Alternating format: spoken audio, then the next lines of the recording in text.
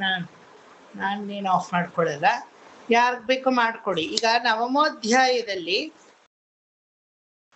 Second part ಹೇಳ್ಕೊಡ್ಬೇಕಲ್ವಾ? ಹೇಳ್ಕೊಟ್ಟಾಯ್ತಾ? 19th ಶ್ಲೋಕ.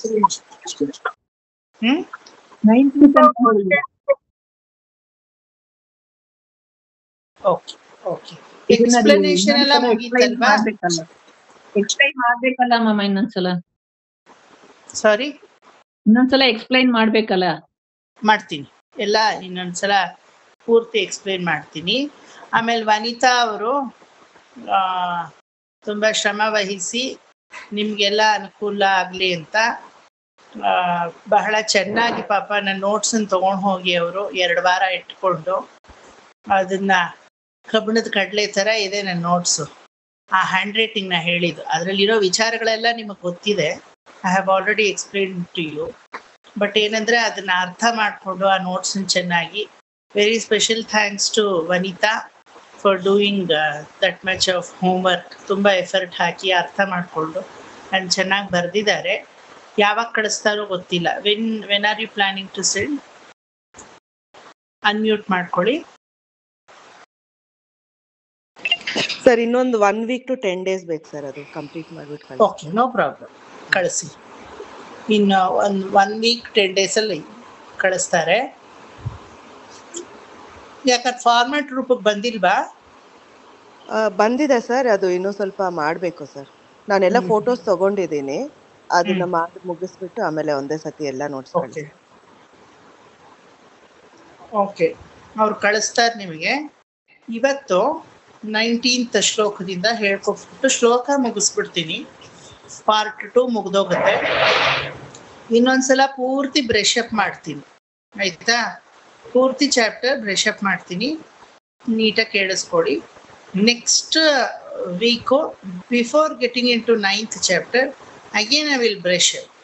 Okay, ಮತ್ತೆ brush up ಮಾಡ್ತೀನಿ. ಒಂದೇ ನಿಮಿಷ ಬಂದೆ. ಈಗ ಯಾರಾದರೂ ಒಬ್ರು ಇದರಿಂದ ಶುರು ಮಾಡಿ. ಆತ್ಮಮಾಯಾಮೃತೆ ರಾಜನ್ ಭವಸ್ಯಾನು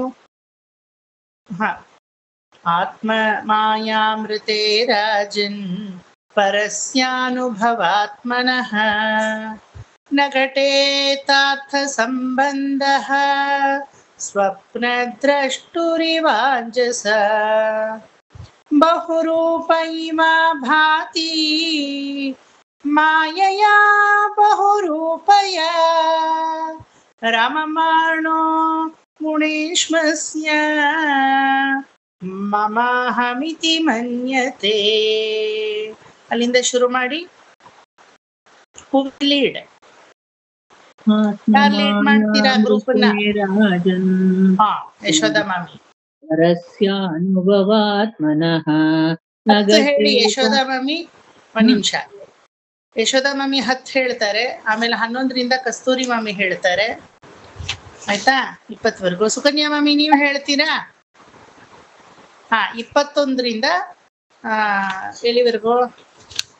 ಅಲ್ಲ, ಆಗಿರೋದೇ 18 ಅಲ್ವಾ? ಕರೆಕ್ಟ್. 1ರಿಂದ 10 ಯಶೋಧ ಮಾಮಿ, 11ರಿಂದ 18 ಇವರು ಕಸ್ತೂರಿ ಮಾಮಿ. ಸುಕನ್ಯಾ ಮಾಮಿ ನೆಕ್ಸ್ಟ್ ನೀವು ಹೇಳಿ. ಓಕೆ, ಅಥವಾ ಹಿಂಗ್ ಡಿವೈಡ್ ಮಾಡ್ಕೊಳ್ಳಿ. 7 7 7. ನೀವು 7 ಹೇಳಿ, ನೆಕ್ಸ್ಟ್ 7 ಕಸ್ತೂರಿ ಮಾಮಿ ಹೇಳಿ, ನೆಕ್ಸ್ಟ್ 7 ಸುಕನ್ಯಾ ಮಾಮಿ ಹೇಳಿ. ಸ್ಟಾರ್ಟ್. ನಾನು 2 ನಿಮಿಷ ಬಂದ್ಬಿಟ್ಟೆ. ಶುರು ಮಾಡಿ.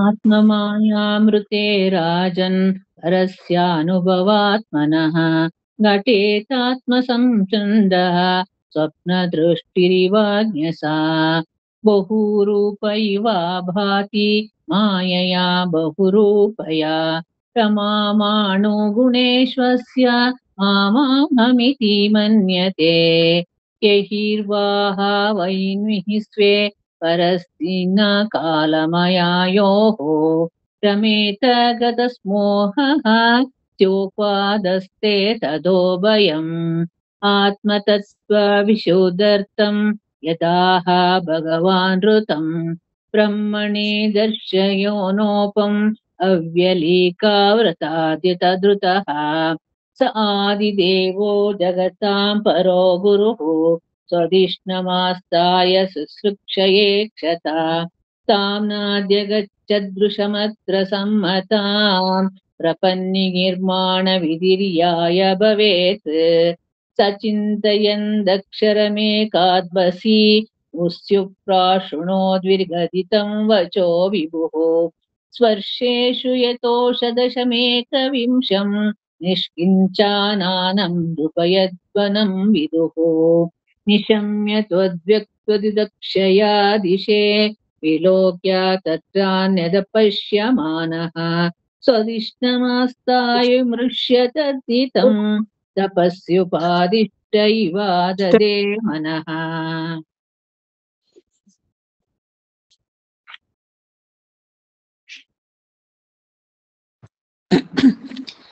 श्यामावदत्यतपत्रलोचनः पिशङ्गवस्त्रासुरचः सुपेशसः सर्वे चतुर्बाहव उन्मिषन्मिनी प्रवेक निष्काम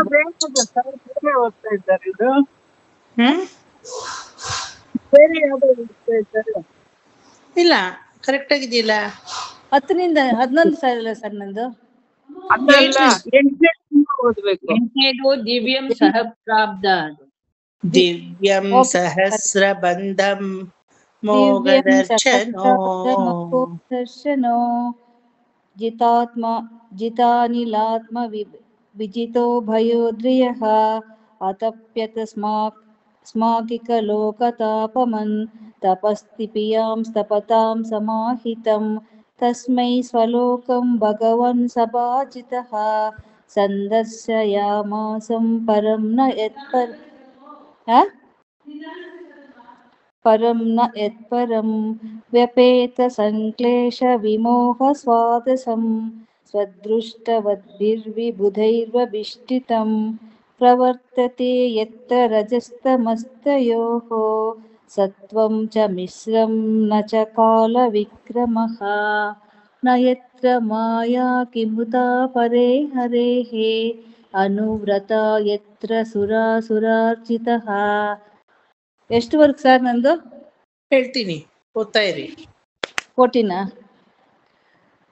ಶ್ಯಾಮವದಾತಃ ಶತಪತ್ರಲೋಚನಃ पिशङ्गवस्त्रासुरचः सुपेशसः सर्वे चतुर्बाहव उन्मिषन्मिनी प्रवेशकनिष्काभरणा सुवर्चसः प्रवालवैडूर्यमृणालवर्चसः परिस्फुरत्कुण्डलं मौलिमालिनः व्राजिष्ठभिर्यः परितो विराजते लसद्विमानवलिभिर्महात्मनां विद्योतमानः प्रमदोत्तमाद्युभिः सविद्युतब्राविलिभिरद्यनभः.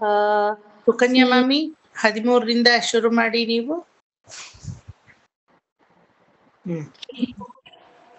ಶ್ರೀರ್ಯತ್ರ ರೂಪಿಣ್ಮುರುಗಾಯ ಪಾದಯೋಃ ಶ್ರೀರ್ಯತ್ರ ರೂಪಿಣ್ಮೃಗಾಯ ಪಾದಯೋಃ ಕರೋತಿ ಮಾನಾಂ ಬಹುಧಾ ವಿಭೂತಿಭಿಃ ಪ್ರೇಕಂ ಶ್ರಿತಾಯ ಕುಸುಮಾಕರಾನುಗೈಃ ವಿಗೀಯಮಾನಾ ಪ್ರಿಯಕರ್ಮ ಗಾಯತಿ ददर्श तत्र किल सात्वतां पतिं श्रियापतिं यज्ञपतिं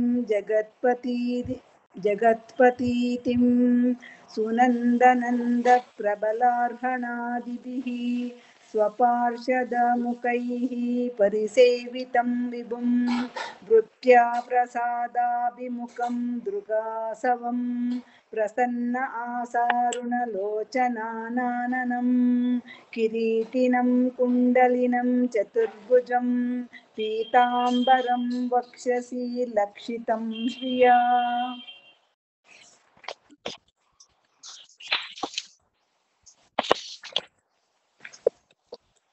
आद्यार्हणीयासनमासितं परं ऋतं चतुष्षोडश पञ्चं शक्तिभिः युक्तं भगैः स्वैरितरत्र चाद्रुवैः स्वहेव दामन् रममाणमीश्वरम् तदर्शनाह्लादपरिप्लुतां तां तरो रुप्यतनु प्रेमाबराशुलोचनः नानामपादाम्बुजमस्य विश्वसृगो यत्पारमहंस्येन पतादिगम्यते तं प्रियमाणं समुपस्थितं तदा प्रजाविसर्गे निजशासनार्हणं बभाषहीषत् स्मिता शोचिश्चागिरा प्रियं प्रियं प्रीतमानाकरे स्पृशन्.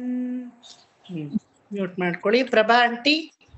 ಶ್ರೀ ಭಗವಾನುವಾಚ ತ್ವಯ್ಯಾಹಂ ತೋಷಿತಃ ಸಮ್ಯಕ್ ವೇದಗರ್ಭ ಸ್ವಿಶಿಕ್ಷಯ ಚಿರಂ ಭೃತೇನ ತಪಸಾ ದುಸ್ತೋಷಃ ಕೂಟಯೋಗಿನಾಂ ವರಂ ವರಾಯ ಭದ್ರಂ ತೇ ವರೇಶಂ ಮಾಭಿವಾಂಛಿತಂ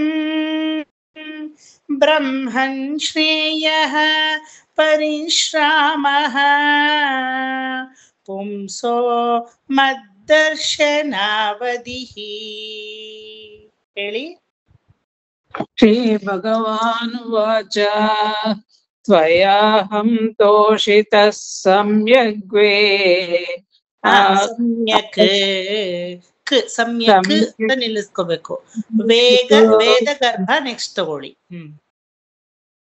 ತ್ವಯಾಹಂ ತೋಷಿತಃ ಸಮ್ಯಗ್ ವೇದಗರ್ಭಸಿಸೃಕ್ಷಯ ಚಿರಂ ಮೃತೇನ ತಪಸಾ ದಸ್ತೋಷಃ ಕೂಟಯೋಗಿನಾಂ ವರಂ ವರಯ ಭದ್ರಂ ತೇ ವರೇಶಂ ಮಾಭಿವಾಂಛಿತಂ ಬ್ರಹ್ಮನ್ ಶ್ರೇಯಃ ಪರಿಶ್ರಾಮಃ ಪುಂಸೋ ಮದ್ದರ್ಶನಾವಧಿಃ. ತ್ವಯಾಹಂ ತೋಷಿತಂ ಸಮಗ್ರೇ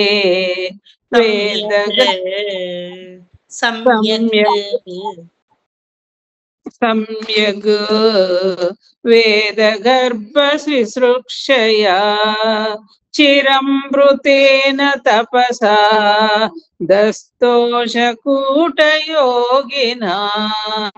ವರಂ ವರಯ ಭದ್ರಂ ತೇ ವರೇಶಂ ಮಾಭಿವಾಂಛಿತಂ ಬ್ರಹ್ಮನ್ ಶ್ರೇಯಃ ಪರಿಶ್ರಾಮಃ ಪುಂಸೋ ಮದ್ದರ್ಶನಾವಧಿಃ. ಮನೀಷಿತಾನುಭಾವೋಯಂ ಮಮ ಲೋಕಾವಲೋಕನಂ ಯದುಪ್ರಶ್ರುತ್ಯ ರಹಸಿ ಚಕರ್ಥಃ ಪರಮಂ ತಪಃ ಪ್ರತ್ಯಾದಿಷ್ಟಂ ಮಯಾ ತತ್ರ ತ್ವಯಿ ಕರ್ಮ ವಿಮೋಹಿತೆ ತಪೋ ಮೇ ಹೃದಯಂ ಸಾಕ್ಷಾತ್ ಆತ್ಮಾಹಂ ತಪಸೋ ನಘ. ಮನೀಷಿತಾನುಭಾವೋಯಂ ಮಮ ಲೋಕಾವಲೋಕನಂ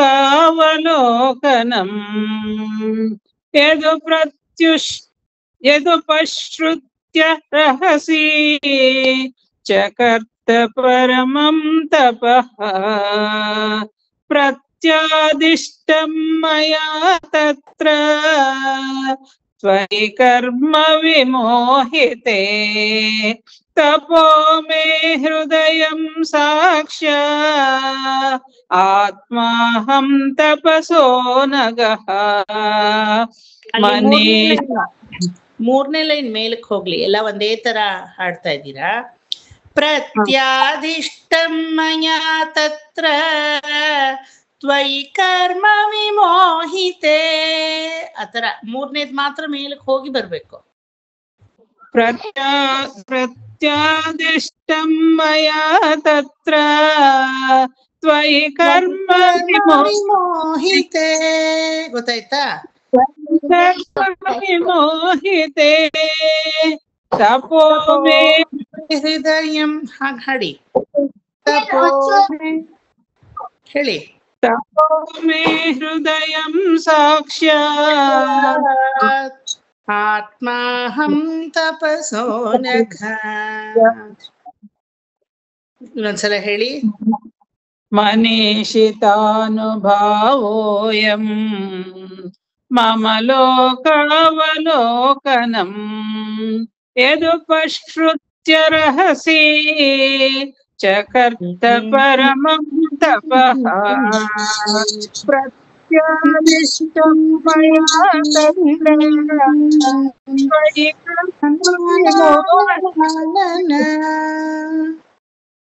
ತ್ವಯಿ त्वयि कर्म विमोहिते तपो मे हृदयं साक्षात् आत्माहं तपसो नघ. ಲಾಸ್ಟ್ ಲೈನ್ ಅದ್ 2 ಲೈನ್ ಅಂಡರ್ಲೈನ್ ಮಾಡ್ಕೊಳ್ಳಿ. ತಪೋಮೇ ಹೃದಯಂ ಸಾಕ್ಷಾತ್ ಆತ್ಮಾಹಂ ತಪಸೋ ನಘ ಅನ್ನೋದನ್ನ ಅಂಡರ್ಲೈನ್ ಮಾಡ್ಕೊಳ್ಳಿ. ಪೂರ್ತಿ ಲೈನ್ ಹೇಳ್ಕೊಟ್ಟಾಗಿದೆ ನಮಗೆಲ್ಲ. 36 ತನಕ ಆಗಿದೆ ಸರ್. ಹೇಳ್ಕೊಟ್ಟಾಗಿದೆ. 36 ಅಂತ ಹೇಳ್ಕೊಟ್ಟಾಗಿದೆ. ಹೇಳ್ಕೊಟ್ಟಾಗಿದ್ಯಾ? ಹಾ, ಹೇಳ್ಕೊಟ್ಟಿಲ್ಲ ಅಂದ್ರೆ ಮತ್ತೆ ಇಲ್ಲ, 36 ತನಕ ಆಗಿದೆ. ಶ್ರೀ ಶುಕ ಉವಾಚ 36 ತನಕ ಆಗಿದೆ ಸರ್. ಓ ಸರಿ ಸರಿ. ಹಾಗಾದ್ರೆ ಪ್ರಭಾ ಆಂಟಿ ಕಂಟಿನ್ಯೂ ಮಾಡಿ. ಬ್ರಹ್ಮವಾಚ ಅಲ್ಲಿಂದ ಹೇಳಕ್ಕೆ ಶುರು ಮಾಡಿ ಶುಕವಾಚವರೆಗೂ ಹೇಳಿ ನಿಲ್ಸಿ. ಹಾಗಾದ್ರೆ ಸ್ವಚಾಮಿ ತಪಸೈವೇದಂ ಗ್ರಸ್ವೇದಂ ಗ್ರಸಾಮಿ ತಪಸಾ ಪುನಃ ಬಿಭರ್ಮಿ ತಪಸಾ ವಿಶ್ವಂ ವೀರ್ಯಂ ಮೇ ದುಶ್ಚರಂ ತಪಃ ಭಗವಾನ್ ಸರ್ವಭೂತಾನಾಂ ಅಧ್ಯಕ್ಷೋವಸ್ಥಿತೋ ಗುಹಾಂ ವೇದಹ್ಯ ಪ್ರತಿರುದ್ದೇನ ಪ್ರಜ್ಞಾನೇನ ಚಕೀರ್ಷಿತಂ ತಥಾಪಿ ನಾಥಮಾನಸ್ಯ ನಾಥನಾಥಯನಾತಿತಂ ಪರಾವರೇ ಯಥಾ ರೂಪೇ ಜಾನೀಯಂ ತೇ ತ್ವರೂಪಿಣಃ ಯಥಾತ್ಮ ಮಾಯಾ ಯೋಗೇನ ನಾನಾಶಕ್ತ್ಯುಪಬೃಂಹಿತಂ ವಿಲುಂಪನ್ ವಿಸೃಜನ್ ಗೃಹಣ್ ಬಿಭ್ರತಾತ್ಮನಮಾತ್ಮನಾ ಕ್ರೀಡಸ್ಯ ಮೋಘ ಸಂಕಲ್ಪ ಪೂರ್ಣನಾಭಿರ್ಯಥೋರ್ಣುತೆ ತಥಾ ತದ್ವಿಷಯಂ ದೇಹಿ ಮನೀಷಾ ಮಯಿ ಮಾಧವ. ರೇಖಾ ಅವರೇ ಒಂದ್ ನಿಮಿಷ. 28ರಿಂದ ರೇಖಾ ಅವರೇ ಹೇಳಿ. ಭಗವಚ್ಚಕ್ಷಿತಂ ಮೋಹಂ ಕರವಾಣಿ. ಪ್ರಭಾ ಮಾಮಿ ಮ್ಯೂಟ್ ಮಾಡ್ಕೊಳ್ಳಿ.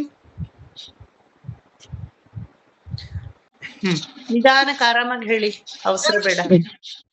ಭಗವಚ್ಚಕ್ಷಿತಮಹಂ ಕರವಾಣಿ ಯತಂದ್ರಿತಃ ಸ್ನೇಹಮಾನ ಪ್ರಜಾ ಸರ್ಗಂ ಬಧ್ಯೇಯಂ ಯದನುಗ್ರಹಾತ್ ಯಾವತ್ ಸಕಾಸಕ್ಯುರಿವೇಶತೆ ಕೃತಃ ಪ್ರಜಾ ವಿಸರ್ಗೆ ವಿಭಜಾಮಿ ಭೋಜನಂ ಆವಿಕ್ಲವಸ್ತೆ ಪರಿಕರ್ಮಣಿ ಸ್ಥಿತೋ ಮಾಮೇ ಸಮುನ್ನದ ಮದೋಜಮಾನಿನಃ. ಶ್ರೀ ಭಗವಾನುವಾಚ ಜ್ಞಾನಂ ಪರಮಗುಹ್ಯಂ ಮೇ ಯದ್ವಿಜ್ಞಾನ ಸಮನ್ವಿತಂ ಸರಹಸ್ಯಂ ತದಂ ಗಂಚ ಗೃಹಾಣ ಗದಿತಂ ಮಯಾ यावानहं यथा भावो यद्रूपगुणकर्मकः तथैव तत्र विज्ञानम् अश्रुषे मदनुग्रहात्।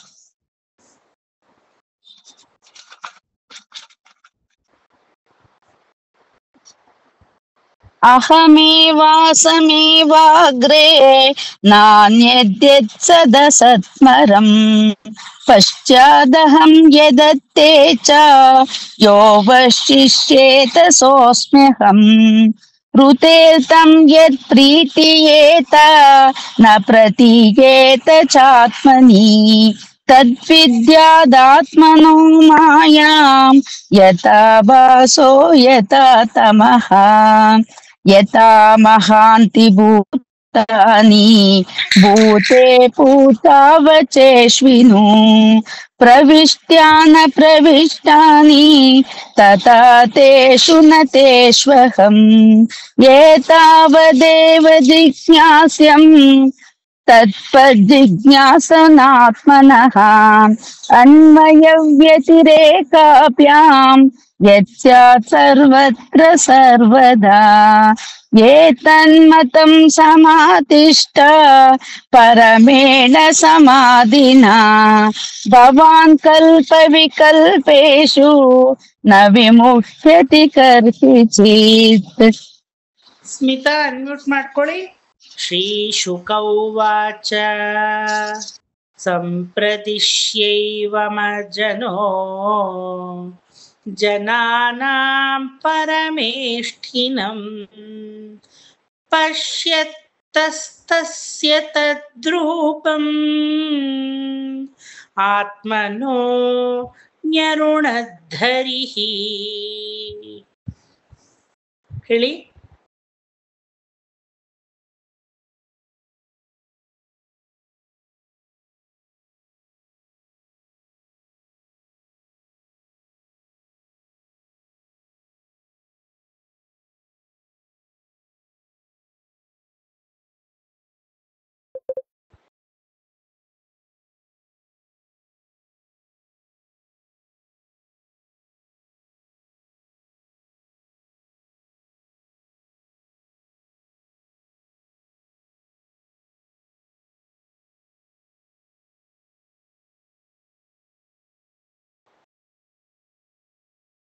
ಅಂತರ್ಹಿತೇಂದ್ರಿಯಾರ್ಥಾಯ ಹರಯೇ ವಿಹಿತಾಂಜಲಿಃ ಸರ್ವಭೂತಮಯೋ ವಿಶ್ವಂ ಸಸರ್ಜೇದಂ ಸಪೂವರ್ತವ ಪೂರ್ವವತ್ ಪೂರ್ವವತ್. ಹೇಳಿ.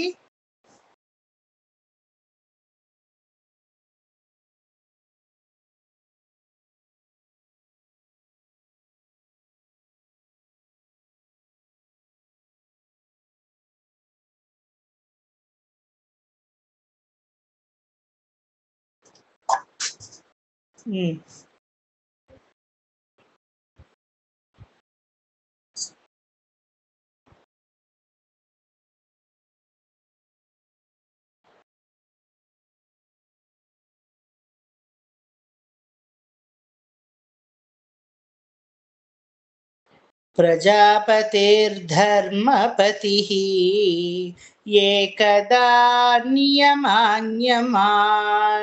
ಭದ್ರಂ ಪ್ರಜಾನಾಮನ್ವಿಚ್ಛನ್ ಅನ್ವಿಚ್ಛನ್ ಅಂತ ನಿಲ್ಸ್ಕೋಬೇಕಲ್ಲಿ. ಭದ್ರಂ ಪ್ರಜಾನಾಮನ್ವಿಚ್ಛನ್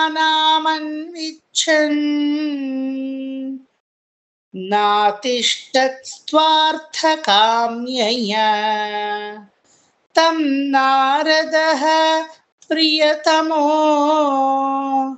ರಿಕ್ತಾದಾನಾಮನುವ್ರತಃ ಶುಶ್ರೂಷಮಾಣಃ ಶೀಲೇನ ಪ್ರಶ್ರಯೇಣ ದಮೇನ ಚ.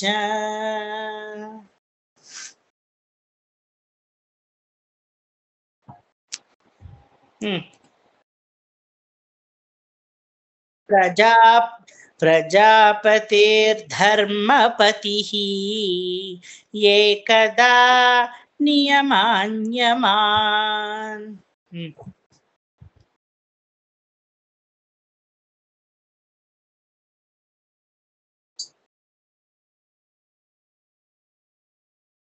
ಭಗವನ್ನಾರಾಯಣಾಭಿಮತಾರೋಪ ಸ್ವರೂಪ ರೂಪ ಗುಣ ವಿಭವೈಶ್ವರ್ಯ ಶೀಲಾದ್ಯನವಧಿಗಾತಿಶಯ ಸಂಖ್ಯೇಯ ಕಲ್ಯಾಣ ಗುಣ. ಏನೋ ಬೇರೆ ಬಂದ್ಬಿಡ್ತು. ಹೇಳಿ.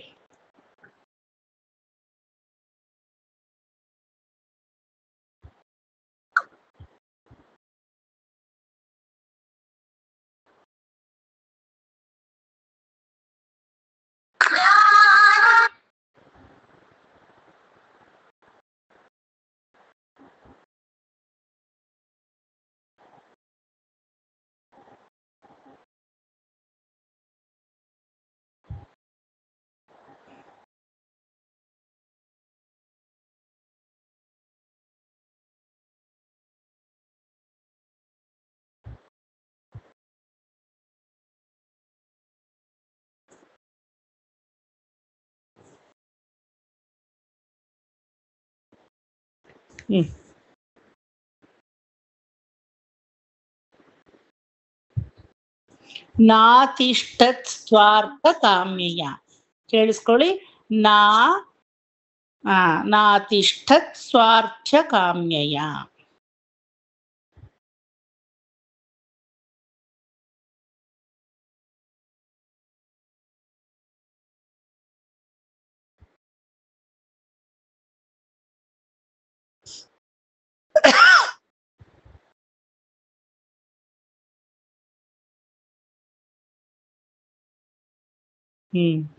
ಮಾಯಾಂ ವಿವಿಧಿಷನ್ ವಿಷ್ಣೋಃ ಮಾಯೇಶಸ್ಯ ಮಹಾಮುನಿಃ ಮಹಾಭಾಗವತೋ ರಾಜನ್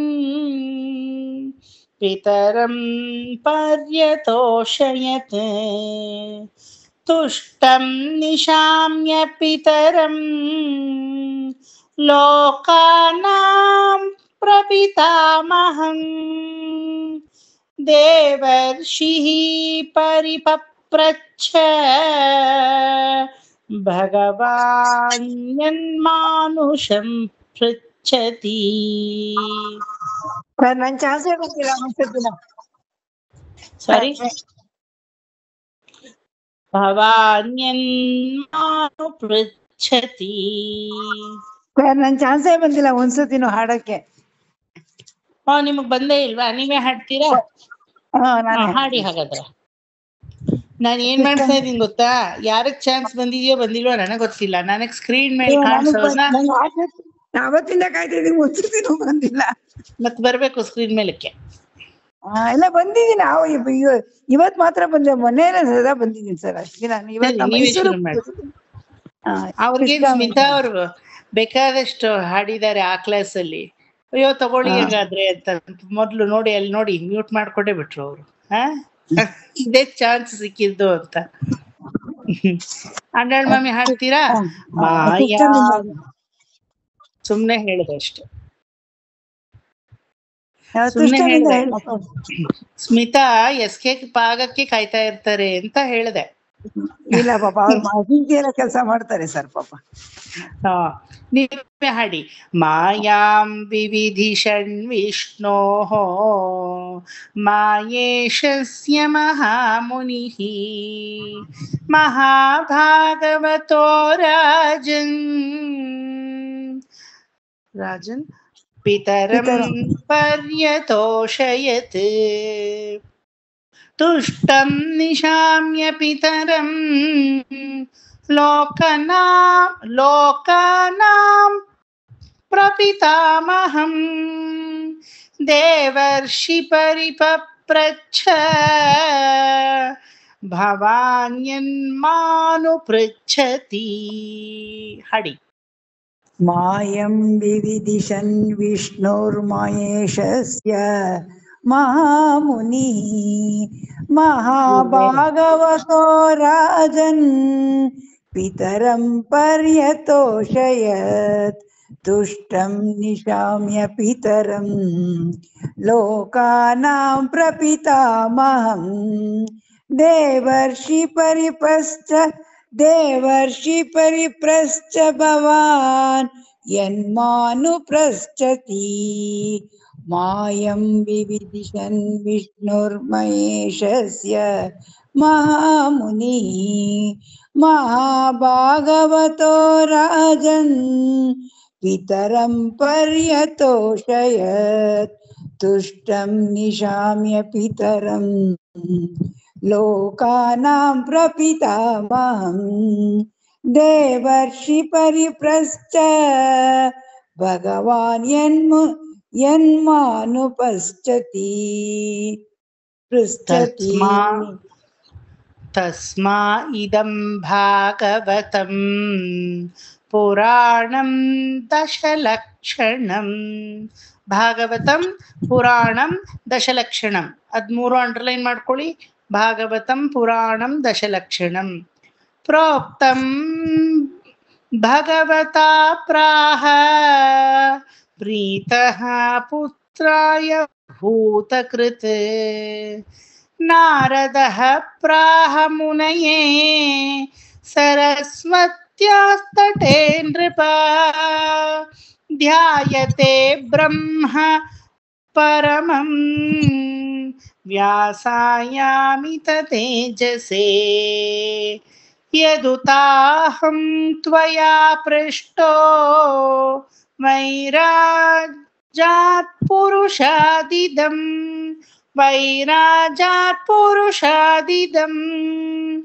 ಯಥಾಸಿ ತದುಪಾಖ್ಯಾಸ್ಯೇ ಪ್ರಶ್ನಾನನ್ಯಾಂಶ್ಚ ಕೃತ್ಸ್ನಶಃ. ಇದು 43, 45 ಎರಡು ಶ್ಲೋಕಗಳನ್ನು ಸ್ಟಾರ್ ಮಾರ್ಕ್ ಹಾಕೊಳ್ಳಿ. ಇಟ್ ಇಸ್ ನಾಟ್ ಧ್ಯಾನ ಶ್ಲೋಕ ಬಟ್ ವೆರಿ ಇಂಪಾರ್ಟೆಂಟ್ ಶ್ಲೋಕ. 43 ಹಾಗೂ 44 ಹೇಳಿ ಆಂಡಾಳ್ ಮಮ್ಮಿ. 3 ಶ್ಲೋಕನು ಹೇಳಿ ಈಗ. ತಸ್ಮಾಯಿದಂ ಭಾಗವತಂ ಪುರಾಣಂ ದಶಲಕ್ಷಣಂ ಪ್ರೋಕ್ತಂ ಭಗವತಾ ಪ್ರಾಹ ಪ್ರೀತಃ ಪುತ್ರಾಯ ಭೂತಕೃತ್ ನಾರದಃ ಪ್ರಾಹ ಮುನಯೇ ಸರಸ್ವತ್ಯಾಸ್ತಟೇ ನೃಪ ಧ್ಯಾಯತೆ ಬ್ರಹ್ಮ ಪರಂ ವ್ಯಾಸಾಯಮಿತ ತೇಜಪೇ ಯದುತಾಹಂ ತ್ವಯಾ ಪೃಷ್ಟೋ ವೈರಾಜಾತ್ ಪುರುಷಾದಿಗಂ ಯಥಾ ಸ್ಥಿತಾದುಪಾಖ್ಯಾಸ್ಯೇ ಪ್ರಶ್ನಾನಾನ್ಯಶ್ಚ ಕೃತಸ್ನಶಃ. ತಸ್ಮಾಯಿದಂ ಭಾಗವತಃ ಪುರಾಣಂ ದಶಲಕ್ಷಣಂ ಪ್ರೋಕ್ತಾಂ ಭಗವತಃ ಪ್ರಾಹ ಪ್ರೀತಃ ಪುತ್ರಯ ಭೂತಕೃತ್ ನಾರದಃ ಪ್ರಾಹ ಮುನಯೇ ಸರಸ್ವತ್ಯಾಸ್ತಟೇ ನೃಪ ಧ್ಯಾಯತೆ ಬ್ರಹ್ಮ ಪರಂ ವ್ಯಾಸಾಯಮಿತ ತೇಜಸೇ ಯದುತಾಹಂ ತ್ವಯಾ ಪೃಷ್ಟೋ ವೈರಾಜಾತ್ ಪುರುಷಾದಿದಂ ಯಥಾ ಸ್ಥಿತಾದುಪಾಖ್ಯಾಸ್ಯೇ ಪ್ರಶ್ನಾನಾನ್ಯಶ್ಚ ಕೃತಸ್ನಶಃ.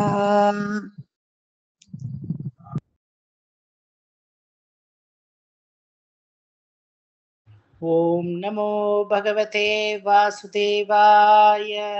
ಶ್ರೀ ಹರಯೇ ನಮಃ. ಸರ್ವತ್ರ ಗೋವಿಂದ ನಾಮ ಸಂಕೀರ್ತನಂ. ಗೋವಿಂದ ಗೋವಿಂದ. ಸೊ ಈ ಚಾಪ್ಟರ್ ಅಲ್ಲಿ ಸಂಪೂರ್ಣವಾಗಿ ಎಲ್ಲ ಮುಗ್ದಿದೆ. ಆ ಚತುಶ್ಲೋಕಿ ಭಾಗವತದ ವರ್ಣನೆ ಆಯ್ತಲ್ವಾ? ಕೊನೆಯಲ್ಲಿ ಒಂಚೂರು ಬಿಟ್ಟಿದೀವಿ. ಅದನ್ನ ಹೇಳಿದ್ರೆ we are going to finish the entire chapter. 4ನೇದು ತತ್ವವನ್ನು, ಸತ್ಯವನ್ನು ತಿಳಿದುಕೊಳ್ಳಲು ಆಸೆಯಾಗಿರುವವರು ಯಾವ ರೀತಿ ತತ್ವವನ್ನ ತಿಳಿದುಕೋತಾರೆ ಅಂದ್ರೆ ಅನ್ವಯ ಹಾಗೂ ವ್ಯತಿರೇಕಗಳ ಕಾರಣದಿಂದ. ಅನ್ವಯ ಅಂದರೆ ಕಾರಣದಿಂದ ಕಾರ್ಯವು ಉಂಟಾಗಿ ಅದರಿಂದ ಕಾರ್ಯದಲ್ಲಿ ಏನು ಕಾರಣದ ಗುಣ ಇದೆಯೋ ಅದರಲ್ಲಿ ಬದಲಾವಣೆ ಉಂಟಾಗುವುದು. ಅನ್ವಯ ಅಂದ್ರೆ ಏನು? ಫ್ರಮ್ ದ ಸೋರ್ಸ್, ಯಾವುದರಿಂದ ಇದೋ ಅದರ ಸ್ವಭಾವ ಇದಕ್ಕಿರುತ್ತೆ. ಆದ್ರೆ ಈ ಒಂದು ಕಾರ್ಯದಲ್ಲಿ ಏನಾದ್ರೂ ವ್ಯತ್ಯಾಸ ಕಂಡು ಬಂದ್ರೆ ಅದು ಕಾರಣಕ್ಕೆ ಯಾವ ರೀತಿಯಲ್ಲೂ ಎಫೆಕ್ಟ್ ಆಗಲ್ಲ. ಇದನ್ನ ಲಾಸ್ಟ್ ಕ್ಲಾಸ್ ಚೆನ್ನಾಗಿ ಡಿಸ್ಕಸ್ ಮಾಡಿದ್ವಿ ಅಲ್ವಾ? ಡಿಸ್ಕಸ್ ಮಾಡಿದ್ವಾ ಇಲ್ವಾ? ಏನ್ ಎಕ್ಸಾಂಪಲ್ ಕೊಟ್ಟಿದ್ದೆ? ಏನೋ ಮಾಡಿದ್ರಿ ಅನ್ಸುತ್ತೆ ಸರ್, ಕನಸಲ್ಲಿ ಒಂಚೂರು ಗಾಳಿ ಆಡದಂಗಿದೆ. ಮಕ್ಕಳು, ಹಾ, ತಂದೆ ತಾಯಿ ಮಕ್ಕಳು. ತಂದೆ ತಾಯಿ ಮಕ್ಕಳು. ಓಕೆ, ಆಮೇಲೆ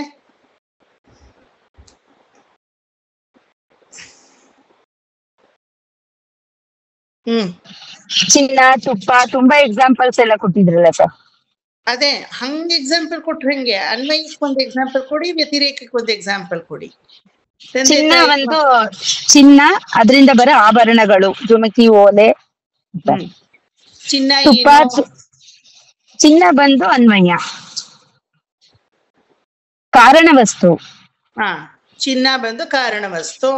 ಜುಮ್ಕಿ, ಓಲೆ ಅದೆಲ್ಲ ಏನು? ಕಾರಣದಿಂದ ಉಂಟಾಗುವಂತ ವಸ್ತುಗಳಲ್ವ ಸರ್? ಅದಕ್ಕೇನು ಹೇಳ್ತಾರೆ? ಕಾರ್ಯವಸ್ತು, ವ್ಯತಿರೇಕ. ಇನ್ನು ವ್ಯತಿರೇಕ ಇಟ್ಟಿಲ್ಲ. ಫಸ್ಟ್ ಕಾರಣ ಏನು, ಕಾರ್ಯ ಏನು ಅಂತ ಹೇಳಿ. ಚಿನ್ನ ಕಾರಣವಾದ್ರೆ ಅದರಿಂದ ಹೊರಬಂತಹ ಜುಮ್ಕಿ, ನೆಕ್ಲೆಸ್, ಓಲೆ ಇದೆಲ್ಲ ಏನು? ಕಾರಣ ವಸ್ತು ಅಲ್ಲ, ಕಾರ್ಯವಸ್ತು. ಆಯ್ತಾ? ಬಂಗಾರ ಕಾರಣವಾದ್ರೆ ಬಂಗಾರದಿಂದ ಹೊರಬಂತಹ ಅಷ್ಟು ಆರ್ನಮೆಂಟ್ಸ್ ಇದೆಯಲ್ಲ, ವಿಧವಾದ ಆರ್ನಮೆಂಟ್ಗಳು, ಅದೆಲ್ಲ ಕಾರ್ಯವಸ್ತು. ಆಯ್ತಾ?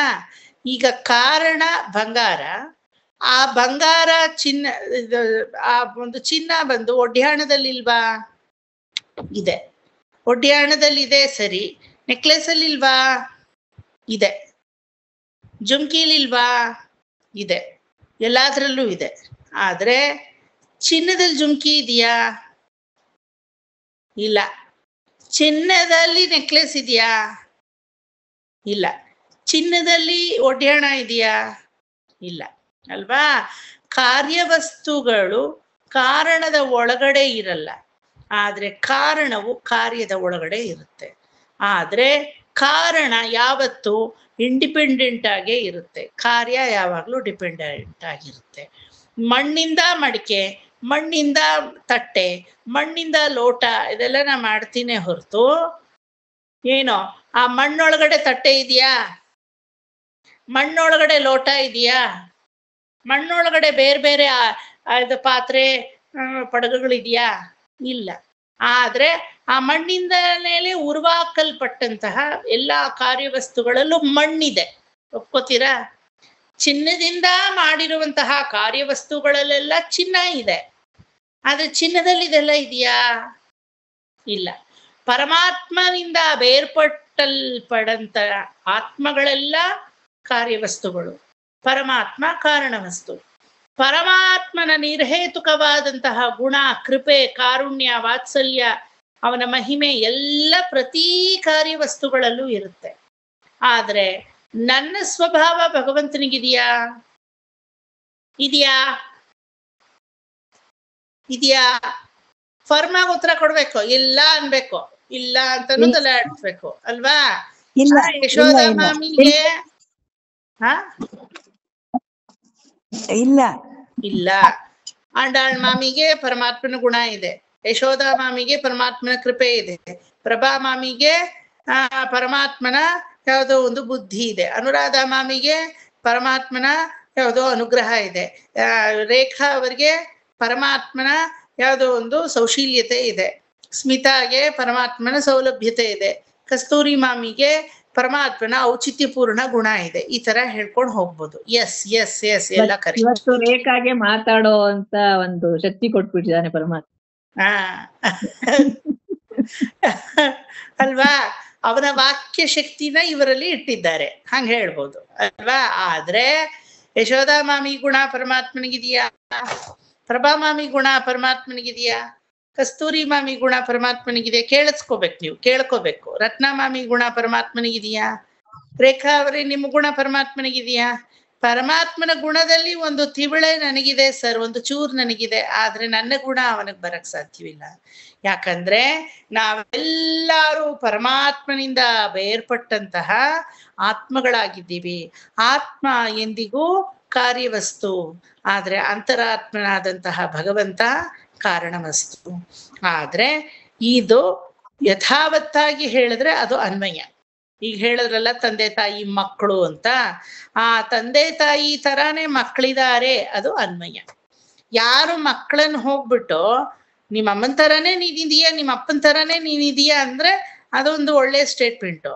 ಅದ್ ಹೆಂಗೆ ನಿನ್ ತರನೇ ನಿಮ್ಮಮ್ಮ ಇದ್ದಾರೆ ಅಂದ್ರೆ ನಮ್ಮಮ್ಮ ಫಸ್ಟ್ ಬಂದಿದ್ದ, ನಾನ್ ಫಸ್ಟ್ ಬಂದಿದ್ದ ಅಲ್ವಾ?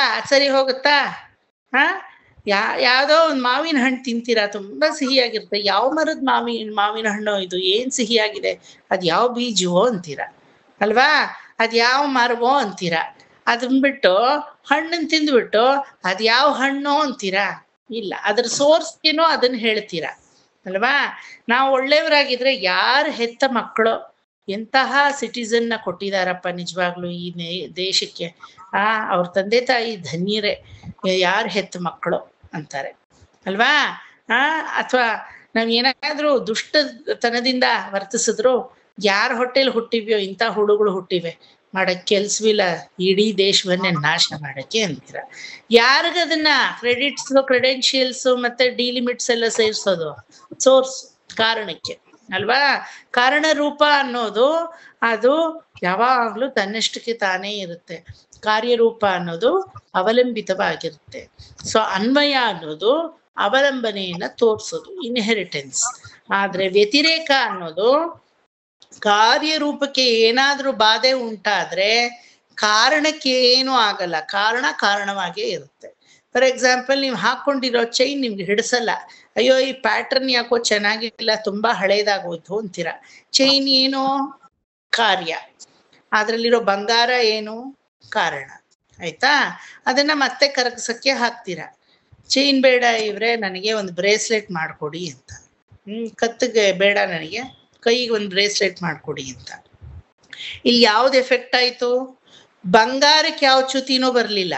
ಚ್ಯುತಿ ಬಂದಿದ್ ಯಾವ್ದಕ್ಕೆ? ಬಂಗಾರದಿಂದ ತೆಗೆದಂತಹ ಶೇಪ್ ಚೈನ್ ಚ್ಯುತಿ ಬಂತು ಅಲ್ವಾ? ಕಾರ್ಯಕ್ಕೆ ಏನಾದ್ರೂ ಧಕ್ಕೆ ಉಂಟಾದ್ರೆ ಕಾರಣಕ್ಕೆ ಎಫೆಕ್ಟ್ ಆಗುತ್ತಾ? ಖಂಡಿತವಾಗ್ಲೂ ಸಾಧ್ಯವಿಲ್ಲ. ಕಾರಣವಾಗಿ ಉಳ್ಕೊಂಡಿರುತ್ತೆ. ಅದು ಚೈನ್ ಬ್ರೇಸ್ಲೆಟ್ ಆಯ್ತಷ್ಟೇನೆ. ಆದ್ರೆ ಅದ್ರಲ್ಲಿರೋ ಬಂಗಾರವಾಗೇ ಉಳ್ಕೊಂಡಿದೆ, ಅಷ್ಟೇ ಶುದ್ಧವಾಗೇ ಇದೆ ಅಲ್ವಾ? ನನಗೆ ಈ ಬೊಂಬೆ ಬೇಡ, ಮಣ್ಣಿನ ಬೊಂಬೆ ಏನೋ ಒಂದು ತಗೊಂಡಿರ್ತೀನಿ, ನಂಗೆ ಈ ಬೊಂಬೆ ಬೇಡ, ಈ ಮಣ್ಣನ್ನ ನಾನು ಕರಗಿಸ್ಬಿಡ್ತೀನಿ, ಬೇರೆ ಬೊಂಬೆ ಮಾಡ್ಕೋತೀನಿ, ಹಚ್ಚಲ್ಲೋ ಅಥವಾ ಕೈಯಲ್ಲೋ ಏನೋ ಮಾಡ್ತೀನಿ. ಏನ್ ಮಾಡ್ತೀನಿ? ಆ ಬೊಂಬೆನ ತಗೊಂಡು ಹೋಗಿ ನೀರಲ್ಲಿ ಮುಳುಗಿಸ್ತೀನಿ. ಆ ನೀರೆಲ್ಲ ಚೆನ್ನಾಗಿ ಬೆರೆತು ಮೆತ್ತಗಾದ್ಮೇಲೆ ಬೇರೆ ಬೊಂಬೆ ಮಾಡ್ತೀನಿ. ಅದ್ರಲ್ಲಿ ಮಣ್ಣಿಗೆ ಏನಾದ್ರೂ ಎಫೆಕ್ಟ್ ಆಯ್ತಾ? ಬೊಂಬೆಯ ಆಕೃತಿಗೆ ಎಫೆಕ್ಟ್ ಆಯ್ತು. ಈ ಬೊಂಬೆ ಹೋಗಿ ಇನ್ನೊಂದು ಬೊಂಬೆ ಬಂತು, ಆದ್ರೆ ಅದ್ರಲ್ಲಿರೋ ಮಣ್ಣಾಗೆ ಉಳೀತು ಅಲ್ವಾ? ನಾವೆಲ್ಲ ಆ ಕಾರಣರೂಪಿಯಾದಂತಹ ಪರಮಾತ್ಮನಿಂದ ಕಾರ್ಯರೂಪಿಯಾಗಿ ಹೊರಗಡೆ ಬಂದಿದ್ದೀವಿ. ನಾನು ಭಕ್ತನಾಗಿ ವರ್ತಿಸಿದ್ರೂ ಭಗವಂತನ್ಗೊಂದೇ, ನಾನು ಅಭಕ್ತನಾಗಿದ್ರು ಭಗವಂತನ್ಗೊಂದೇ, ನಾನು ನಾಸ್ತಿಕವಾದಿಯಾಗಿದ್ರು ಪರಮಾತ್ಮನಿಗೊಂದೇ, ನಾಸ್ತಿಕವಾದಿಯಾಗಿದ್ರು ಪರಮಾತ್ಮನಿಗೊಂದೇ. ನಾನು ಭಾಗವತವನ್ನ ಹೇಳ್ಕೊಟ್ಟು ಭಗವಂತ ಫೇಮಸ್ ಆಗ್ಬೇಕಾ? ನಾನು ಒಂದು ವಿಷ್ಣು ಸಹಸ್ರನ ನಾಮ ಮಾಡಿ ಭಗವಂತನ ಸಹಸ್ರನಾಮ ನಾನು ಭೂಮಿನಲ್ಲಿ ಪಸರಿಸ್ಬೇಕಾ? ನಾನು ಮಾಡದಿದ್ರು ಅವನಿಗೊಂದೇ, ನಾ ಮಾಡಿದ್ರು ಅವನಿಗೊಂದೇ ಅಲ್ವಾ? ಪರಮಾತ್ಮನಿಂದ ಬೇರ್ಪಟ್ಟಂತಹ ಈ ಕಾರ್ಯರೂಪಿಯಾದ ಮನುಷ್ಯರ ಆತ್ಮ ಹೆಂಗೆ ಅಂದ್ರೆ, ಆತ್ಮಸ್ವರೂಪದಲ್ಲಿ ನೀವು ಭಕ್ತಿ ಮಾಡಿದ್ರು ಅವನಿಗೆ ಹೋಗಿ ಸೇರುತ್ತೆ, ಭಕ್ತಿ ಮಾಡದೇ ಇರೋದು ಹೋಗಿ ಸೇರುತ್ತೆ. ನಿಮ್ಮ ಭಕ್ತಿಯಿಂದ ಅವ್ರಿಗೆ ಏನು ಎಫೆಕ್ಟೂ ಇಲ್ಲ. ರೇಖಾ ಅವರೇ ಮ್ಯೂಟ್ ಮಾಡ್ಕೊಳ್ಳಿ, ರೇಖಾ ಅವರೇ ಮ್ಯೂಟ್ ಮಾಡ್ಕೊಳ್ಳಿ, ಮ್ಯೂಟ್ ಮಾಡ್ಕೊಳ್ಳಿ. ಸೊ ನೀವು ಭಕ್ತಿ ಮಾಡೋದ್ರಿಂದ, ಭಕ್ತಿ ಮಾಡದೇ ಇರೋದ್ರಿಂದ ಏನಾದ್ರೂ ಭಗವಂತನಿಗೆ ಎಫೆಕ್ಟ್ ಇದೆಯಾ? ಭಕ್ತಿ ಮಾಡಿದ್ರೆ ಬೇಗ ಪರಮಾತ್ಮನಲ್ಲಿ ಹೋಗ್ತೀರಾ, ಭಕ್ತಿ ಮಾಡದಿದ್ರೆ ಇನ್ನೊಂದಷ್ಟು ಕಾಲಾವಕಾಶ ಕೊಡ್ತಾನೆ, ಜನನ ಮರಣ ಕಾಲಚಕ್ರಗಳಲ್ಲೇ ಇರ್ತೀರಾ. ಸೊ ಇದನ್ನೇ ವ್ಯತಿರೇಕ ಅಂತ ಹೇಳೋದು. ಕಾರ್ಯ ಸ್ವಭಾವದಲ್ಲಿ ಏನು ವ್ಯತ್ಯಾಸವನ್ನ ಕಂಡು ಬಂದ್ರೂ ಅದು ಕಾರಣಕ್ಕೆ ಯಾವುದೇ ರೀತಿಯಲ್ಲೂ ಎಫೆಕ್ಟ್ ಆಗಲ್ಲ. ಹಂಗಾಗಿ ಈ ಒಂದು ಚತುಶ್ಲೋಕಿ ಭಾಗವತ ಪುರಾಣವಾದ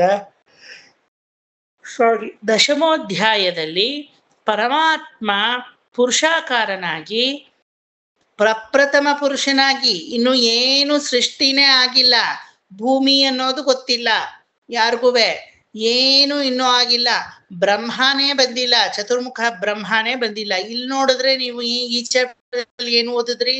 ಕ್ಷೀರಸಾಗರದ ಮಧ್ಯದಲ್ಲಿ ನಾಭಿ ಕಮಲದಿಂದ ಓರ್ವ ಕಮಲವು ಹುಟ್ಟಿತು, ಅಲ್ಲಿ ಆ ಸಹಸ್ರದಳ ಪದ್ಮದ ಮೇಲೆ ಚತುರ್ಮುಖ ಬ್ರಹ್ಮನು ಹುಟ್ಟಿದನು ಅಂತ ಎಲ್ಲ ನೋಡಿದ್ರಿ. ಅದಕ್ಕೂ ಮುಂಚೆ ಶ್ರೀಮನ್ ನಾರಾಯಣನ ಉತ್ಪತ್ತಿ ಯಾವ ರೀತಿ ಅಂತ ಈಗ ಶ್ರೀ ಶುಕರು ನಮಗೆ ಮುಂದೆ ಇರೋ ಚಾಪ್ಟರ್ ಅಲ್ಲಿ ಎಕ್ಸ್ಪ್ಲೇನ್ ಮಾಡ್ತಾರೆ. ಯಾರಿಗಾದ್ರೂ ಗೊತ್ತಾ ನಾರಾಯಣನ ಉತ್ಪತ್ತಿ ಯಾವ ರೀತಿ ಅಂತ? ಗೊತ್ತಾ? ಪ್ರಪ್ರಥಮ ಪುರುಷ ಅವನು, ಪ್ರಥಮ ಪುರುಷಾಕಾರ ರೂಪ. ಅವಾಗ ಯಾವ ಜೀವಜಾಲ ಜಂತುನೂ ಇರ್ಲಿಲ್ಲ, ತನ್ನಷ್ಟಕ್ಕೆ ತಾನೇ ಆವಿರ್ಭವಿಸ್ತ. ಯಾವ ರೀತಿ ಅಂತ ಗೊತ್ತಾ? ಅದನ್ನೇ ಮುಂದಿನ ಚಾಪ್ಟರ್ ದಶಮೋಧ್ಯಾಯದಲ್ಲಿ ನಾರದರಿಗೆ ಬ್ರಹ್ಮದೇವ ವರ್ಣಿಸ್ತಾನೆ. ಬ್ರಹ್ಮದೇವನಿಗೆ ಸಾಕ್ಷಾತ್ ಶ್ರೀಮನ್ನಾರಾಯಣನೇ ಹೇಳ್ತಾನೆ.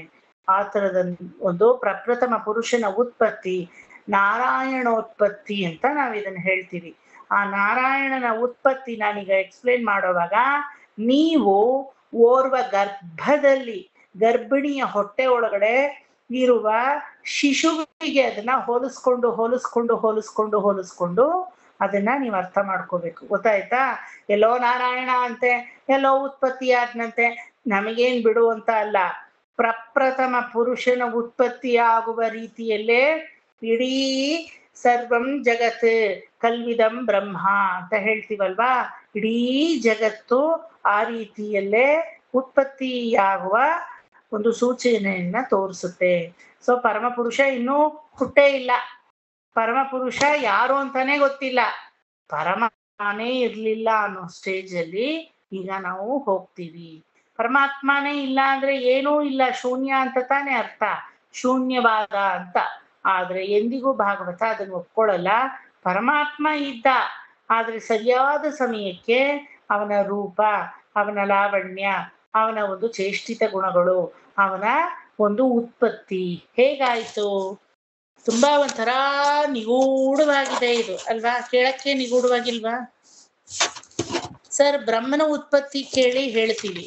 ನಾರಾಯಣ ಮಲಗಿದ್ದ, ಅವನ ಹೊಟ್ಟೆ ಒಳಗಡೆಯಿಂದ ಒಂದು ನಾಭಿ ಕಮಲ, ಆ ಒಂದು ನೇವಿಲ್ ಪಾಯಿಂಟ್ ಇತ್ತ ಬಂತು, ಪದ್ಮನಾಭನಾಗಿ ಅಲ್ಲಿ ಕಮಲ ಮೂಡ್ತು, ಅದ್ರ ಮೇಲೆ ಬ್ರಹ್ಮ ಕೂತಿದ್ದ. ಆ ಬ್ರಹ್ಮ ಯೋಚನೆ ಮಾಡ್ದ, ಯಾರು ನಾನು ಎಲ್ಲಿ ಬಂದಿದ್ದೀನಿ ಅಂತ. ಆ ದಿಂಡನ್ನ ಹಿಡ್ಕೊಂಡು ಕೆಳಗಡೆ ಮೇಲೆ ಓಡಾಡ್ದ. ಏನೂ ಗೊತ್ತಾಗ್ಲಿಲ್ಲ, ಎಲ್ಲಾ ಕಡೆ ಕ್ಷೀರಾರ್ಣವ ಅಲ್ವಾ, ಎಲ್ಲಾ ಕಡೆ ಕ್ಷೀರ ಸಮುದ್ರ ಆವರಿಸಿತ್ತು. ಎಲ್ಲಿ ಮುಳುಗೋಗ್ತೀನೋ ಅಂತ ಭಯ ಆಯ್ತು. ತಾನು ಬಂದಂತಹ ಜಾಗ ಅವನಿಗೆ ಗೊತ್ತಾಗ್ಲಿಲ್ಲ. ಸುಮ್ಮನೆ ಕುತ್ಕೊಂಡ. ಶರೀರವಾಣಿ ಬಂತು, ತಪಃ ಕುರು. ಅದು ಆ ರೀತಿ ಹೇಳಲಿಲ್ಲ, ಈಗ ಹೇಳಿದ್ರೆ ನಿಮ್ಗೆ ಅರ್ಥ ಆಗುತ್ತೆ ಅದು ಯಾವ ರೀತಿ ಹೇಳಿದ್ದು. ಅಕ್ಷರ ವರ್ಣಮಾಲೆಯಲ್ಲಿ 16, 21ನೇ ಅಕ್ಷರ ಸೇರಿಸಿಟ್ಟು ಏನ್ ಬರ್ತೋ ಅದ್ ಮಾಡು ಅಂತು. ಇವನು ಮಾಡ್ದ. ಅರೆ ಅಕ್ಷರ ವರ್ಣಮಾಲೆ ಅಂತ ಅದ್ ಹೇಳೋವಾಗ ನಂಗೆ ಅರ್ಥ ಆಗ್ತಾ ಇದ್ದಿಲ್ಲ, ನಾನೇನ್ ಪಾಠಶಾಲೆಗೆ ಹೋದ್ನಾ ಅನ್ನೋವಾಗ್ಲೇ ಅಲ್ಲಿ ವೇದ ಪ್ರತಿಪಾದನೆ ಮಾಡ್ತು. ಜ್ಞಾನಸ್ವರೂಪಿ ಆತ್ಮ ಅನ್ನೋದು ಜ್ಞಾನಸ್ವರೂಪ. ಅದಕ್ಕೆ ಕಲಿಕೆ ಅನ್ನೋದು ಹೊರನ ವಲಯದಲ್ಲಿ ಒಂದು ರೀತಿ ತನ್ನಲ್ಲೇ ಇರುವ ಜ್ಞಾನವನ್ನ ಪ್ರಚೋದನೆ ಮಾಡಿ ಹೊಡೆದು ಏಳ್ಸಕ್ಕೆ ಆ ಒಂದು ಕಲಿಕೆ ಬೇಕೇ ಹೊರತು ಆತ್ಮಕ್ಕೆ ಆಲ್ರೆಡಿ ಜ್ಞಾನ ಇದೆ ಅಂತ ಗೊತ್ತಾಯ್ತು. ಬ್ರಹ್ಮ ತಪಸ್ಸನ್ನ ಶುರು ಮಾಡ್ದ, ಪರಮಾತ್ಮ ಪ್ರತ್ಯಕ್ಷನಾದ. ನಿನ್ನ ತಪಸ್ಸಿಗೆ ನಾನು ಮೆಚ್ಚಿದ್ದೀನಿ.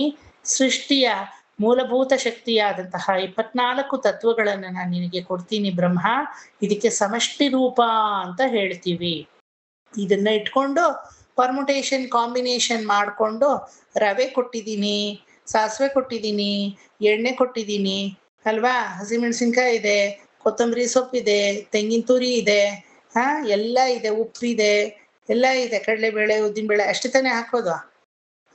ಅಪ್ಪಿತಪ್ಪಿ ನೀವಾದ್ರೆ ಈರುಳ್ಳಿ ಹಾಕ್ತೀರಾ, ನಾವಾದ್ರೆ ಈರುಳ್ಳಿ ಹಾಕಲ್ಲ, ಅಷ್ಟೇ ವ್ಯತ್ಯಾಸ ಅಲ್ವಾ ಯಶೋಧ ಮಾಮಿ? ಈರುಳ್ಳಿನೂ ಬೇಕಾದ್ರೆ ಕೊಟ್ಬಿಡೋಣ ಬಿಡಿ ಹಾಗಾದ್ರೆ. ಸೊ ಎಲ್ಲ ಕೊಟ್ಟಿದ್ದೀನಿ. ಈರುಳ್ಳಿ ಬೇಡವಾ? ಬೇಡ ಬಿಡಿ, ಈರುಳ್ಳಿ ಬೇಡ, ತೆಂಗಿನ ತುರಿನೇ ಇರ್ಲಿ. ಸೊ ಎಲ್ಲ ಕೊಟ್ಟಿದ್ದೀನಿ. ಉಪ್ಪಿಟ್ಟು ಮಾಡ್ಕೊಡೋದು ಯಾರ ಭಾರ? ನಿಮ್ಮ ಭಾರ. ಗುರುಗಳೇ ನೀವೇ ಮಾಡ್ಬಿಡಿ ಉಪ್ಪಿಟ್ಟು ಅಂದ್ರೆ, ಸರಿ ಇನ್ಯಾಕೆ ಕೊಡ್ಬೇಕು, ನಾನೇ ಮಾಡ್ಬೋದು ಅಲ್ವಾ?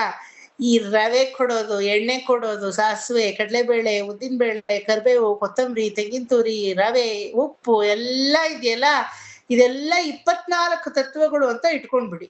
ಸಮಷ್ಟಿ ರೂಪ ಇದು.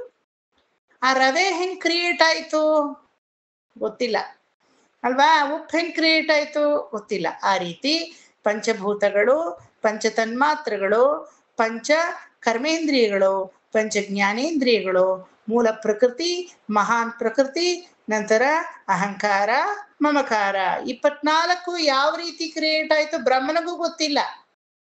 ತನ್ನಷ್ಟಕ್ಕೆ ತಾನೇ ಭಗವಂತ ಉತ್ಪತ್ತಿ ಮಾಡ್ಬಿಟ್ಟ. ಬ್ರಹ್ಮ ಯಶೋಧಾಮಾಮಿನ ಕ್ರಿಯೇಟ್ ಮಾಡದ್ನ ಬ್ರಹ್ಮ ಮಾಡ್ದ, ಆದಿಬ್ರಹ್ಮ ಮಾಡ್ಲಿಲ್ಲ. ಅವನು ಮಾಡಿದ್ರಲ್ಲಿ ಇವನು ಬಂದು ಸೇರ್ಕೊಂಡ. ಸುಕನ್ಯಾಮಾಮಿನ ಚತುರ್ಮುಖ ಬ್ರಹ್ಮ ಕ್ರಿಯೇಟ್ ಮಾಡದ್ನ, ಎಸ್, ಸುಕನ್ಯಾಮಾಮಿನ್ ಚತುರ್ಮುಖ ಬ್ರಹ್ಮ ಕ್ರಿಯೇಟ್ ಮಾಡ್ದ. ಆ ಚತುರ್ಮುಖ ಬ್ರಹ್ಮನಲ್ಲಿ ಕ್ರಿಯೇಟ್ ಆದಂತಹ ಸುಕನ್ಯಾಮಾಮಿ ಒಳಗಡೆ ಯಾರು ಬಂದು ಸೇರ್ಕೊಂಡ? ಆದಿಬ್ರಹ್ಮ ಪರಮಾತ್ಮ ಬಂದು ಸೇರ್ಕೊಂಡ. ಗೊತ್ತಾಯ್ತಾ? ಇದನ್ನೇ ವ್ಯಷ್ಟಿ ಸ್ವರೂಪ ಅಂತ ಹೇಳೋದು. ಸಮಸ್ತವಾದ ರೂಪವನ್ನ ಬ್ರಹ್ಮನಿಂದಲೂ ಕ್ರಿಯೇಟ್ ಮಾಡಕ್ಕೆ ಆಗಲ್ಲ. 24 ತತ್ವಗಳು ಅವನಿಗೆ ಮೀಸಲು, ಪರಮಾತ್ಮನೇ ಕ್ರಿಯೇಟ್ ಮಾಡಿರೋದು. ಅವನ್ ಸಂಕಲ್ಪ ಮಾಡ್ದ, ಅವನ ಸಂಕಲ್ಪ ಅನ್ನೋ ಮನಸ್ಸಿನಿಂದ 24 ತತ್ವಗಳು 24 ಜನರಾಗಿ ಬಂದು ನಿಂತರು. ನಿಮ್ಮ ಆಜ್ಞೆಗೆ ಆಜ್ಞಾಪಾಲಕನಾಗಿ ನಾನು ಇದ್ದೀನಿ. ನಾವೇನ್ ಮಾಡ್ಬೇಕು?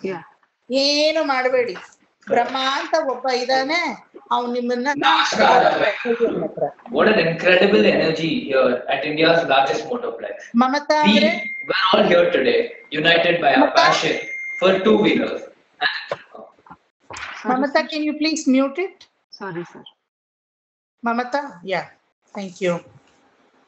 ಅವ್ರು ಯಾವ್ದೋ ಲೆಕ್ಚರ್ ಡೆಮಾನ್ಸ್ಟ್ರೇಷನ್ ಇದೆ, ಈ ಕಡೆ ಇದನ್ನು ಹಾಕೊಂಡು ಅದನ್ನು ಕೇಳಿಸ್ಕೊಂಡು ಯಾವ ಕಡೆ ಕಾನ್ಸಂಟ್ರೇಟ್ ಮಾಡ್ತಾರೋ ಗೊತ್ತಿಲ್ಲ. ಸೊ ಈ ರೀತಿಯಾಗಿ 24 ತತ್ವಗಳನ್ನು ಬ್ರಹ್ಮನ ಹತ್ರ ಕಳಿಸ್ತಾ, ಹೇ ಬ್ರಹ್ಮ, ಮಗ ಅಲ್ವಾ, ನಾ ಹೇಳ್ದಂಗ್ ಮಾಡು, ನೀನು 24ಅಲ್ಲಿ ಎಲ್ಲ ಕಲಬರಿಕೆ ಮಾಡಿ ಮಾಡಿ ಹಾಕು. ಇದನ್ನೇ ವ್ಯಷ್ಟಿ ಅಂತ ಹೇಳೋದು. ಕಲಬರಿಕೆ ಅಂದ್ರೇನೆ ಏನರ್ಥ? ನಾಶಕ್ಕೆ ಸರಿಪಡಿಸೋದು ಅಂತ ಅರ್ಥ. ಯಾವಾಗ ಕಲಬರಿಕೆ ಆಯ್ತು ಅಂದ್ರೆ ಅವಾಗ ಮೃತ್ಯು ಇದೆ ಅಂತ ಅಲ್ವಾ? ನಾ ಹೇಳಿದೆ ಅಲ್ವಾ, ಇದನ್ನು ಹೇಳಿದೆ, ಎಣ್ಣೆ, ರವೆ ಅದೆಲ್ಲ ಒಂದ್ ಸ್ವಲ್ಪ ದಿನ ಇಟ್ಕೋಬಹುದು, ಕೆಡಲ್ಲ. ಉಪ್ಪಿಟ್ಟು ಮಾಡಿ ಎಷ್ಟವರ? 1 5 ಅವರ, ಅದಾದ್ಮೇಲೆ ಕೆಟ್ಟೋಗುತ್ತೆ ಅಲ್ವಾ? ತುಂಬಾ ಟೇಸ್ಟಾಗಿ ಮಾಡಿದ್ರು 5 6 ಅವರ್ ಅಷ್ಟೇನೆ, ಅದಕ್ಕೆ ಮೇಲೆ ಇರಲ್ಲ ಅದು ಅಲ್ವಾ? ಏನೇ ಫ್ರಿಜ್ಜಲ್ಲಿ ಇಟ್ರು ಅದು 2ನೇದೇ. ಅದು ಇನ್ನು ತಿನ್ನಕ್ಕಾಗಲ್ಲ. ಕೆಲವ್ರ ಮನೇಲಿ ಬಿಸಿಯಾಗಿ ಮಾಡಿದ್ರೆ ತಿನ್ನಕ್ಕಾಗಲ್ಲ, ಅದು ಬೇರೆ ವಿಚಾರ ಅಲ್ವಾ? ಸೊ ಬಿಸಿಯಾಗಿ ರುಚಿಯಾಗಿ ಮಾಡಿದ್ರಾದ್ರೂ ಉಪ್ಪಿಟ್ಟು ತಿಂತೀವೇನೋ, ಏನಾದ್ರೂ ಅದನ್ನ ಇಟ್ಬಿಟ್ಟು ಮಾಡಿ ಮಾರನೇ ದಿನ ಬಿಸಿ ಮಾಡಿದ್ರೆ ಇನ್ನೂ ಚೆನ್ನಾಗಿರಲ್ಲ. ಅಂದ್ರೆ ಕೆಡಕ್ಕೆ ಪ್ರಾರಂಭಿಸಿದೆ ಅಂತ ಅರ್ಥ ಅಲ್ವಾ? ಗತಿಸಕ್ಕೆ ಹೋಗಿದೆ. ಯಾವುದಕ್ಕೆ ಕಲಬರಿಕೆ ಆದ್ರೂ ಅದರ ಒರಿಜಿನಾಲಿಟಿ, ಅದರ ಒರಿಜಿನಲ್ ಫಾರ್ಮ್ ಅನ್ನ ಅದು ಕಳ್ಕೊಳ್ಳುತ್ತೋ ಅದು ಕ್ಷೀಣಿಸ್ತಾ ಹೋಗುತ್ತೆ. ಇದೇ ವ್ಯಷ್ಟಿಯ ರೂಪ. ಇದನ್ನೆಲ್ಲ ಇಷ್ಟನ್ನು ಎಕ್ಸ್ಪ್ಲೇನ್ ಮಾಡಿ ಇಡೀ ವೈಕುಂಠವನ್ನ ತೋರಿಸಿ, ಅರ್ಚಿರಾದಿ ಮಾರ್ಗ ಯಾವ ರೀತಿ ಓರ್ವ ಆತ್ಮ ತನ್ನ ಒಂದು ಜರ್ನಿಯನ್ನ ಪ್ರಾರಂಭಿಸ್ತಾನೆ. ಧೂಮಾದಿ ಮಾರ್ಗ ಅಂದ್ರೆ ಕತ್ತಲೆ ಇರುವಂತಹ ಆತ್ಮ, ಆ ಕತ್ತಲೆ ಅನ್ನೋ ನರನಾಡಿಗಳಲ್ಲಿ ಯಾವುದೋ ಕತ್ತಲೆ ಕೋಣೆಯಲ್ಲಿ ಕಾಲಿಟ್ಟಂಗೆ ಒಂದು ನಾಡಿಯಲ್ಲಿ ಕಾಲಿಟ್ರೆ ಅವನು ಹೋಗ್ತಾನೆ ಇಂದ್ರಲೋಕ, ಚಂದ್ರಲೋಕ, ಸ್ವರ್ಗಲೋಕ, ಸೂರ್ಯಮಂಡಲ, ಚಂದ್ರಮಂಡಲ, ವಿದ್ಯುತ್ ಮಂಡಲ, ಭಾನುಮಂಡಲ, ಆ ತರ ಹೋಗಿ ಬ್ರಹ್ಮಲೋಕ ಪರ್ಯಂತ ಹೋದ್ರು ಅವನಿಗೆ ಕತ್ತಲೆ ಅಲ್ವಾ? ಧೂಮ್ರ ಮಾರ್ಗ ಅದು. ಅದು ಹೋಗಿ ಮತ್ತೆ ಹಿಂತಿರುಗಿ ಅವನು ಭೂಮಿಗೆ ಬರಲೇಬೇಕು, ಮತ್ತೆ ಪಂಚಾಗ್ನಿ ವಿದ್ಯೆಯಲ್ಲಿ ಬೀಳಲೇಬೇಕು. ಆದ್ರೆ ಅರ್ಚಿರಾದಿ ಮಾರ್ಗ ಯಾರು ಶರಣಾಗತಿಯನ್ನ ಮಾಡ್ತಾರೋ ಆ ಶರಣಾರ್ಥಿಗಳಿಗೆ ಭಗವಂತ ಸುಪ್ರಸನ್ನನಾಗಿ ಮಹಾಲಕ್ಷ್ಮಿ ಸಮೇತನಾಗಿ 101 ನರನಾಡಿಗಳಲ್ಲಿ 100 ನರನಾಡಿಗಳನ್ನು ಕತ್ತಲೆ ಮಾಡಿ ಒಂದು ನಾಡಿಯನ್ನ ಮಾತ್ರ ಸ್ವಯಂ ಪ್ರಕಾಶಕನಾಗಿ ಅದನ್ನ ಪ್ರಕಾಶಗೊಳಿಸಿ ಅಲ್ಲಿ ಆಹ್ವಾನಿಕ ಮುದ್ರೆಯನ್ನು ಇಟ್ಕೊಂಡು ಬಾ ನನ್ನ ಹತ್ರಕ್ಕೆ, ನಾನು ಅಭಯ ಹಸ್ತವನ್ನ ಕೊಡ್ತೇನೆ, ನನ್ನ ಹತ್ರಕ್ಕೆ ಬಾ ಅಂತ ಕರೀತಾನೆ. ಅವಾಗೇನಾದ್ರೂ ಈ ಪ್ರಾಣವಾಯು ಆ ಅರ್ಚಿರಾದಿ ಮಾರ್ಗದ ಬೆಳಕಿನ ಒಂದೇ ಒಂದು ಆ ರಕ್ತನಾಡಿಯ ಒಳಗಡೆ ಕಾಲಿಟ್ರೆ ಅವನು ಸಹಸ್ರಾರ ಚಕ್ರವನ್ನ ಭೇದ ಮಾಡಿಕೊಂಡು ಇಡೀ ಬ್ರಹ್ಮಾಂಡವನ್ನೇ ದಾಟಿ ಅಂಡ ಚರಾಚರಗಳನ್ನೆಲ್ಲ ದಾಟಿ ಅವನು ತನ್ನ ಪ್ರಯಾಣವನ್ನ ತೊಡಗ್ತಾನೆ. ಆದಿವಾಹಿಕರು ಅಮಾನವರು ಎಲ್ಲರೂ ಬರ್ತಾರೆ, ಕರ್ಕೊಂಡು ಹೋಗ್ತಾರೆ. ವಿಧ ವಿಧವಾದ ಲೋಕಗಳನ್ನೆಲ್ಲ ದಾಟಿ ದಾಟಿ ದಾಟಿ ಹೋಗ್ತಾನೆ. ಈ ಸೂರ್ಯ ಚಂದ್ರ ಈ ಒಂದು ಸ್ವರ್ಗದ ಇಂದ್ರ ಎಲ್ಲಾರು ತಮ್ಮ ಬಾಗಿಲುಗಳೆಲ್ಲ ತೋರಣವನ್ನ ಕಟ್ಟಿ ಯಾವಾಗಲೂ ವಿಧಾನಗಳನ್ನೆಲ್ಲ ಇಟ್ಕೊಂಡು ಪನ್ನೀರಿಂದ ದಾರಿಯೆಲ್ಲ ಚುಮರಿಸಿ ಬನ್ನಿ ಬನ್ನಿ ಉತ್ತಮೋತ್ತಮ ಜೀವಿಗಳೇ, ಸಾಕ್ಷಾತ್ ವೈಕುಂಠ ಧಾಮಕ್ಕೆ ತೆರಳುತ್ತಾ ಇದ್ದೀರಾ, ಇಲ್ಲಿ ಬಂದು ವಿಶ್ರಾಂತಿ ತಗೊಳ್ಳಿ ಅಂತ ಪೂರ್ಣ ಕುಂಭವನ್ನ ಕೊಡ್ತಾರೆ. ಯಾವ ಸ್ವರ್ಗ ಸುಖಕ್ಕೂ ಯಾವ ರೀತಿಯಾದಂತಹ ಒಂದು ಸುಖಭೋಗಗಳಿಗೂ ಮನಸ್ಸನ್ನ ಕೊಡಲ್ಲ. ಪರಮಾತ್ಮ ಒಬ್ಬನೇ ನನಗೆ ದಿಕ್ಕು ಅಂತ ವೇಗವಾಗಿ ನಿಮಿಷ ಮಾತ್ರದಲ್ಲಿ ಹೋಗ್ತಾ ಇರ್ತೀವಿ. ಅಲ್ಲಿ ಆದಿವಾಹಿಕರು ಬಂದು ಈ ವೈತರಣಿಯಲ್ಲಿ ಮಿಹಿಯಕ್ಕೆ ಹೇಳ್ತಾರೆ. ಮಿಂದು ಸ್ಥೂಲವಾದಂತಹ ಮಸ್ತಿ ಮಾಂಸಗಳನ್ನೆಲ್ಲ ಇಲ್ಲೇ ಬಿಟ್ಟಿರ್ತೀವಿ, ಇದಕ್ಕೂ ಮೇಲೆ ಇನ್ನೊಂದು ಯಾತನಾ ಶರೀರ ಅನ್ನೋದನ್ನ ಭಗವಂತ ಕೊಡ್ತಾನೆ, ಅದನ್ನೂ ನಾವು ಬಿಟ್ಬಿಡ್ತೀವಿ. ಅಲ್ಲಿಂದ ವಿರಜೆಯಲ್ಲಿ ಪರಮ ಪುನೀತರಾಗಿ ಹೇಳ್ತೀವಿ. ಸುಪ್ರಸನ್ನರಾಗಿ ಪರಮಾತ್ಮನ ರೂಪವನ್ನೇ ಧರಿಸಿ ಪರಮಾತ್ಮನಲ್ಲಿರುವ ಸಾಯುಜ್ಯಂ ಸಾನ್ನಿಧ್ಯಂ ಸಾಮೀಪ್ಯಂ ಸಾಷ್ಟಿ ಸಾಲೋಕ್ಯಂ ಸಾಮೀಪ್ಯಂ ಎಲ್ಲ ಬಂದ್ಬಿಡುತ್ತೆ. ಸಾರೂಪ್ಯಂ ಅವನ ರೂಪವೇ ನಮಗೆ ಬಂದ್ಬಿಡುತ್ತೆ. ಕೊನೆಗೆ ಅವರ 8 ಕಲ್ಯಾಣ ಗುಣಗಳು ನಮಗೆ ಬರುತ್ತೆ. ಅಪಹತಪಾತ್ಮ ವಿಜರಃ ಮೃತ್ಯು ವಿಶೋಕಃ ಪಿಪಾಸಃ ಸತ್ಯಕಾಮಃ ಸತ್ಯಸಂಕಲ್ಪಃ ಅನ್ನೋ 8 ಗುಣಗಳು ಬರುತ್ತೆ. ನಂತರ ಐರಮ್ಮದ ತೀರ್ಥವನ್ನು ನೋಡಿ ನಮಸ್ಕಾರ ಮಾಡಿ ನಮ್ಮ ಅಹಂಕಾರಿಕ ಐರಮ್ಮದವನ್ನ ನಾವು ಬಿಟ್ಬಿಡ್ತೀವಿ. ಅಲ್ಲಿಂದ ಮುಂದೆ ಹೋಗ್ತಾ ಹೋಗ್ತಾ ನಮಗೆ ಕನಕಮಯವಾದಂತಹ ಪುಷ್ಪಕ ವಿಮಾನ ಇದು ದೇವಗೋಷ್ಠಕರು ಸುನಂದ ನನ್ನದಾದಿ ಪಾರ್ಷದರು ತರ್ತಾರೆ. ತಂದು ಇಡೀ ವೈಕುಂಠವನ್ನ ಸುತ್ತಿಸ್ತಾರೆ.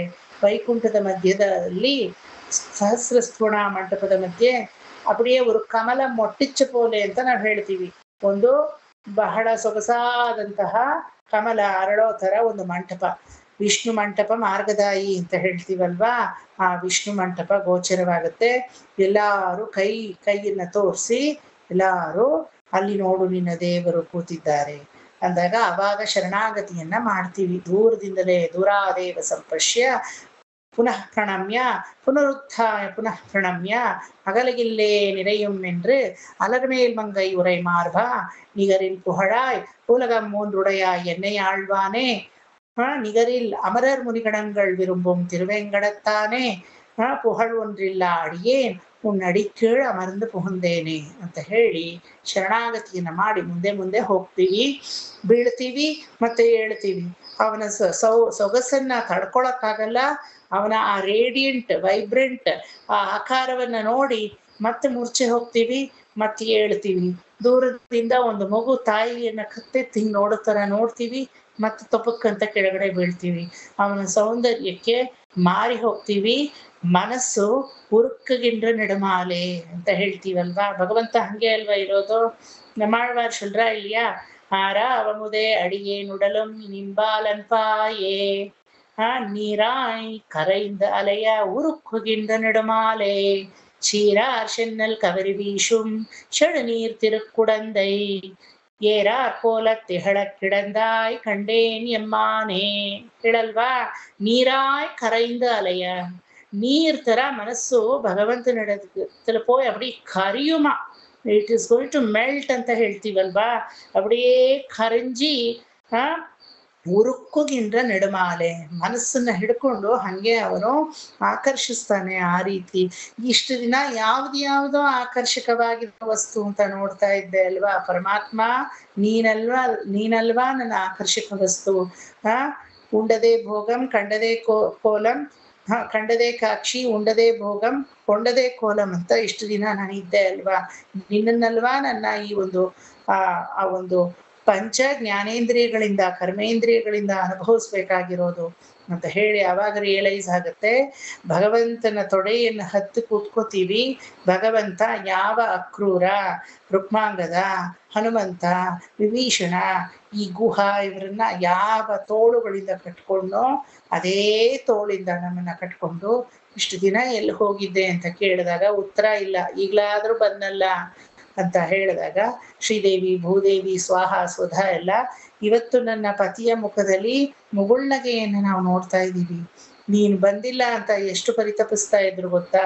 ಒಂದು ದಿನಾನೂ ಅವರು ನಿದ್ದೆ ಮಾಡಿದವರಲ್ಲ.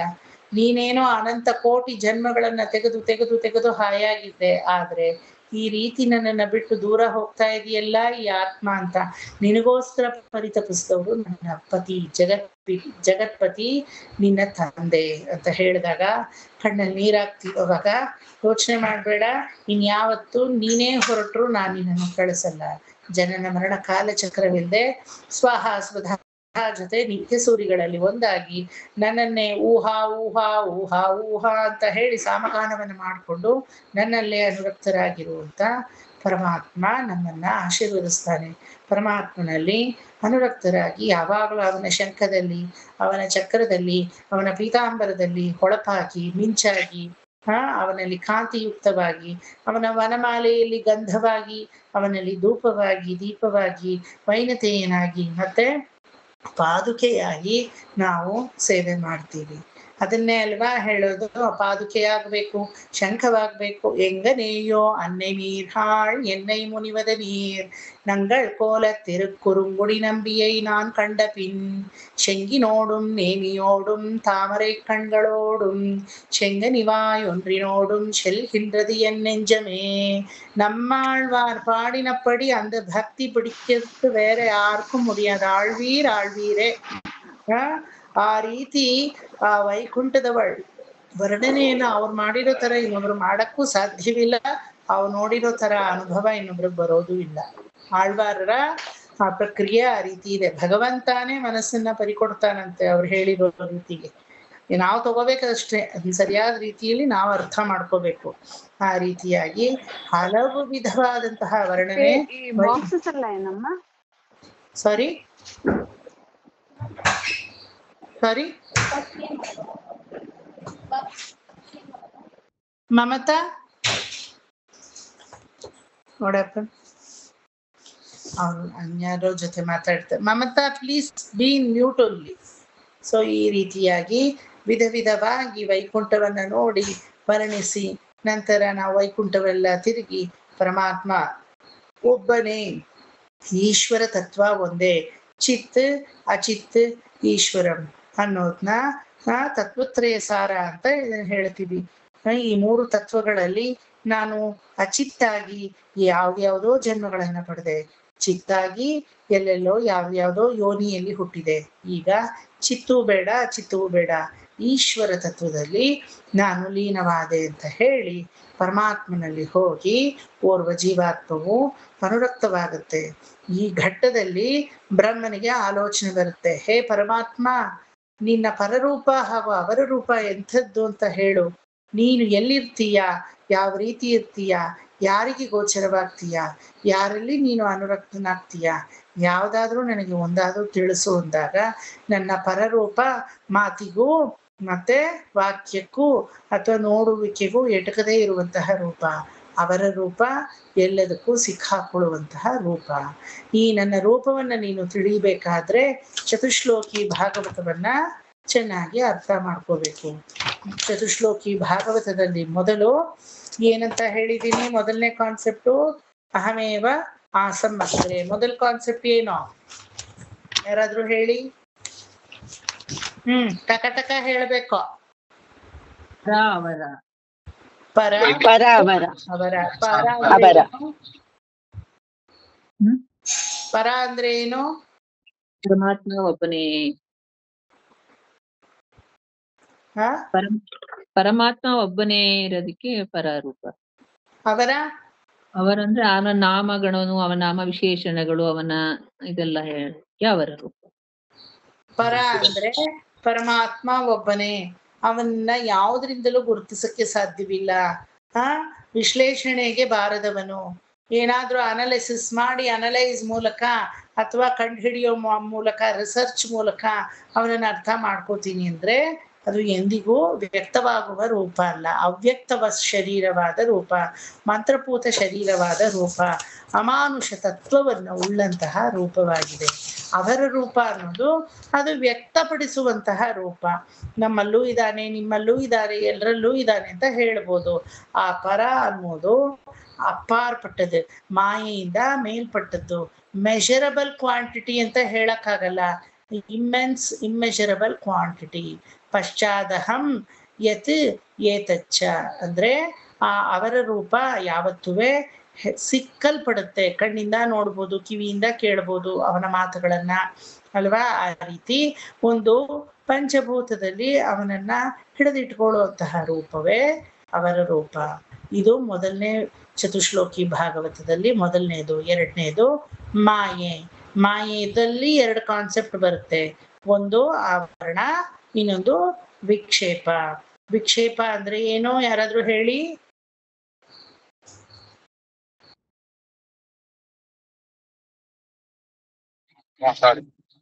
ಸುಳ್ಳಾದ ಜಗತ್ತನ್ನು ಇರೋ ತರ ತೋರಿಸೋದು ವಿಕ್ಷೇಪ, ಇಲ್ಲದನ್ನು ಇರುವ ಹಾಗೆ ತೋರಿಸೋದು.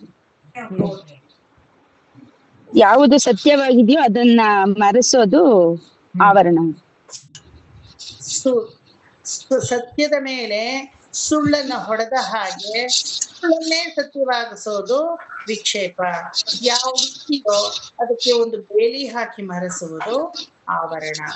ಫಾರ್ ಎಕ್ಸಾಂಪಲ್, ನನ್ನ ಆತ್ಮ ಅನ್ನೋದು ಸತ್ಯವಾದ್ರೂ ಆತ್ಮವನ್ನ ನೋಡಕ್ಕೆ ಆಗಲ್ಲ, ಅದಕ್ಕೆ ಆವರಣವಾಗಿ ದೇಹ ಇದೆ. ಆತ್ಮಸ್ವರೂಪದಿಂದಲೇ ನಾವು ಮಾತಾಡೋದಿದ್ರು ಆತ್ಮದಿಂದ ಮಾತನ್ನ ಹೇಳಿದ್ರೆ ಅದು ಯಾರಿಗೂ ಅರ್ಥ ಆಗಲ್ಲ. ದೇಹದಿಂದಲೇ ಮಾತನ್ನ ಆಡಬೇಕು. ನನ್ನ ಆತ್ಮಕ್ಕೆ ತಲೆನೋವಿಲ್ಲ, ನನ್ನ ತಲೆಗೆ ತಲೆನೋವು, ದೇಹ ಎಂಬ ತಲೆಗೆ ತಲೆನೋವು ಅಂದ್ರೆ ಯಾರಾದ್ರೂ ನಂಬ್ತಾರ? ಆಗಲ್ಲ ಅಲ್ವಾ. ಸೊ ಇದೇ ಆವರಣ ಹಾಗೂ ವಿಕ್ಷೇಪ. ನೆಕ್ಸ್ಟ್ ಹೇಳಿ ಯಾರಾದ್ರೂ.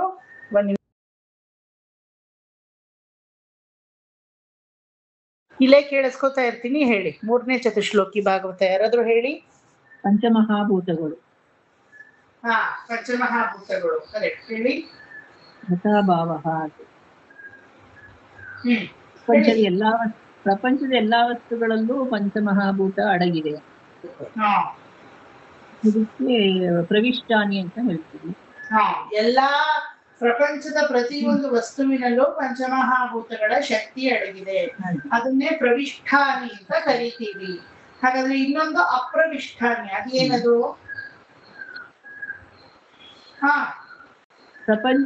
ಪ್ರಪಂಚದಲ್ಲಿರುವ ವಸ್ತುಗಳೆಲ್ಲ ಸೃಷ್ಟಿಯಾಗಕ್ ಮುಂಚೆನೆ ಇದು ಪಂಚಮಹಾಭೂತ ಅದು ಸೃಷ್ಟಿಯಾಗಿತ್ತು.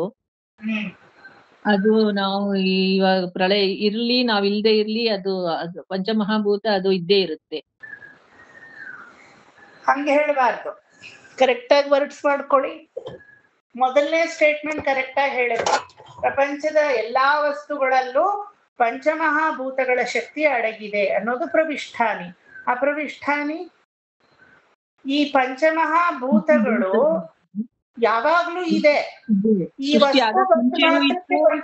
ಮಹಾಭೂತಗಳು ಬಂತು ಅಂತ ಇಲ್ಲ, ಆತರ ಸೃಷ್ಟಿ ಆಗಕ್ ಮುಂಚೆನೂ ಇತ್ತು, ಇವಾಗ್ಲೂ ಇದೆ. ಸೃಷ್ಟಿ ಪ್ರಳಯದ ನಂತರವೂ ಇರುತ್ತೆ. ಅದಕ್ಕೆ ಅದೇನು ಯಾವುದೇ ತರ ಹಾನಿನೂ ಆಗಲ್ಲ ಅದಕ್ಕೆ, ಅಲ್ವಾ.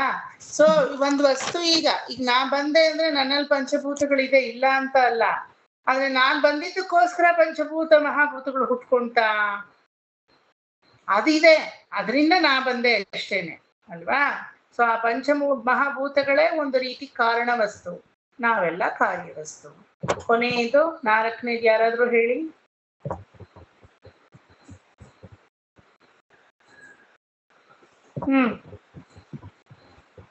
ರೇಖಾ ಅವರ ಅನ್ಮ್ಯೂಟ್ ಮಾಡ್ಕೊಂಡು ಹೇಳಿ. ಅನ್ವಯ ಮತ್ತು ವ್ಯತಿರೇಕ. ಅನ್ವಯ ಅಂದ್ರೆ ಏನು, ವ್ಯತಿರೇಕವೆಂದ್ರೆ ಏನು? ಎಲ್ಲಾ ಕಾರ್ಯ ವಸ್ತುವಿನಲ್ಲಿ ಕಾರಣದ ಇರುವಿಕೆ ಇದೆ ಅನ್ನೋದೇ ಅನ್ವಯ. ಎಲ್ಲ ವಸ್ತುವಿನಲ್ಲಿ ಕಾರಣ ಇದ್ದರೂ ಆ ಕಾರ್ಯದಲ್ಲಿ ಯಾವುದೇ ವಿಕಾರತೆ ಉಂಟಾದ್ರೂ ಕಾರಣಕ್ಕೆ ಯಾವುದೇ ರೀತಿ ದೋಷನೂ ಆಗಲ್ಲ. ಅದು ನಿತ್ಯವಾಗಿ ಸತ್ಯವಾಗಿರುತ್ತೆ, ಯಾವುದೇ ಬಂಧನಕ್ಕೂ ಕಾರಣ ಒಳಗಾಗಲ್ಲ. ಅನ್ನೋದು ವ್ಯತಿರೇಕ. ಗೊತ್ತಾಯ್ತಾ ಎಲ್ರಿಗೂ? ಯಾವುದೇ ಚೇಂಜಸ್ ಕಾರ್ಯದಲ್ಲಾದ್ರೂ ಆ ಚೇಂಜಸ್ ಆ ಕಾರಣಕ್ಕೆ ಯಾವ ರೀತಿನೂ ಬಾಧಿಸಲ್ಲ. ಆದ್ರೆ ಕಾರಣವಾಗಿಯೇ ಇದ್ರು ಕಾರ್ಯದಲ್ಲಿ ಚೇಂಜಸ್ ಉಂಟಾದ್ರೆ ಕಾರಣಕ್ಕೆ ಎಫೆಕ್ಟ್ ಇಲ್ಲ, ಕಾರ್ಯಕ್ಕೆ ಮಾತ್ರ ಅದರ ಲೋಪದೋಷಗಳು, ಅದರ ಎಫೆಕ್ಟು ಎಲ್ಲ. ನಾನು ಪಾಪಕರ್ಮ ಮಾಡಿದ್ರೆ ಪರಮಾತ್ಮನಿಗೆ ಹೋಗಿ ಪಾಪ ಅಂಟ್ಕೊಳುತ್ತಾ? ನಾನು ಪುಣ್ಯಕರ್ಮ ಮಾಡಿದ್ರೆ ನನ್ನ ಪುಣ್ಯ ಪರಮಾತ್ಮನಿಗೆ ಹೋಗಿ ಅಂಟ್ಕೊಳುತ್ತಾ? ಪರಮಾತ್ಮನಿಂದಾನೇ ಬಂದವನು ನಾನು, ಆದ್ರೆ ಪರಮಾತ್ಮನ್ಗೆ ಏನಾದ್ರೂ ಅದರಿಂದ ಎಫೆಕ್ಟ್ ಇದೆಯಾ? ಇಲ್ಲ ಅಲ್ವಾ? ಅವನು ಪರಂಜ್ಯೋತಿ ತತ್ವವಾಗೇ ಇರ್ತಾನೆ. ಅದರಿಂದ ಬಂದಿರೋ ಪರಂಜ್ಯೋತಿ ತತ್ವ ನನ್ನಲ್ಲೂ ಇದೆ, ನಿಮ್ಮಲ್ಲೂ ಇದೆ. ಆದ್ರೆ ನಾವು ಪಾಪ ಪುಣ್ಯಾದಿಗಳನ್ನ ಮಾಡಿದ್ರೆ ಅದು ನಮಗ್ ಮಾತ್ರ ಮೀಸಲಾಗಿ ಇರುತ್ತೆ. ಅರ್ಥ ಆಯ್ತಾ? ಎಲ್ಲ ಚೆನ್ನಾಗಿ ಕಾನ್ಸೆಪ್ಟ್ ಸರಿಯಾಗಿ ಕೂತಿದೆ ಅಂತ ಅರ್ಥ ಮಾಡ್ಕೊಂಡಿದ್ದೀರ ಅಂತ ಅನ್ಕೊಂಡಿದೀನಿ. ಯಾರಿಗಾದ್ರೂ ಎನಿ ಡೌಟ್? ಈಗ ಇನ್ನೊಂದ್ಸಲ ಹೇಳಿ. ಮಾಯೆ ಅನ್ನೋದು ವಿಕ್ಷೇಪ ಮತ್ತು ಆವರಣ. ಈಗ ಯಶೋಧ ಮಾಮಿ ನೀವು ನನಗೆ ಹೇಳ್ತೀರಾ ತುಂಬಾ ಹೊಟ್ಟೆ ಹಸುವು ಅಂತ, ಆಯ್ತಾ? ನಾನು ನಿಮಗೆ ತಕ್ಷಣ ಕೇಳ್ತೀನಿ, ನಿಮಗ ಹಸುವ ನಿಮ್ಮ ಆತ್ಮಕ್ ಹಸುವ ಅಂತ, ಆಯ್ತಾ? ನೀವೇನಂತ ಹೇಳ್ತೀರಾ? ನನಗ ಹಸು ಅಂತ. ನಮಗೆ ಅಂತ ಹೇಳ್ತೀವಿ. ನಿಮಗೆ ಅನ್ನೋದು ಯಾವುದನ್ನ ಕೂರಿಸಿ ಹೇಳ್ತೀರಾ? ಶರೀರವನ್ನ ಆತ್ಮವನ್ನ? ಶರೀರವನ್ನ ಕೂರಿಸಿ ಹೇಳ್ಬೇಕಾದ್ರೆ ಯಾವ ತರ ಹೇಳ್ಬೇಕು ನೀವು? ನನ್ನ ಆತ್ಮಕ್ಕೆ ಹಸುವಿಲ್ಲ, ನನ್ನ ಶರೀರದ ಹೊಟ್ಟೆ ಭಾಗ ಇದೆಯಲ್ಲ ಅದಕ್ಕೆ ಹಸುವಾಗಿದೆ ಅನ್ಬೇಕು. ಆತರ ಮಾತಾಡಿದ್ರೆ ಯಾರಾದ್ರೂ ಅದನ್ನ ಸ್ವೀಕರಿಸ್ತಾರ? ಸ್ವೀಕರಿಸಲ್ಲ. ಅಂಡಾಳ್ ಮಾಮಿ ನೀವ್ ಹೇಳ್ತೀರಾ ನನಗೆ ಯಾವ ನೆಗಡಿನೂ ಇಲ್ಲ, ನನ್ನ ಶರೀರದಲ್ಲಿ ಒಂದು ಮೂಗು ಅನ್ನೋ ಪ್ರದೇಶ ಇದೆಯಲ್ಲ ಆ ಮೂಗಿಗೆ ನೆಗಡಿ ಬಂದಿದೆ ಅಂತೀರಾ, ಆಯ್ತಾ? ಈಗ ನಿಮ್ಮ ಶರೀರದ ಒಳಗಡೆ ಆತ್ಮ ಇಲ್ದಿದ್ರೆ ನಿಮ್ಗೆ ಆ ಹಸುವು ಗೊತ್ತಾಗಲ್ಲ, ಆ ನೆಗಡಿನೂ ಗೊತ್ತಾಗಲ್ಲ ಅಲ್ವಾ? ಆದ್ರೆ ಆತ್ಮ ಇಲ್ಲದೆ ಇರೋ ಶರೀರಕ್ಕೆ ನೆಗಡಿನೂ ಗೊತ್ತಾಗಲ್ಲ, ಹಸುವು ಗೊತ್ತಾಗಲ್ಲ. ಆತ್ಮ ಇರೋ ಶರೀರಕ್ಕೆ ನೆಗಡಿ ಬರುತ್ತೆ, ಹಸುವು ಗೊತ್ತಾಗುತ್ತೆ ಅಂದ್ರೆ ಅದು ಆತ್ಮನಿಂದ ಗೊತ್ತಾಗುತ್ತೆ. ಆದ್ರೆ ಅದರಿಂದ ಆತ್ಮಕ್ಕೆ ಏನು ಎಫೆಕ್ಟ್ ಇಲ್ಲ, ಅದು ತನ್ನಷ್ಟಕ್ಕೆ ತಾನೇ ಇರುತ್ತೆ, ಆಯ್ತಾ? ಆದ್ರೆ ಆತ್ಮ ಸ್ವರೂಪದಿಂದ ನಾ ಮಾತಾಡ್ತೀನಿ ಅಂದ್ರೆ ಜಗತ್ತು ಒಪ್ಕೊಳ್ಳುತ್ತಾ? ದೇಹ ಅನ್ನೋದು ಮಾಯೆ ಅಂತ ಆಯ್ತು. ಆ ದೇಹ ಅನ್ನೋ ಹೊದಿಕೆ ಆತ್ಮ ಅನ್ನೋ ಸತ್ಯವನ್ನ ಹಿಂಗ್ ಬಂದು ಮುಚ್ಚುತ್ತೆ, ಆಯ್ತಾ? ಆತ್ಮ ಅನ್ನೋ ಈ ಒಂದು ಸತ್ಯ ಸಾರಾಂಶವನ್ನ ಹಿಂಗ್ ಬಂದು ದೇಹ ಮುಚ್ಚಿದಾಗ ಈ ದೇಹ ಅನ್ನೋದೇ ನಿಜ ಆಗೋಗುತ್ತೆ, ಒಳಗಡೆ ಆತ್ಮ ಅನ್ನೋದು ಸುಳ್ಳಾಗೋಗುತ್ತೆ, ಆಯ್ತಾ? ಆತ್ಮವತ್ತಾಗಿ ನೀವು ಮಾತಾಡಲ್ಲ, ಅವಾಗ ದೇಹದಿಂದಲೇ ವರ್ತಿಸಿ ದೇಹದಿಂದಲೇ ಮಾತಾಡ್ತೀವಿ. ನನಗ ಹಸುವು ಮತ್ತೆ ನನಗ್ ಮೂಗಿನಲ್ಲಿ ಸೋರ್ತಾ ಇದೆ ನೆಗಡಿ ಅಂದ್ರೆ ದೇಹದಿಂದಲೇ ನೀವು ವ್ಯವಹರಿಸ್ತಾ ಇರೋದು. ತಕ್ಷಣ ಯಶೋಧ ಮಾಮಿ ನಿಮ್ಮ ಆತ್ಮಕ್ಕೆ ಹಸುವ, ಅಂಡಾಳ್ ಮಾಮಿ ನಿಮ್ಮ ಆತ್ಮಕ್ಕೆ ನೆಗಡಿನ? ಆತ್ಮಕ್ಕದೆಲ್ಲ ಏನೂ ಇಲ್ಲ. ಆದ್ರೆ ದೇಹಕ್ಕೆ ನೆಗಡಿ ಆಗಿರೋದು, ದೇಹಕ್ಕೆ ಹಸುವಾಗಿರೋದು ಆತ್ಮನೇ ತೋರಿಸ್ಕೊಡೋದು. ಆತ್ಮ ಇಲ್ಲ ಅಂದ್ರೆ ಎಲ್ಲಿಂದ ತೋರೋದು? ಹೆಣಕ್ ಹೋಗಿ ನೆಗಡಿ ಆಗಿದ್ಯಾ ನೋಡ್ತೀರಾ? ಹೆಣಕ್ ಪಾಪ ಹಸುವು ಅಂತ ನೋಡ್ತೀರಾ? ಇಲ್ಲ, ನೋಡಲ್ಲ. ಆತ್ಮ ಇದ್ರೇನೆ, ಚೈತನ್ಯ ಇದ್ರೇನೆ ಅದೆಲ್ಲ ಆಗೋದು.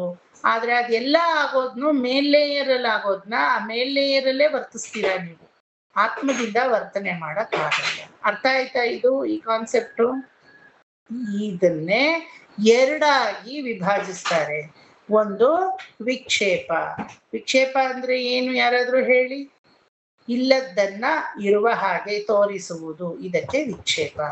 ಯಾವ್ದು ಇಲ್ವೋ ಅದು ಇದೆ ಇದೆ ಇದೆ ಇದೆ ಅಂತ ತೋರಿಸುತ್ತೆ ಅಲ್ವಾ? ಯಾವ್ದಿಲ್ಲ, ಆತ್ಮ ನಿತ್ಯವಾಗಿದೆ, ಶರೀರ ನಿತ್ಯ ಅಲ್ಲ, ಅನಿತ್ಯ ಅದು.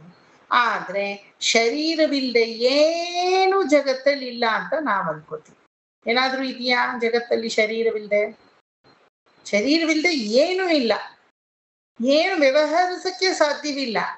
ಒಂದು ಮರ, table, chair, pen, book, non living ಥಿಂಗ್ಸ್ಗೂ ಶರೀರ ಬೇಕು ಅಲ್ವಾ? ಶರೀರ ಇಲ್ಲದೆ ವರ್ತಿಸಕ್ಕಾಗತ್ತಾ? ಇಲ್ಲ. ಅದನ್ನೇ ವಿಕ್ಷೇಪ ಅಂತ ಕರೆಯೋದು. ಶರೀರ ಇಲ್ಲದೆ ಯಾವುದೂ ಇಲ್ಲ, ಆದ್ರೆ ಶರೀರವೇ ಎಲ್ಲ ಅಂತ ಅಲ್ಲ.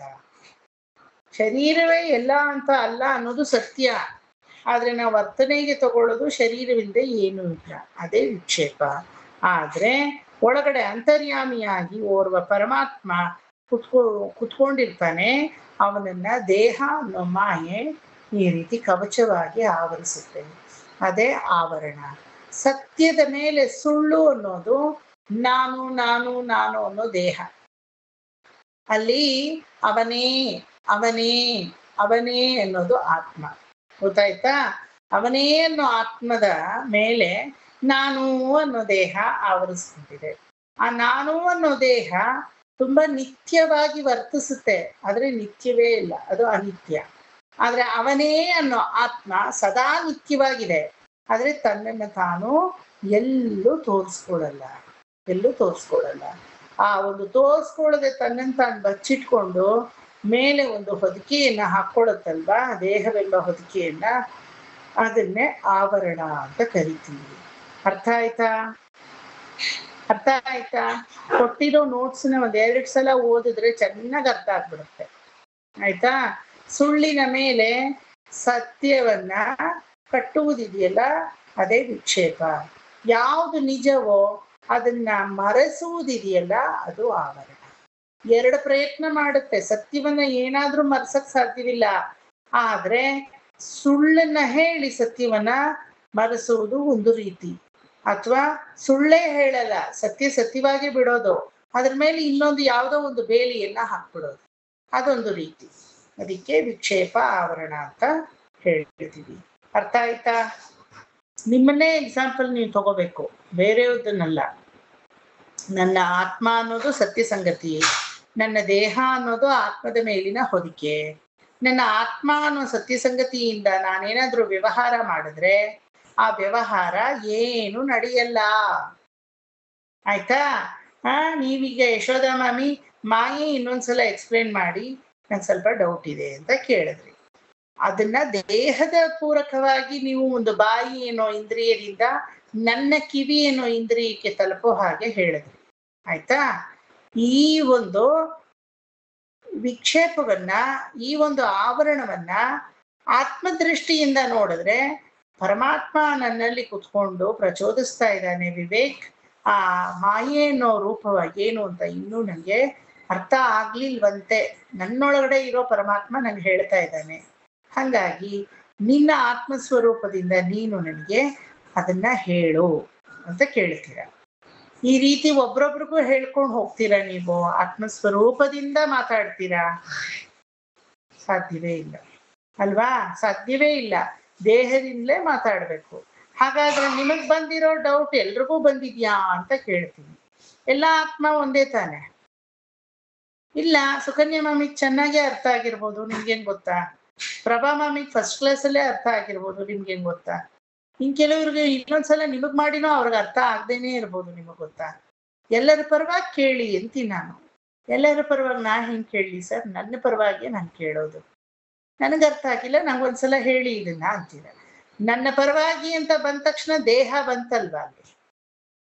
ನಾನು ಆತ್ಮವತ್ತಾಗಿ ನಂಗೆ ಪ್ರಭಾ ಆಂಟಿನೂ ಒಂದೇ, ಆಂಡಾಳ್ ಮಾಮಿನೂ ಒಂದೇ, ಯಶೋಧಾ ಮಾಮಿನೂ ಒಂದೇ.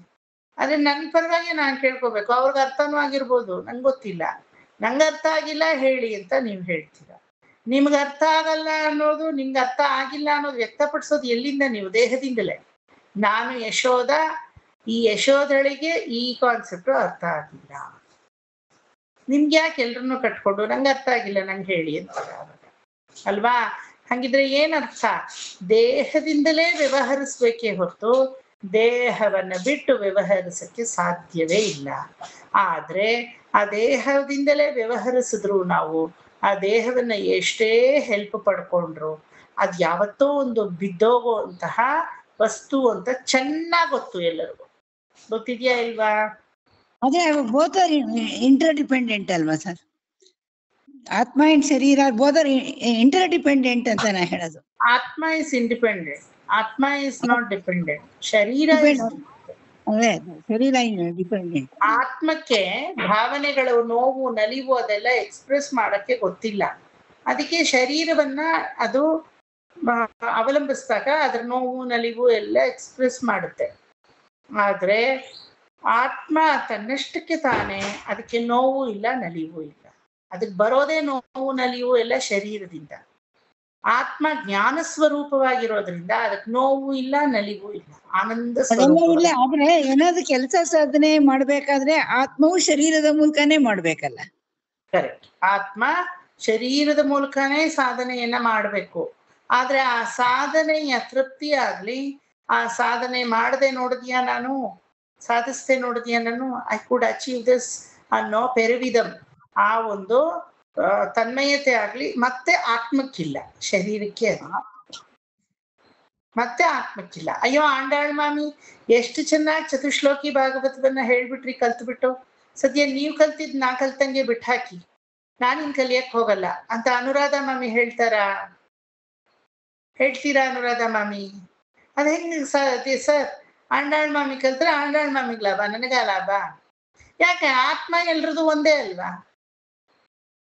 ಆಂಡಾಳ್ ಮಾಮಿ ಕಲ್ತಿದ್ದು ನಾನೇ ಕಲ್ತಂಗೆ ಅನ್ಕೊಡಿ. ಇಲ್ಲ ಸರ್, ನಾ ಮತ್ತೆ ಸುಳ್ಳಿನಲ್ಲೇ ಹೋಗಿ ನಿಲ್ತೀನಿ. ಯಾವ್ದು ಸುಳ್ಳು? ಶರೀರ ಅನ್ನೋದು ಸುಳ್ಳು. ಅವ್ರು ಬೇರೆ, ನಾನ್ ಬೇರೆ. ಅವ್ರು ಕಲ್ತಂಗೆ ನಾನ್ ಕಲ್ತ್ರೆ ಅಲ್ವಾ? ಅವ್ರು ಕಲ್ತ್ರೆ ಅವ್ರ ಕಲ್ತಂಗೆ, ನಾನ್ ಕಲ್ತ್ರೆ ನಾನ್ ಕಲ್ತಂಗೆ. ನಾನ್ ಕಲೀಲಿಲ್ಲ ಅಂದ್ರೆ ನನಗ್ ಲಾಸ್ ಅಷ್ಟೇ ಅಂತೀರ. ಅದನ್ನ ಶರೀರದಿಂದಲೇ ಮತ್ತೆ ವರ್ತಿಸ್ತೀರ, ಆತ್ಮದಿಂದ ವರ್ತಿಸಕ್ಕೆ ಆಗಲ್ಲ. ಆದ್ರೆ ನೋಡಕ್ಕೆ ಇನ್ಸಪರಬಲ್, ನೋಡಕ್ಕೆ ಸಪರಬಲ್. ಆದ್ರೆ ಅದು ಹೆಂಗ್ ಹೇಳೋದು ಅಂದ್ರೆ, ನೋಡೋರ್ಗೆ ಆತ್ಮ ಮತ್ತೆ ಶರೀರ ಎರಡು ಬೇಕೇ ಬೇಕು. ಆದ್ರೆ ಶರೀರ ಇಲ್ಲದೆ ಆತ್ಮ ಕೆಲಸ ಮಾಡಲ್ಲ. ಶರೀರ ಹೊಟ್ಟೋಗ್ಬಿಟ್ರೆ ಆತ್ಮಗೆ ಏನು ಕೆಲಸ ಎಲ್ಲ ಹೊಟ್ಟೋಗುತ್ತೆ. ಅದನ್ನ ಹೋಗೋದೇ ಇಲ್ಲ. ಆತ್ಮ ಹೋಗೋವರೆಗೂ ಶರೀರ ಹೋಗಲ್ಲ. ಆತ್ಮ ಹೋಗೋವರೆಗೂ ಶರೀರ ಹೋಗಲ್ಲ, ಗೊತ್ತು. ಆತ್ಮ ಶರೀರ ಬಿದ್ದೋದ್ರೆ ಆತ್ಮ ಆತ್ಮ ಹೊಟ್ಟೋದ್ರೆ ಶರೀರ ಬಿದ್ದೋಗುತ್ತೆ. ಆದ್ರೆ ಶರೀರದಲ್ಲಾಗುವ ನೋವು ಬಾಧೆಗಳು ಆತ್ಮವನ್ನ ಯಾವ ರೀತಿಯಲ್ಲೂ ಎಫೆಕ್ಟ್ ಮಾಡಲ್ಲ. ನನಗ್ ಕಾಲ್ ನೋವು ಅಂದ್ರೆ ಆತ್ಮಕ್ ಕಾಲ್ ನೋವಲ್ಲ, ಅದಕ್ಕೆ ಕಾಲಿದ್ರೆ ತಾನೆ ಕಾಲ್ ನೋವು ಅಲ್ವಾ? ನನಗೆ ಯಾವ್ದೋ ವ್ಯಾಧಿ ಅಂದ್ರೆ ಆತ್ಮಕ್ ವ್ಯಾಧಿನ? ಯಾರಿಗೋ ಕ್ಯಾನ್ಸರ್ ಬಂದಿದೆ ಅಂದ್ರೆ ದೇಹಕ್ಕೆ ಕ್ಯಾನ್ಸರ್, ಆತ್ಮಕ್ಕ ಕ್ಯಾನ್ಸರ್ ಬಂದಿದೆ. ಅದು ನಿಷ್ಕಳಂಕೋ ನಿರಂಕಾರೋ ಮತ್ ನಿರ್ವಿಕಲ್ಪೋ ನಿರ್ಗುಣೋ ನಿತ್ಯ ತೃಪ್ತೋ ಅದ್ರ ಪಾಡಗದಿರುತ್ತೆ ಅಲ್ವಾ? ಆತ್ಮ ಸ್ವರೂಪ ಅನ್ನೋದು ನಿಜ, ದೇಹ ಸ್ವರೂಪ ಅನ್ನೋದು ಮಿಥ್ಯ. ಸತ್ಯ ಆತ್ಮಸ್ವರೂಪ. ಆ ಸತ್ಯವನ್ನ ನಾನು ತೆಗೆದಿಡ್ತೀನಿ ಅಂದ್ರೆ ಯಾರಿಗೂ ಸಾಧ್ಯವಿಲ್ಲ. ಮಿಥ್ಯದ ಹೊದಿಕೆಯ ಕೆಳಗಡೆನೆ ಸತ್ಯ ಬಚ್ಚಿಟ್ಕೊಂಡಿರುತ್ತೆ. ಆದ್ರೆ ಜಡ ಭರತನ್ ಲೆವೆಲ್ಗೆ ಹೋದ್ರೆ ಆಗುತ್ತೆ ತಿಳ್ಕೊಳಕ್ಕೆ. ಜಡ ಭರತನ್ ಲೆವೆಲ್ ಆಗ್ಬೇಕು. ಜಡಭರತ ರಹುಗಣ ಅವರಿಬ್ರು ಕಾನ್ವರ್ಸೇಷನ್ ಹಿಂಗೆ ಇರುತ್ತೆ. ಅಜಾಮಿಳೋಪಾಖ್ಯಾನ ಆದ್ಮೇಲೆ ನಾನ್ ನಿಮ್ಗೆ ಅದನ್ನ ತಗೋತೀನಿ, ಜಡಭರತ ರಹುಗಣ ಉಪಾಖ್ಯಾನ. ಆಯ್ತಾ? ಒಟ್ನಲ್ಲಿ ಈ ಒಂದು ನಿಟ್ಟಿನಲ್ಲಿ ನೀವು ವಿಕ್ಷೇಪ ಅಂದ್ರೆ ಇಷ್ಟೇ ತಿಳ್ಕೋಬೇಕು, ಸತ್ಯದ ತಲೆ ಮೇಲೆ ಹೊಡೆದಂಗೆ ಸುಳ್ಳು ಸತ್ಯವನ್ನೇ ಸಾಬೀತು ಮಾಡುತ್ತೆ. ನೀನು ಆತ್ಮನಲ್ಲ, ನೀನು ಬರೀ ಯಶೋಧ. ನೀನು ಆತ್ಮನಲ್ಲ, ನೀನು ಬರೀ ಆಂಡಾಳ್ ಅಂತ ಅದು ಸಾಬೀತು ಮಾಡುತ್ತೆ. ನಮ್ಗೆ ಅನ್ಸ್ಬಿಡುತ್ತೆ, ಹೌದಲ್ವಾ, ನಾ ಆತ್ಮ ಅಲ್ಲ ಅಲ್ವಾ, ನಾ ಬರೀ ಯಶೋಧ ಅಲ್ವಾ? ಯಾಕಂದ್ರೆ ನನ್ನ ಧ್ವನಿ ಒಂಥರ ಇದೆ, ನನ್ನ ಹೇರ್ ಸ್ಟೈಲ್ ಒಂಥರ ಇದೆ, ನನ್ನದೇ ಆದಂತಹ ಎಂಟಿಟಿ ಇದೆ, ನನ್ನದೇ ಆದಂತಹ ಸ್ವಭಾವ ಇದೆ, ನನ್ನದೇ ಆದಂತಹ ನೋವು ನಲಿವುಗಳೆಲ್ಲ ಇದೆ ಅಂತ. ಆದ್ರೆ ಸತ್ಯವನ್ನ ತಿರುಗಿ ನೋಡ್ಬೇಕಾದ್ರೆ ಕ್ವಶನ್ ಹಾಕೋಬೇಕು, ಇದೆಲ್ಲ ಇದೆ ಸರಿ, ಆದ್ರೆ ಯಾವ್ದ್ರಿಂದ ಇದೆಲ್ಲ ಇದೆ? ದೇಹದಿಂದ ಇಲ್ಲ, ಆತ್ಮ ಇರೋದಕ್ಕಿದೆ. ಆತ್ಮ ಇಲ್ಲ ಅಂದ್ರೆ ಇದೆಲ್ಲ ಇಲ್ಲ. ಆದ್ರೆ ಆತ್ಮ ಎಲ್ಲಿ ಸೇರ್ಕೊಂಡಿದೆ? ದೇಹವೆಂಬ ಆವರಣದ ಒಳಗಡೆ ಸೇರ್ಕೊಂಡಿದೆ. ಆದ್ರೆ ನನಗ್ ಜ್ವರ ಬಂದ್ರೆ, ನನಗ್ ನೆಗಡಿ ಬಂದ್ರೆ ಆತ್ಮಕ್ಕೆ ನೆಗಡಿ ಬರಲ್ಲ, ಜ್ವರ ಬರಲ್ಲ, ಮುಪ್ಪು ಬರಲ್ಲ, ವಯಸ್ಸಾಗಲ್ಲ, ಇರೋ ಥರವೇ ಇರ್ತೀವಿ. ಯಾಕಂದ್ರೆ ಆತ್ಮ ಅನ್ನೋದು ಜ್ಞಾನ ಸ್ವರೂಪ, ಜ್ಞಾನಮಯ ಕೋಶ. ಬರೀ ಜ್ಞಾನದಿಂದಲೇ ಅದು ಆಗಲ್ಪಟ್ಟಿದೆಯೇ ಹೊರತು ಅದಕ್ಕೆ ಬೇರೆ ಇನ್ಯಾವ ವಸ್ತುವು ಆತ್ಮಕ್ಕೆ ಇಲ್ಲ. ಅಣುರೂಪ ಅಂತೆ, ಸುಮ್ಮನೆ ಒಂದು ಚಿಕ್ಕ ಕಿಡಿ ತರ ಇರುತ್ತಂತ ಆತ್ಮ. ಎಲ್ಲಿದೆ ಅಂದ್ರೆ ದೇಹದಾದ್ಯಂತ ವ್ಯಾಪಿಸಿರುತ್ತೆ ಅದು ಬರೀ ಒಂದ್ ಕಡೆ ಇಲ್ಲ. ಅದು ಯಾವಾಗ್ಲೂ ಅಹಂ ಬ್ರಹ್ಮಾಸ್ಮಿ ಅಹಂ ಬ್ರಹ್ಮಾಸ್ಮಿ ಅಹಂ ಬ್ರಹ್ಮಾಸ್ಮಿ ಅಹಂ ಬ್ರಹ್ಮಾಸ್ಮಿ, ನಾನು ಬ್ರಹ್ಮನಾಗಿದ್ದೀನಿ, ನಾನು ಬ್ರಹ್ಮನಾಗಿದ್ದೀನಿ, ನಾನು ಆದಿಬ್ರಹ್ಮನ ಅಡಿಯಾಳುವಾಗಿದ್ದೀನಿ ಅಂತಾನೆ ಯೋಚನೆ ಮಾಡ್ತಾ ಇರುತ್ತಂತೆ. ಅದ್ಯಾವತ್ತೂ ನಮ್ಮನ್ನ ಅಲ್ಲಗಳೆಯಲ್ಲ. ಹೇ ಶರೀರವೇ ನೀನು ತುಚ್ಛ ಅಂತ ಶರೀರವನ್ನ ಯಾವತ್ತೂ ಅದು ಬೈಯಲ್ಲ. ಆದ್ರೆ ಶರೀರದ ಒಳಗಡೆ ಅದು ಸಕಲ ಕಾರ್ಯಗಳನ್ನು ಮಾಡುತ್ತೆ. ಇದೇ ಆವರಣ ಹಾಗೂ ವಿಕ್ಷೇಪ. ಅರ್ಥ ಆಯ್ತಾ? ಅರ್ಥ ಆಯ್ತಾ? ಈಗ ನೆಕ್ಸ್ಟ್ ಚಾಪ್ಟರ್ ಹೋಗಕ್ ಮುಂಚೆ ಯಾರಿಗೇನಿದ್ರು ಕೇಳಿ. ನಂಗೆ ಪರ ಮತ್ತು ಅಪರ ಅಂತಂದ್ರಲ್ಲ ಸರ್, ಅದು ಅರ್ಥ ಆಗಿದೆ. ಪರ ಅನ್ನೋದು ಅವರನ ಅಪರನ, ಅದು ಕನ್ಫ್ಯೂಷನ್. ಪರ ಮತ್ತೆ ಅವರ. ಪರ ಅವರ. ಪರ ಅಂದ್ರೆ ಪರಾತ್ಪರವಾದಂತಹ ರೂಪ. ಪರಾತ್ಪರನ ರೂಪವನ್ನ ನಾವು ವರ್ಣಿಸಕ್ಕೆ ಸಾಧ್ಯವಿಲ್ಲ. ಸಾಧ್ಯವ ವರ್ಣಿಸಕ್ಕೆ ಪರಾತ್ಪರ ರೂಪವನ್ನ?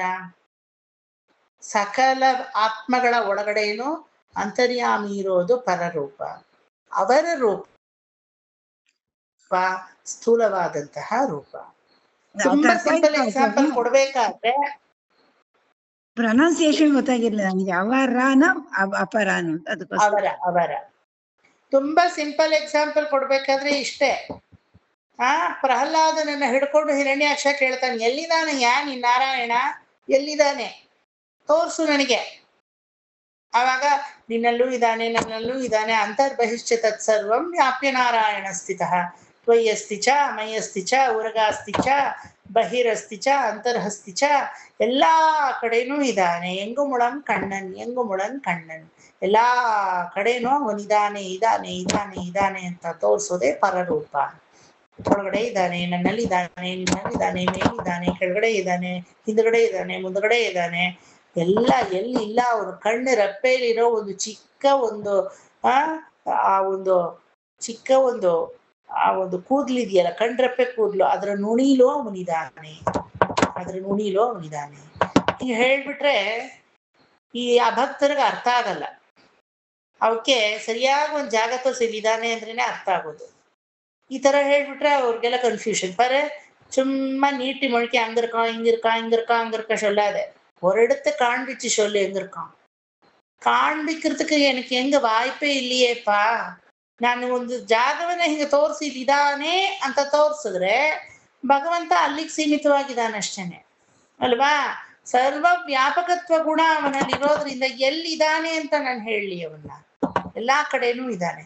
ಆದ್ರೆ ಯಾವುದರಿಂದಲೂ ಸಿಲುಕಲ್ಪಟ್ಟಿಲ್ಲ, ಅವನು ಯಾವುದರಿಂದಲೂ ವಶಿಸಲ್ಪಟ್ಟಿಲ್ಲ, ಯಾವುದರಿಂದಲೂ. ಈಗ ಈ ಒಂದು ಚಿಕ್ಕ ಪೇಪರಲ್ಲಿ ಇದ್ದಾನೆ, ಇದನ್ನು ಪರ್ರಂತ ಹರಿತೀನಿ, ಅವನು ಹರಿತಾನ, ಹರಿದೋಗ್ತಾನ? ಈ ಪೇಪರ್ನ ಹಿಡ್ಕೊಂಡು ಹರಿಯೋದಲ್ಲ, ಚಿಂದಿ ಮಾಡಿ ಇಟ್ಬಿಡ್ತೀನಿ. ಭಗವಂತ ಅದ್ರಲ್ಲಿ ಚಿಂದಿ ಆಗ್ತಾನ? ಆಗಲ್ಲ. ನೀವು ಎಷ್ಟು ಚಿಂದಿ ಮಾಡ್ತೀರೋ ಅಷ್ಟು ಚಿಂದಿಗಳಲ್ಲೂ ಅವನಿದ್ದಾನೆ ಅಲ್ವಾ. ಅದನ್ನ ಸುಟ್ಟು ಹಾಕಿದ್ರೆ ಆ ಬೂದಿಲ್ ಅವನಿದ್ದಾನೆ. ಅವನ್ ಸುಟ್ಟು ಹೋದ್ನ? ಪೇಪರ್ ಸುಡ್ತು, ಅವನ್ ಸುಟ್ನ? ಇಲ್ಲ. ಸುಟ್ಟು ಹಾಕುವ ಮಾಧ್ಯಮ ಬೆಂಕಿ, ಆ ಬೆಂಕಿಯಲ್ಲೂ ಅವನೇ ಇರೋದು. ಅದಕ್ಕೆ ಸೇರಿಸುವ ತಾಪ, ಆ ತಾಪದಲ್ಲೂ ಅವನೇ ಇರೋದು. ಕೊನೆಗೆ ಅದು ಆರು ಹೋಗುತ್ತಲ್ಲ, ಗಾಳಿ ಹೋಗುತ್ತೆ, ಆರುವ ಬುದ್ಧಿ, ಆ ತನ್ನಯತೆ, ಅದು ಅವನೇ. ಆರಿದ ಮೇಲೆ ಕಪ್ಪಾಗಿ ಆಶ್ ಕಾಣಿಸುತ್ತೆ ಅಲ್ವಾ, ಬೂದಿ, ಅದ್ರೆಲ್ಲ ಕಪ್ಪುತನಾನು ಅವನೇ. ಯಾವುದ್ರಲ್ಲ ಅವನಿಲ್ಲ. ಓ ಪರಮಾತ್ಮ ಈ ರೂಪದಲ್ಲಿ ಒಳ್ಳೆ ಬೂದಿ ಆಗ್ಬಿಟ್ಟ, ಅವನು ಸುಟ್ಟು ಹೋದ ಅಂತ ಏನಾದ್ರೂ ಇದೆಯಾ ಪರಮಾತ್ಮನಿಗೆ? ಎಲ್ಲದರಲ್ಲೂ ವ್ಯಾಪ್ತವಾಗಿಯೂ ಯಾವುದರಿಂದಲೂ ಅವನು ಎಫೆಕ್ಟ್ ಆಗದೆ ಇರೋನು, ಅವನೇ ಕಾರಣ ರೂಪವಾದಂತಹ ಪರಮಾತ್ಮ. ಗೊತ್ತಾಯ್ತಾ? ಯಾವುದಕ್ಕೂ ಅವನ ಎಫೆಕ್ಟು ಇರಲ್ಲ, ಆದ್ರೆ ಎಲ್ಲದರ ಒಳಗಡೆನೂ ಅವನಿರ್ತಾನೆ. ಇದು ಪರರೂಪವಾದ್ರೆ ಅವರ ರೂಪ ನಿರ್ದಿಷ್ಟವಾಗಿ ತೋರಿಸುವಂತಹ ರೂಪ. ಅವರ ರೂಪ ಎಲ್ಲಿದ್ದಾನೆ ಭಗವಂತ? ಅವರ ರೂಪದಲ್ಲಿ ಹೇಳಿ ನೋಡೋಣ.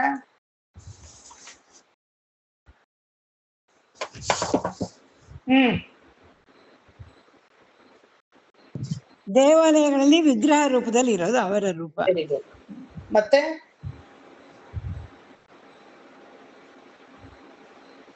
ಎಲ್ಲಿದ್ದಾನೆ ಅವರ ರೂಪದಲ್ಲಿ?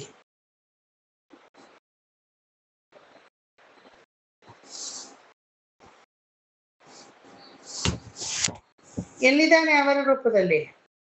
ಎಲ್ಲ ಕಡೆನೂ ಅವರ ರೂಪದಲ್ಲೇ ತಾನೆ ಸರ್ ಇರೋದು. ಎಲ್ಲಾ ವಸ್ತುಗಳು ಅವನ ರೂಪವೇ, ಅದೇ ಅವರ ರೂಪ. ನಿಮ್ಮಲ್ಲಿ ಇದ್ದಾನೆ, ನನ್ನಲ್ಲಿ ಇದ್ದಾನೆ ಅಲ್ವಾ? ಸಕಲ ವಸ್ತುಗಳಲ್ಲೂ ಅವನಿದ್ದಾನೆ. ಆ ಸರ್ವಾಂತರ್ಯಾಮಿ ಸರ್ ಅವರು ಸರ್ವಾಂತರ್ಯಾಮಿಯಾಗಿ ಇದ್ದಾನೆ. ಬರೀ ಅಂತರ್ಯಾಮಿಯಾಗಿ ಅಲ್ಲ, ಮರವಾಗಿ, ಗಿಡವಾಗಿ, ಮೀನಾಗಿ, ನೀರಾಗಿ, തീയായി നിലനായി വിശുമ്പായി കാലായി. நம்மாழ்வார் சொல்றது இல்லையா, சகலமும் அவனே ஆயிருக்கான். கடல் ஞானம் யானேயும் கொண்டே என்னும், கடல் ஞானம் யானேயும் உண்டேயும் என்னும், கடல் ஞானம் யானேயும் தோர்ந்தேனும் என்னும், கடல் ஞಾನಂ ಯಾನೇಯಂ ಪುಹುಂದೇನುಂ ಎನ್ನುಂ. ಎಲ್ಲ ತಾನೇ ಆಗಿದ್ದಾನೆ. ಸಕಲ ರೂಪವೂ ಅವನ ರೂಪವೇ ಆಗಿದೆ ಅಲ್ವಾ? ಅದು ಅವರ ರೂಪ. ನಿಮ್ಮ ರೂಪ ನೀವು ಮಾಡ್ಕೊಂಡಿರೋದಾ? ನಾನು ಇಂಥ ತಾಯಿಯಲ್ಲಿ ಗರ್ಭದಲ್ಲಿ ಹುಟ್ಟಿ ಇಂಥ ತಂದೆಗೆ ಮಗಳಾಗಿ ಇಂತಹ ರೂಪದಲ್ಲಿ ನಾನು ಇದ್ದು ಇಂಥವರನ್ನ ಕೈ ಹಿಡಿದು ಇಂಥವರಿಗೆ ಮಕ್ಕಳಾಗಿ ತಾಯಿಯಾಗಿ ಮಕ್ಕಳನ್ನ ಹಡೆದು ಇಂತಹ ಸಂಸಾರವನ್ನ ನೀಗಿಸ್ಬೇಕಿತ್ತು ಅಂತ ಹೇಳಿ ನಿಮ್ಮ ಕನಸಾಯ್ತಾ ಅಥವಾ ಅದು ತನ್ನಷ್ಟಕ್ಕೆ ತಾನೇ ಆಯ್ತಾ? ಇದೇ ಅವರ ರೂಪ.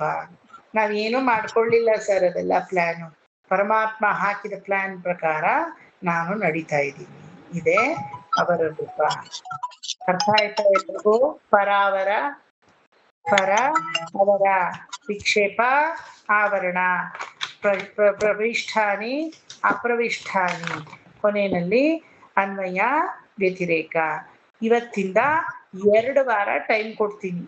2 ವಾರದ ಒಳಗಡೆ ಪೂರ್ತಿ ಚತುಶ್ಲೋಕಿ ಭಾಗವತ ಕಾನ್ಸೆಪ್ಟ್ನ ಒಬ್ಬೊಬ್ರು ಆಡಿಯೋ ಮಾಡಿ ಎಕ್ಸ್ಪ್ಲೈನ್ ಮಾಡಿ ನನಗೆ ಕಳಿಸ್ಬೇಕು. ಕಳಿಸ್ತಿದ್ರೆ ನಾನು ಮುಂದಕ್ಕೆ ಹೋಗಲ್ಲ, ಕ್ಲಾಸು ಮಾಡಲ್ಲ. ನನಗೆ ಕ್ಲಾಸ್ ಬೇಕು ಅನ್ನೋರು ಕಳಿಸಿ. ಅಯ್ಯ ಬೇಡ ಸರ್ ಸಾಕಾಯ್ತು ನಿಮ್ ಕ್ಲಾಸ್ ಅನ್ನೋರು ಕಳಿಸ್ಬೇಡಿ. ಏನ್ ಮಾಡ್ತೀರಾ? కస్తూరి మామి ఏం చెప్పేది? చాలించుకుంటే చాలా ನೋಟ್ಸ್ ಕೊಟ್ಮೇಲೆ ನೋಟ್ಸ್ ತಗೊಂಡೋಗಿದ್ದಾರೆ, ಕೊಡ್ತಾರೆ, ಆಮೇಲೆ ತಾನೆ ಅಲ್ಲ ಸರ್? ನೋಟ್ಸ್ ಕೊಟ್ಮೇಲೆ ನೀವೇನ್ ಕಳಿಸೋದಲ್ಲಿ? ನಾನೇ ನಿಮಗ್ ಕಳಿಸ್ತೀನಿ. ಅದನ್ನ ನೋಡ್ಬೋದು.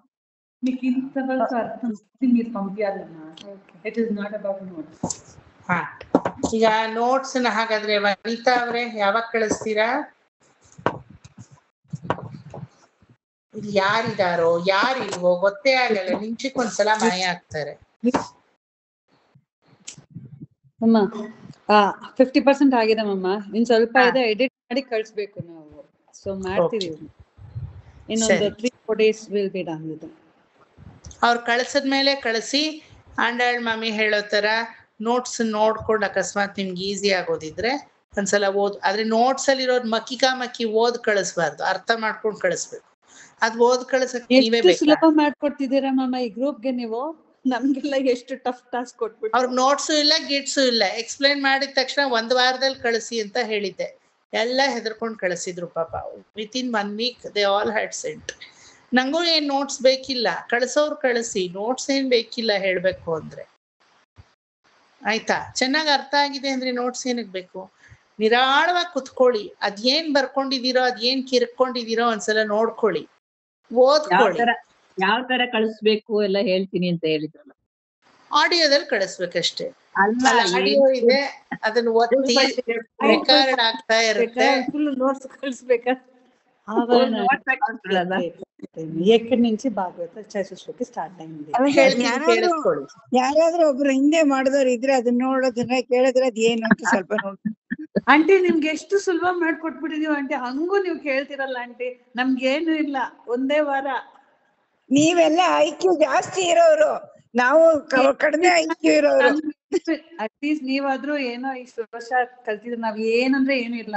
ಡೈರೆಕ್ಟ್ ಭಾಗವತಕ್ಕೆ ಬಂದು ಅದಕ್ಕೆ ಚೆನ್ನಾಗಿ ಬರ್ತಾ ಇದೆ. IQ ಎಲ್ರದ್ದು ಒಂದೇ ಇದೆ ಎಲ್ಲಾ ಬ್ಯಾಚಲ್ಲೂ, ಅದ್ರಲ್ಲಿ ಏನ್ ಮೋಸವಿಲ್ಲ. ನನ್ನ ಸ್ಟೂಡೆಂಟ್ಸ್ ಎಲ್ಲಾ ಬ್ಯಾಚಲ್ಲೂ IQ ಚೆನ್ನಾಗಿದೆ. ಬಟ್ ಅವರ ಬ್ಯಾಚಲ್ಲಿ ಏನ್ ಅಡ್ವಾಂಟೇಜ್ ಅಂದ್ರೆ ಅವರು ಹೇಳ್ಕೊಟ್ಟಿದ್ನ ಇಮ್ಮಿಡಿಯೇಟ್ ಆಗಿ ಇಂಪ್ಲಿಮೆಂಟ್ ಮಾಡ್ಕೊಳ್ಳೋ ಬ್ಯಾಚ್ ಅದು. ತಕ್ಷಣ ಹಿಡ್ಕೋತಾರ ಅವ್ರು ಅದನ್ನ, ಅಷ್ಟೇನೆ. ನೀವು ಸ್ವಲ್ಪ ತುಂಬಾ ಇರ್ಬೇಕು ಮಾಮ ಅವ್ರ ಬ್ಯಾಚ್ ಅಲ್ಲಿ. ನಾವೆಲ್ಲ ವಯಸ್ಸಾಗಿದೀವಿ, ನಮ್ಗಷ್ಟು ಜ್ಞಾಪಕ ಶಕ್ತಿ ಕಡಿಮೆ. ಅಯ್ಯೋ ನಮ್ ಬ್ಯಾಚಲ್ಲಿ ನಾನು ಒಬ್ಳೆ ಆಂಟಿ ಚಿಕ್ಕವಳು, ಇನ್ನೆಲ್ಲರೂ ಅಯ್ಯಂಗಾರ್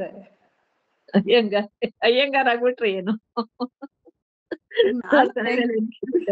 ನೀವು ಅಯ್ಯಂಗಾರ್ರೆ ಸ್ಮಿತಾ, ನೀವು ಅಯ್ಯಂಗಾರ್ಗೆ ಏನ್ ಕಮ್ಮಿ ಇಲ್ಲ. ನೀವು ನಮ್ಗಿಂತ ಒಂದೇ ಜಾಸ್ತಿನೇ ಆಗಿದ್ದೀರಾ. ನಾವುಗಳೇ ಏನು ಇಲ್ಲ ಹೇಳ್ಬೇಕಾದ್ರೆ. ಅಯ್ಯಂಗಾರ ಆಗ್ಬಿಟ್ರೆ ಏನ್ ಸ್ಪೆಷಲ್ ಹೇಳಿ? ಏನು ಸ್ಪೆಷಲ್? ಪರಮಾತ್ಮನ ನಿರ್ಹೇತುಕವಾದ ಅನುಗ್ರಹ ಅಯ್ಯಂಗಾರರು, ಅಯ್ಯರು, ಬ್ರಾಹ್ಮಣರು, ನಾನ್ ಬ್ರಾಹ್ಮಣರ ಮೇಲೆ ಹೋಗಲ್ಲ, ಎಲ್ರ ಮೇಲೂ ಬೀಳುತ್ತೆ. ಅವನಲ್ಲಿ ನೀವು ಇಟ್ಟಿರೋ ಆಸೆ, ಆ ಆಳ್ತನ ಇದೆಯಲ್ಲ, ಖಂಡಿತವಾಗ್ಲೂ ನಿಮಗೂ ಅದೇ ಮೋಕ್ಷ. ನಾನು ಹೇಳದ್ನಲ್ಲ, ವೈಕುಂಠಕ್ಕೆ ಹೋದ್ಮೇಲೂ ಇದೇ ಸ್ಯಾಟರ್ಡೆ ಎಲ್ರೂ ಅಲ್ಲೂ ನಾನು ಮೀಟ್ ಆಗ್ತಾನೆ ಇರ್ತೀನಿ ಅಂತ. ಸೊ ಪರಮಾತ್ಮನಿಗೆ ಅದೆಲ್ಲ ಏನೂ ಇಲ್ಲ. ಒಂದೇ ತರದ ಬುದ್ಧಿ, ಒಂದೇ ತರದ ಆಸೆ, ಒಂದೇ ತರದ ಇದು ಮೆದುಳು, ಒಂದೇ ತರದ ಬ್ರೈನು ವರ್ಕ್ ಆಗೋದು. ಯಶೋಧ ಮಾಮಿ ಹೇಳ್ದಂಗೆ ಸ್ವಲ್ಪ ವಯಸ್ಸಾಗಿರೋದ್ರಿಂದ ಹಿಡ್ಕೊಳ್ಳೋದು ಕಷ್ಟ ಆಗ್ಬೋದು ತಕ್ಷಣಕ್ಕೆ, ಅಷ್ಟೇನೆ. ಅದು ಬಿಟ್ರೆ ನಿಮ್ಮ ಭಕ್ತಿಯಲ್ಲಿ ನಿಮ್ಗೇನ್ ವಯಸ್ಸಾಗಿಲ್ಲ ಮಾಮಿ ಅಷ್ಟು. ನೀವ್ ಹೇಳ್ತೀರಾ 65 years ವಯಸ್ಸಲ್ವಾ? ಇಲ್ಲ, ನಮ್ಮ ಬ್ಯಾಚಲ್ಲಿ ಇನ್ನೂ ದೊಡ್ಡವರೇ ಇದಾರಲ್ಲ ಮಮ್ಮಿ, 70+ ಇರೋದು ಜಾಸ್ತಿ. ನಂಗೆ 73 years ಮೇಡಮ್. ಅದೆಲ್ಲ ವಯಸ್ಸೇ ಎಲ್ಲ ಬಿಟ್ಟಾಕಿ. ಯಾಕೆ ಹೇಳಿ? ಅನಂತ ಕೋಟಿ ಜನ್ಮದವನ ಬಗ್ಗೆ ನೀವು ಮಾತಾಡ್ಬೇಕಾದ್ರೆ ಒಂದ್ 70-60 ಎಲ್ಲ ಎಕ್ಕಿ ಪಿಚ್ಚ ವಯಸ್ಸು, ಏನ್ ವಯಸ್ಸು ಅಲ್ಲ. ಈ ಆತ್ಮಕ್ ವಯಸ್ಸಿಲ್ಲ ಅನ್ನೋದನ್ನ ತಿಳ್ಕೊಂಡ್ಬಿಡಿ. ಖಂಡಿತ ವಯಸ್ಸಿಲ್ಲ. ಜ್ಞಾಪಕ ಶಕ್ತಿ ಎಲ್ಲ ಸ್ವಲ್ಪ ಕಡಿಮೆ ಆಗ್ತಾ ಬರ್ತದೆ. ಸ್ವಲ್ಪ ಕಡಿಮೆ. ನಾವೇನಾದ್ರೂ ಒಂದು ಪ್ರೆಸೆಂಟ್ ಮಾಡ್ಬೇಕಾದ್ರು ಸ್ವಲ್ಪ ಕೇಳಕ್ಕೆ ಇದಾಗಿರ್ಬೇಕು, ಚೆನ್ನಾಗಿರ್ಬೇಕು. ಏನೇನೋ ಹೇಳ್ಬಾರ್ದಲ್ಲ ಸರ್, ಇಷ್ಟೆಲ್ಲ ಕಳ್ತು ಮಾಡಿ. ಬಟ್ ಬಂದು ಹೇಳ್ತೀನಿ ಕೇಳಿ. ಈಗ ವನಿತಾ ಅವರು ನೋಟ್ಸ್ ನಿಮ್ಗೆ ಕೊಡ್ತಾರೆ, ಆಯ್ತಾ? ಇಷ್ಟ ದಿನ ನೀವು ಕೇಳಿಸ್ಕೊಂಡಿದ್ದೀರಾ. ಇನ್ನೊಂದಷ್ಟು ಏನ್ ಬೇಕಾದ್ರೂ ಪ್ರೊವೈಡ್ ಮಾಡೋಣ. ಈಗ ಸ್ಮಿತಾ ಬ್ಯಾಚಲ್ಲಿ ಅವರೆಲ್ಲ ಕಳಿಸಿದ್ರಲ್ಲ, ಅದನ್ನ ಒಂದ್ ಕಾಪಿ ತೆಗೆದು ನಿಮ್ಗೆ ಹಾಕ್ಬೋದು ನಾನು. ನೋಡಿ, ಈ ತರ ಆಡಿಯೋ ಕಳಿಸಿದಾರೆ, ಕೇಳಿಸ್ಕೊಡಿ ಅಂತ. ಅಷ್ಟೆಲ್ಲ ಮಾಡಿನೂ ನೀವೇನ್ ಕಳಿಸಲ್ಲ. ನಂಗೆ ಅದ್ ಚೆನ್ನಾಗ್ ಗೊತ್ತು. ನೋಟ್ಸ್ ಬೇಕು ಅಂತ ಹೇಳ್ತಿಲ್ಲ, ಅವ್ರ ಕಾಪಿ ಕಳ್ಸಿದ್ರೆ ನೋಡ್ಬಿಟ್ಟು ನಾವು ಅಡ್ಜಸ್ಟ್ ಮಾಡಿ ಹೇಳ್ಬಿಡ್ತೀವಿ. ಏನು ಕಳ್ಸಿದ್ರು ನೀವು ಕಳ್ಸಲ್ಲ. ಸುಮ್ಮನೆ ನಿಮ್ಮ ಪ್ರಯತ್ನದಿಂದ ನೀವು ಕಳಿಸಿ. ಪ್ರಯತ್ನ ಪಡ್ತೀವಿ, ನೋಡೋಣ, ನಾವು ಪ್ರಯತ್ನ ಪಡ್ತೀವಿ. ಬೇಡ ಬಿಡಿ, ನಾವೇ ಪ್ರಯತ್ನ ಮಾಡಿ ಕಳಿಸ್ತೀವಿ ಬಿಡಿ. ನನಗ್ ಚೆನ್ನಾಗ್ ಗ್ಯಾರಂಟಿ ಇದೆ, ಯಾವ ಹೆಲ್ಪು ಇಲ್ಲ. ನಾನ್ ಸರ್ ಹತ್ರ ಏನ್ ಕೇಳಿಸ್ಕೊಂಡೋ ಅದನ್ನ ತಲೆಯಲ್ಲಿ ಇಟ್ಕೊಂಡು, ತಪ್ಪೋ ನೆಪ್ಪೋ ಹೆಂಗಾದ್ರೂ ಆಗ್ಲಿ, ನನಗ್ ಎಷ್ಟು ಅರ್ಥ ಆಗಿದ್ಯೋ ಅದ್ರ ಪ್ರಕಾರ ನಾನ್ ಕಳಿಸ್ತೀನಿ ಅಂದ್ರೆ ಪಟಕ್ ಅಂತ ಕಳಿಸ್ತೀರಾ, ಚೆನ್ನಾಗೂ ಇರುತ್ತೆ. ಒರಿಜಿನಲ್ ಆಗಿ ಕಳಿಸ್ತೀರಾ, ಓಹೋ ಪರವಾಗಿಲ್ವಲ್ಲ, ಇಷ್ಟ ಮಾತ್ರ ಇವ್ರು ಅರ್ಥ ಮಾಡ್ಕೊಂಡಿದಾರಲ್ಲ ಅಂತ ನಂಗೂ ಖುಷಿ ಆಗುತ್ತೆ. ಇಷ್ಟೆಲ್ಲ ಪ್ರೊವೈಡ್ ಮಾಡಿದ್ಮೇಲೆ ಕಳಿಸ್ತೀರಾ ಅನ್ನೋ ಭರವಸೆ ನನಗ್ ಹೊರಟೋಗುತ್ತೆ. ಯಾಕೆ ಹೇಳಿ? ಪ್ರೊವೈಡ್ ಮಾಡಿರೋದಕ್ಕೆ ಏನು ಕಳಿಸಲ್ಲ. ಬೇಡಿ ಸರ್, ಕಳಿಸ್ತೀವಿ, ನಾವೇ ಕಳಿಸ್ತೀವಿ. ಬೇಡಿ ಸರ್, ಕಳಿಸ್ತೀವಿ. ಅದು ಅಲ್ವಾ? ಖಂಡಿತ. ಸ್ಮಿತಾ ಅವ್ರ ಬ್ಯಾಚಿಗೆ ನಾವು ನೋಟ್ಸು ನಾನು ಕೊಡ್ಲಿಲ್ಲ, ಯಾಕಂದ್ರೆ ನನ್ನ ಹ್ಯಾಂಡ್ ರೈಟಿಂಗ್ ಸರಿ ಇರ್ಲಿಲ್ಲ. ಆಕ್ಚುಲಿ ಅವ್ರ ಬ್ಯಾಚ್ಗೂ ನೋಟ್ಸ್ ಇಲ್ಲ. ಅವ್ರು ಸುಮ್ನೆ ಕೇಳಿಸ್ಕೊಂಡು ಅರ್ಥ ಮಾಡ್ಕೊಂಡು ಅದೇನೋ ಅವರೇ ಬರ್ಕೊಂಡಿದ್ದಷ್ಟೇ ಮಧ್ಯದಲ್ಲಿ. ಮುನ್ನೆಗೆ ಒಂದೇ ವಾರದಲ್ಲಿ ಎಲ್ರು ಕಳಿಸಿದ್ರು. ಒಂದೇ ವಾರನೇ ನಾನ್ ಕೊಟ್ಟಿದ್ದ ಟೈಮ್ ಅವ್ರಿಗೆ. ಸುಮ್ನೆ ಎಳಿತಾ ಹೋಗ್ಬೇಡಿ, ನಾನು ಇರಲ್ಲ, ಒಂದೇ ವಾರ ನೀವು ಕೊಡ್ಬೇಕು. ನಿಮ್ ಬ್ಯಾಚ್ಗೆ ಏನು ಬೈತಾ ಇಲ್ಲ, ನಮ್ ಬ್ಯಾಚ್ ಕೇಳಿ, ಅದ್ರಲ್ಲಿ ಜಾಸ್ತಿ ಬೈಸ್ಕೊಂಡಿರೋ ನಾನೇ. ಇಲ್ಲ, ಇವರು ಬ್ಯಾಚ್ ಅವರು ಎಲ್ಲ ಸ್ವಲ್ಪ ವಯಸ್ಸಾಗಿದೆ ಅಲ್ವಾ, ವಯಸ್ಸು ಅಂತ ಅಲ್ಲ, ಸ್ವಲ್ಪ ದೊಡ್ಡ ಬ್ಯಾಚ್ ಆದಷ್ಟು ಎಲ್ಲ ಕಡಿಮೆ ಆಗುತ್ತೆ. ಚಿಕ್ಕ ಬ್ಯಾಚ್ ಆದ್ರೆ ಕಾನ್ಸಂಟ್ರೇಷನ್ ಜಾಸ್ತಿ. ಚಿಕ್ಕ ಬ್ಯಾಚಲ್ಲಿ ಹಿಡ್ದಾಕ್ತಿವಿ ಬೇಗ, ದೊಡ್ಡ ಬ್ಯಾಚಲ್ಲಿ ಹಿಡಿಯಕ್ಕಾಗಲ್ಲ ಅಷ್ಟು ಬೇಗ. ಅದೇ ಬಂದಿರೋದು. ಎನಿವೆ, ಮಾಡಿ, ಚೆನ್ನಾಗಿ ಮಾಡಿ ಕಳಿಸಿ. ಎನಿ ಡೌಟ್ ಯಾರಿಗಾದ್ರೂ? ಕಸ್ತೂರಿ ಮಾಮಿ, ಸ್ಮಿತಾ, ಎನಿ ಡೌಟ್? ಸ್ಮಿತಾನೇ ಇದಾರೆ, ಏನ್ ಡೌಟ್ ಬಂದ್ರು? ಬಟ್ ಡೌಟ್ ಇರುತ್ತೆ, ಕ್ಲಿಯರ್ ಆಗುತ್ತೆ, ಡೋಂಟ್ ವೆರಿ. ಅದು ತುಂಬಾ ವಾಸ್ಟ್ ಸಬ್ಜೆಕ್ಟ್. ನಮ್ ಲೆವೆಲ್ ಅಲ್ಲಿ ನಾವು ತಿಳಿದಿದ್ದು ಹೇಳ್ತೀವಿ ಅಷ್ಟೇನೆ. ಅಂತ ಸಬ್ಜೆಕ್ಟ್ ತಿಳ್ಕೊಬೇಕಾದ್ರೆ ಫಿಲಾಸಫಿನ ನಾವು ಎಷ್ಟು ಅದಕ್ಕೆ ಕೃಷಿ ಮಾಡ್ಬೇಕು. ನಿನ್ನೆ ವೇಲುಕುಡಿ ಸ್ವಾಮಿದಕ್ಕೆ ಹೋಗಿದ್ನಲ್ಲ, 2 ಅವರು ತುಂಬಾ ಚೆನ್ನಾಗಿತ್ತು. ಇದ್ರ ಬಗ್ಗೆನೆ ಕಲಿಯುಗത്തിൽ വേണ്ടിയ ಜ್ಞಾನಂ. ಇವತ್ತು ಕಲಿಯುಗത്തിൽ വേണ്ടിയ ಭಕ್ತಿ, ನಾಳೆ ಕಲಿಯುಗത്തിൽ വേണ്ടിಯ ಕೈಂಕರ್ಯಂ, ಕ್ರಿಯಾರೂಪಕ. ಇದ್ 3 ಮಾತಾಡ್ತಾ ಇದ್ದಾರೆ. ನಿನ್ನೆ ಅವರು ಹೇಳಿದ್ದು, ನಮ್ಮಮ್ಮ ಹೇಳ್ತಾ ಇದ್ರು, ಮುಖವಾಸಿ ನೀನು ಭಾಗವತದಲ್ಲಿ ಎಲ್ರಿಗೂ ಇದನ್ನ ಕವರೇ ಮಾಡ್ಬಿಟ್ಟಿದೀಯಾ ಅಂತ. ಚಿತ್ ಶಕ್ತಿ ಬಗ್ಗೆನೆ ಅವ್ರು ಮಾತಾಡ್ತಾ ಇದ್ರು. ಮುಕ್ಕರಣಗಳ್, ಮುಗ್ಗುಣಗಳ್, ಮತ್ತೆ 3 ವಿಧವಾದ ತ್ರಯತಾಪತ್ರಯಗಳು, ಆದಿದೈವಿಕ, ಆದಿಭೌತಿಕ, ಆಧ್ಯಾತ್ಮಿಕ. Almost whatever he has spoken yesterday, everything I cover to my students. ನನಗೇನ್ ಖುಷಿ ಅಂದ್ರೆ, ಅಂಥವ್ರು ಹೇಳೋ ಆ ಒಂದು ಪ್ರವಚನಗಳದ ಇನ್ಫ್ಲೂಯೆನ್ಸೋ ಅಥವಾ ಇರೋ ಸತ್ಯವೋ ಗೊತ್ತಿಲ್ಲ, ನಾನ್ ನನ್ನ ಸ್ಟೂಡೆಂಟ್ಸ್ಗೂ I could cover almost all those facts. ನಿನ್ನೆ ನೀವೇನಾದ್ರೂ ವೇಲುಕುಡಿ ಸ್ವಾಮಿ ಇದಕ್ಕೆ ಬಂದಿದ್ರೆ ಪ್ರಾಬಬ್ಲಿ ನೀವೆಲ್ಲ ಹೇಳಿರ್ತಾ ಇದ್ವಿ, ಸರ್ ನಾವ್ ಇದೆಲ್ಲ ಕೇಳ್ಬಿಟ್ಟಿದೀವಿ ಈಗಾಗ್ಲೇ, ನಥಿಂಗ್ ಸ್ಪೆಷಲ್ ಟು ಅಸ್ ಅಂತ. ನಂಗೆ ಅದೊಂದು ತುಂಬಾ ಖುಷಿ ಆಯ್ತು. ಪರವಾಗಿಲ್ವಲ್ಲ, my students could come across all the concepts which is said by Velukudi Swami. ಒಂದು ಕಲಿಯುಗಕ್ಕೆ ಬೇಕಾಗಿರುವಂತಹ ಆ ಒಂದು ಜ್ಞಾನ ಏನು, ಆತ್ಮ ಬೇರೆ ಪರಮಾತ್ಮ ಬೇರೆ, ಆತ್ಮ ಬೇರೆ ಶರೀರ ಬೇರೆ. ಆತ್ಮ ಶರೀರಕ್ಕೆ ಅಡಿಯಾಳು ಅಲ್ಲ, ಆತ್ಮ ಪರಮಾತ್ಮನಿಗೆ ಅಡಿಯಾಳು. ಆತ್ಮ ಎಂದಿಗೂ ಸ್ವತಂತ್ರನಲ್ಲ, ಅವನು ಎಂದಿಗೂ ಪಾರತಂತ್ರ. ಪಾರತಂತ್ರಿ ಎಂದ ಮಾತ್ರಕ್ಕೆ ಯಾವುದೋ ಶರೀರ ಸಂಬಂಧವಾದ ಯಾವನಿಗೋ ಪಾರತಂತ್ರಿ ಅಲ್ಲ, ಪರಮಾತ್ಮನ ಪಾರತಂತ್ರಿ. ನಾನು ಒಬ್ಬನಿಗೆ ಅಡಿಯಾಳು ಆಗಿದ್ದೀನಿ ಅಂದ್ರೆ ಯಾರಿಗೋ ಹೋಗಿ ಸಲಾಮು ಹೊಡೆಯೋ ಅಡಿಯಾಳುತನ ಅಲ್ಲ, ಪರಮಾತ್ಮನಿಗೆ ಮೀಸಲಾದಂತಹ ಅಡಿಯಾಳು. ಇಷ್ಟನ್ನೇ ಅವ್ರು ಹೇಳಿದ್ದು. ಇದನ್ನೇ 2.5 hours ಹೇಳಿದ್ರು.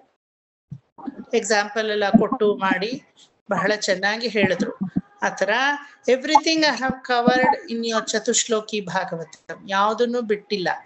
ಇನ್ ಮುಂದಕ್ಕೆ ನೀವು ಹೋಗೋ ಜರ್ನಿ ಇದೆಯಲ್ಲ, ಆ 24 ತತ್ವಗಳನ್ನ ಎಲ್ಲೆಲ್ಲ ಬರುತ್ತೆ, ಅದು ನಿಮ್ಮಲ್ಲಿ ಎಲ್ಲಿ ಆ ಕಾನ್ಸೆಪ್ಟ್ ಬರುತ್ತೆ, ಎಲ್ಲಿ ನಿಮ್ಮ ಜೀವನದಲ್ಲಿ ನೀವು ಅಳವಡಿಸ್ಕೊಂಡಿದ್ದೀರಾ. ಈಗಾಗ್ಲೇ ಅಳವಡಿಸ್ಕೊಂಡಿದ್ದೀರಾ, ಆದ್ರೆ ನಿಮಗ್ ಗೊತ್ತಿಲ್ಲ ಎಲ್ಲಿ ಅಂತ. ಕಪಿಲೋಪಾಖ್ಯಾನದಲ್ಲಿ ದೇವಹೂತಿಯ ಮೂಲಕ, ಕರ್ದಮರ ಮೂಲಕ, ಕಪಿಲರ ಮೂಲಕ ನಾವು ಮುಂದಕ್ಕೆ ತಿಳ್ಕೊತೀವಿ. ಅದೆಲ್ಲ ಇನ್ ಸ್ವಲ್ಪ ಡೀಪಾಗಿ ಹೋಗುವಂತಹ ವಿಚಾರಗಳು, ಗೊತ್ತಾಯ್ತಾ? ಅಲ್ಲಿಂದ ನಿಮ್ಮ ಜರ್ನಿ ಇನ್ನೊಂದು ಫೇಸ್ ತಗೊಳುತ್ತೆ. ಇಲ್ಲಿವರೆಗೂ ಎಲ್ರಿಗೂ ಅರ್ಥ ಆಯ್ತಾ? ಅರ್ಥ ಆಯ್ತಾ? ಕೋಮಲಾ ಆಂಟಿ, ವಸುಧಾ ಮಾಮಿ, ಅನುರಾಧ ಆಂಟಿ, ಸುಕನ್ಯಾ ಮಾಮಿ, ಅರ್ಥ ಆಯ್ತಾ? ಯಾರೆಲ್ಲ ಸ್ಕ್ರೀನ್ ಅಲ್ಲಿ ಇಲ್ವೋ ಅವ್ರನ್ನೆಲ್ಲ ಕೇಳ್ತಾ ಇರೋದು ಏನಕ್ಕಂದ್ರೆ ಗಮನ ಇದೆಯಾ ಇಲ್ವಾ ಅಂತ. ಅರ್ಥವಾಯ್ತಾ ಕೋಮಲಾ ಆಂಟಿ? ಏನ ಅರ್ಥ ಆಯ್ತೋ ಗೊತ್ತಿಲ್ಲ, ನನಗೊಂದು ಅರ್ಥ ಆಯ್ತು. ಯಾವ ಕ್ಲಾಸಲ್ಲೂ ನೀವು ಬರೀ ತಿರುಗ್ತಾನೆ ಇರ್ತೀರ, ಅದೊಂದು ಅರ್ಥ ಆಯ್ತು. ಕರೆಕ್ಟಾ? ಮನೇನ್ ತೋರಿಸ್ತಾ ಇದ್ದಾರೆ, ಇಲ್ಲ ನಾ ಮನೇಲೇ ಇದೀನಿ ತಿರುಗ್ತಾ ಇಲ್ಲ ಅಂತ ಇಂಡೈರೆಕ್ಟ್ ಆಗಿ. ಹಾಸ್ಪಿಟಲ್ ಅಲ್ಲಿ ಇದೀನಿ ವಿವೇಕ್, ಹಾಸ್ಪಿಟಲ್. ಯಾರಿಗೇನಾಯ್ತಂಟಿ? ಅದೇ ಅಂಕಲ್ ಅಂಕಲ್. ಹಾ ಸರಿ ಸರಿ, ಓಕೆ. ಅದಕ್ಕೆ ಕೇಳಿಸ್ಕೊತಾ ಇದೀರ ತಾನೆ? ಹಾ ಕೇಳಿಸ್ಕೊತಾ ಇದ್ದೀನಿ. Okay. Anuradha aunty, Anuradha aunty ಇದಾರೋ ಮ್ಯೂಟ್ ಮಾಡ್ಬಿಟ್ಟು ಎಲ್ಲೋ ಹೋಗೇ ಬಿಟ್ರು ಇವರು. வசுதா மாமி புரிஞ்சுதா உங்களுக்கு?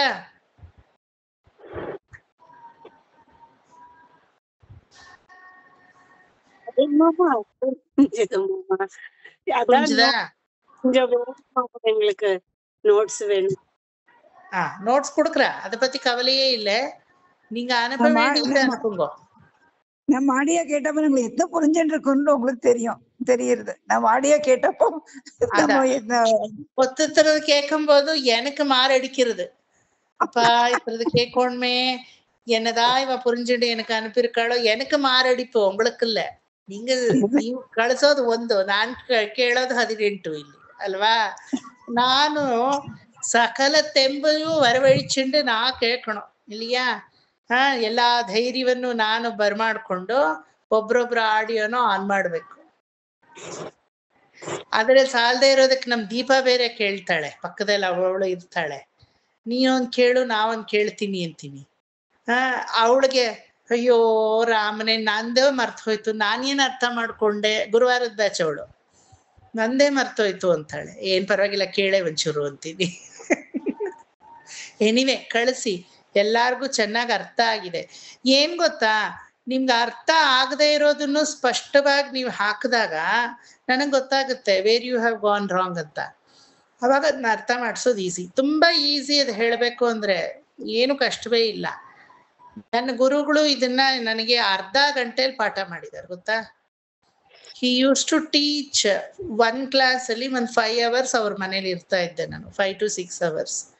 ಅಲ್ಲೇ ಊಟ ಗೀಟ ಮಾಡ್ಕೊಂಡು ಅಲ್ಲೇ ಇದ್ ಬಿಡ್ತಾ ಇದ್ದೆ ನಾನು. ಆ ತರದ ಗುರುಕುಲ ಸಿಸ್ಟಮ್ ಹಿಂಗೆಲ್ಲ ಇಲ್ಲ, ಬಿಟ್ಟಾಕಿ. ಅವರು ನನಗೆ ಒಂದು 4-5 ಚಾಪ್ಟರು ಒಂದು ದಿನಕ್ಕೆ ಹೇಳ್ಕೊಟ್ಬಿಡೋರು, ಒಂದೇ ದಿನಕ್ಕೆ 4-5 ಚಾಪ್ಟರು. ಬರೋ ವಾರ ಬರ್ತಾ ನೀನ್ ಎಲ್ಲ ಒಪ್ಪಿಸ್ಬೇಕು ನನಗೇನವ್ರು. ಅವಾಗ ಮೊಬೈಲ್ ಇಲ್ಲ, ಆಡಿಯೋ ಇಲ್ಲ, ವಿಡಿಯೋ ಇಲ್ಲ, ಬರೀ ಪುಸ್ತಕದಲ್ಲಿ ಬರ್ಕೊಳ್ಳೋದು ಎಷ್ಟೋ ಅಷ್ಟೇ. ಪುಸ್ತಕ ಅಷ್ಟೇನೆ ಇದ್ದಿದ್ದು, ಎಲ್ಲ ಪುಸ್ತಕದ ಮೇಲೆ ಡಿಪೆಂಡ್ ನಾವು. ನೋಟ್ಸು ಏನ್ ಕೊಡ್ತಾ ಇರ್ಲಿಲ್ಲ. ಅವ್ರು ಎಕ್ಸ್ಪ್ಲೇನ್ ಮಾಡೋವಾಗ ಎಷ್ಟು ಗ್ರಾಸ್ಪ್ ಮಾಡ್ಕೋಬೇಕೋ ಅಷ್ಟನ್ನು ಮಾಡ್ಕೊಂಡಿರ್ತಾ ಇದ್ವಿ. ಏನೂ ಇಲ್ಲ, ಹೆಲ್ಪಿಂಗ್ ಹ್ಯಾಂಡ್ ಅನ್ನೋದು ಏನೂ ಇಲ್ಲ. ಪಟ ಪಟ ಪಟ ಪಟ ಅಂತ ಶ್ಲೋಕ ಹೇಳ್ಬೇಕಷ್ಟೇನೆ. ಅದ್ರ ಅರ್ಥನ ತಾತ್ಪರ್ಯ ಚಂದ್ರಿಕಾ ಅಂತ ಹೇಳಿ ಒಂದು ಪುಸ್ತಕ, ಅದನ್ನ ಆಧಾರವಾಗಿ ಇಟ್ಕೊಂಡು ಅಷ್ಟ ಅರ್ಥನೂ ಬಟ್ಟಿ ಇಳಿಸ್ಬಿಡ್ತಾ ಇದ್ರು. ಅದಕ್ಕೆ ಮೇಲೆ ಏನೂ ಇಲ್ಲ. ಇನ್ನೆಲ್ಲ ನಾವೇ ಬೈಫರ್ಕೇಟ್ ಎಲ್ಲ ಮಾಡ್ಕೋಬೇಕಿತ್ತು. ಸಿಲೆಬಸ್ ಅನ್ನೋದು ಇರಲಿಲ್ಲ. ಸುಮ್ಮನೆ ಯಾವ ಚಾಪ್ಟರ್ ಅಂದ್ರೆ ಆ ಚಾಪ್ಟರ್ ಮಾಡಿಬಿಡೋದು, ಆ ಥರ ಎಲ್ಲ ಮಾಡೋರು. ಆದರೂ ನಾವೆಲ್ಲ ಕಷ್ಟಪಟ್ಟು ಕಲಿತಾ ಇದ್ರಲ್ಲಿ ನಾವು ಒಟ್ಟು 32 ಜನ ಇದ್ವಿ. ಎಲ್ರೂ ಬಿಟ್ಬಿಟ್ರು. ಕೊನೆಗೆ ಅವ್ರ ಹತ್ರ ಕಚ್ಕೊಂಡಿದ್ದು ನಾನು ನನ್ನ ಸ್ನೇಹಿತ ಇಬ್ರೆ. ನಾವಿಬ್ರೇ ಇವತ್ತಿಗೂ ಭಾಗವತ ಮಾಡ್ತಾ ಇರೋದು ಪಾಠ. ಇನ್ಯಾರಿಗೂ ಮಾಡಕ್ಕೂ ಆಗ್ಲಿಲ್ಲ. ಅವ್ರು ಹೇಳಿದ್ರು, ನೀವಿಬ್ರೇ ಮಾಸ್ಟ್ರಿ ಆಗ್ತೀರಾ ಇದರಲ್ಲಿ, you will become master on this. ಯಾಕಂದ್ರೆ ನಿಮಗೆ ನಾನು ಏನೂ ಕಷ್ಟಪಡ್ಲಿಲ್ಲ, ನೀವು ಕಷ್ಟಪಟ್ರಿ. ಸೊ ನೀವು ಕಷ್ಟಪಟ್ಟಿದ್ರಿಂದ you can take over my role. ನಾಳೆ ದಿನ ನೀವು ನನ್ನ ರೋಲ್ ತಗೊಂಡು ನೀವು ಹೇಳ್ಕೊಡ್ತೀರಾ. ಗುರುವಿನ ವಾಕ್ಯ ಯಾವಾಗ ಎಲ್ಲಿ ಫಲಿಸುತ್ತೆ ಅಂತ ನಮಗೆ ಗೊತ್ತಿಲ್ಲ. ಆವಾಗ ನಮ್ಗೆ ಅವಹೇಳನ, ಅಯ್ಯೋ ಇವ್ರೇನೋ ಹೇಳ್ತಾರೆ, ನಮ್ಗೆಲ್ಲ ಹೇಳ್ಕೊಡೋ ತೆರ್ಮೆ ಇದೆಯಾ, ಇದು ಮಹಾಸಾಗರ, ಇದನ್ನೆಲ್ಲ ಹೇಳ್ಕೊಟ್ಟು ಪೂರೈಸಕ್ಕಾಗತ್ತಾ? ಹೇಳಿಸ್ಕೊಳ್ಳೋರಾದ್ರೂ ಯಾರು ಬರ್ತಾರೆ? ಒಬ್ರು ಬರಲ್ಲ. ಆದ್ರೆ ಅವ್ರ ವಾಕ್ಯ ಎಷ್ಟು ಸತ್ಯವಾಯ್ತು ಅಂದ್ರೆ ಇವತ್ತಷ್ಟು ಜನ ಹೇಳಿಸ್ಕೊಳ್ಳೋರು ಇದ್ದೀರಾ, ಹೇಳು ಕೊಡ್ತಾ ಇದ್ದೀವಿ. ಹಾಗಾಗಿ ಭಗವದ್ ವಿಚಾರ ಅರ್ಥ ಆಗಲ್ಲ ಅಂತ ಹೇಳಲೇಬೇಡಿ, ಅರ್ಥ ಆಗಿರುತ್ತೆ. ಒಬ್ರೊಬ್ರಿಗೆ ಹಾಕೋ ವಿಧಾನ ಗೊತ್ತಿದೆ, ಒಬ್ರೊಬ್ರಿಗೆ ಹೊರಗೆ ಹಾಕೋ ವಿಧಾನ ಗೊತ್ತಿರಲ್ಲ ಅಷ್ಟೇ. ಮಾಮಿ ಹೇಳಿದ್ರಲ್ಲ ವಯಸ್ಸಾಯ್ತು ಮರವು ಅಂತ. ಮರಪು, ಆ ಮರವಿನಿಂದ ಏನಾಗುತ್ತೆ ಗೊತ್ತಿರೋದನ್ನ ಮತ್ತೆ ವಾಪಸ್ ಹಾಕಕ್ಕಾಗಲ್ಲ. ಆದ್ರೆ ಗೊತ್ತಾಗಿರೋದನ್ನ ಒಳಗಡೆ ಮನಸ್ಸು ಹಿಂಗೆ ಎಳ್ಕೊಂಡಿರುತ್ತೆ. ಗೊತ್ತಾಗ್ಲಿಲ್ಲ ಅಂತ ತಿಳ್ಕೊಬೇಡಿ, ವಾಪಸ್ ಗೊತ್ತಾಗಿರಲ್ಲ ಅಷ್ಟೇ. ಅದು ವಾಪಸ್ ಹಾಕೋದು ಬರ್ಬೇಕು, ಬರೀ ಒಂದ್ ಕಡೆಯಿಂದ ಎಳ್ಕೊಳ್ಳೋದಲ್ಲ. ಮತ್ತೆ ನಾನು ಏನ್ ಕಲ್ತೆ ಅನ್ನೋದನ್ನ ನಿಮ್ಮ ಅಕ್ನಾಲೇಜ್ ನೀವೇ ಮಾಡ್ಕೊಳಕ್ಕೆ ಅದ್ ವಾಪಸ್ ಹಾಕಿ ನೋಡ್ಬೇಕು, ತಿರುಗು ಬಾಣ ಹಾಕ್ಬೇಕು, ಮೆಲಕ್ ಹಾಕ್ಬೇಕು. ಅವಾಗ್ಲೇ ಗೊತ್ತಾಗೋದು, ಓಹೋ ಇಷ್ಟೇನ ನಾನು ಅರ್ಥ ಮಾಡ್ಕೊಂಡಿದ್ದು, ಇನ್ನೂ ಡೀಪ್ ಆಗಿದೆಯಲ್ಲ. ಅವಾಗ ಜರ್ನಿನ್ ಶುರು ಮಾಡ್ತೀರಾ, ನೀವೆಲ್ಲಿ ನಿಂತಿದ್ದೀರಾ ಅಂತ ನಿಮ್ಗೆ ಗೊತ್ತಾಗತ್ತವಾಗ ಅಲ್ವಾ. ಈಗ ಇದೇ ಚತುಶ್ಲೋಕಿ ಭಾಗವತ ನನಗೆ 92 ಜನ ಸ್ಟೂಡೆಂಟ್ ಇದ್ದಾರೆ. 92 ಸಲ ನಾನು ಕೇಳಬೇಕು ಅಂದ್ರೆ ನನಗಿದು ಶಿಕ್ಷೆನಾ ಅಥವಾ ನನಗೇನು ಅವಾರ್ಡ ಇದು ಹೇಳಿ? ಏನಿದು ನನಗೆ ಶಿಕ್ಷೆ ತಾನೆ. ಆದ್ರೆ ನಾನು ಶಿಕ್ಷೆ ಅಂತ ಏನಕ್ಕೆ ಭಾವಿಸಲ್ಲ ಹೇಳಿ? ನನ್ನ ಸ್ಟೂಡೆಂಟ್ ತಾನೆ ನಾನು ಕೇಳ್ತಾ ಇರೋದು, ನಾನೇ ತಾನೇ ಹೇಳಿರೋದು ಅವ್ರಿಗೆ ಆಡಿಯೋ ಕಳಿಸಿ ಅಂತ. ಅವ್ರೇನ್ ನಾವು ಕಳಿಸ್ತೀವಿ ಸರ್ ಅಂದ್ವಾ? ನಾ ಹೇಳಿದ್ಮೇಲೆ ನಾನು ಕೇಳಬೇಕು, ಅದ್ರಲ್ಲಿ ತಪ್ಪಿದ್ರೆ ನಾನು ತಿದ್ದಬೇಕು ಅಂತ. ಒಂದೊಂದು ಸ್ಟೂಡೆಂಟ್ಸ್ದು ನಾ ಹೊಸದಾಗಿ ಕೇಳ್ತೀನಿ.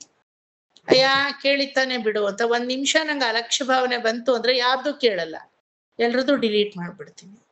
ಅದು ಬರ್ಕೊಡುದು. ಅದು ಬಂದಾಗ ಕಲಿಕೆಗೆ ಬೆಲೆ ಇಲ್ಲದೆ ಹೋಗ್ಬಿಡುತ್ತೆ.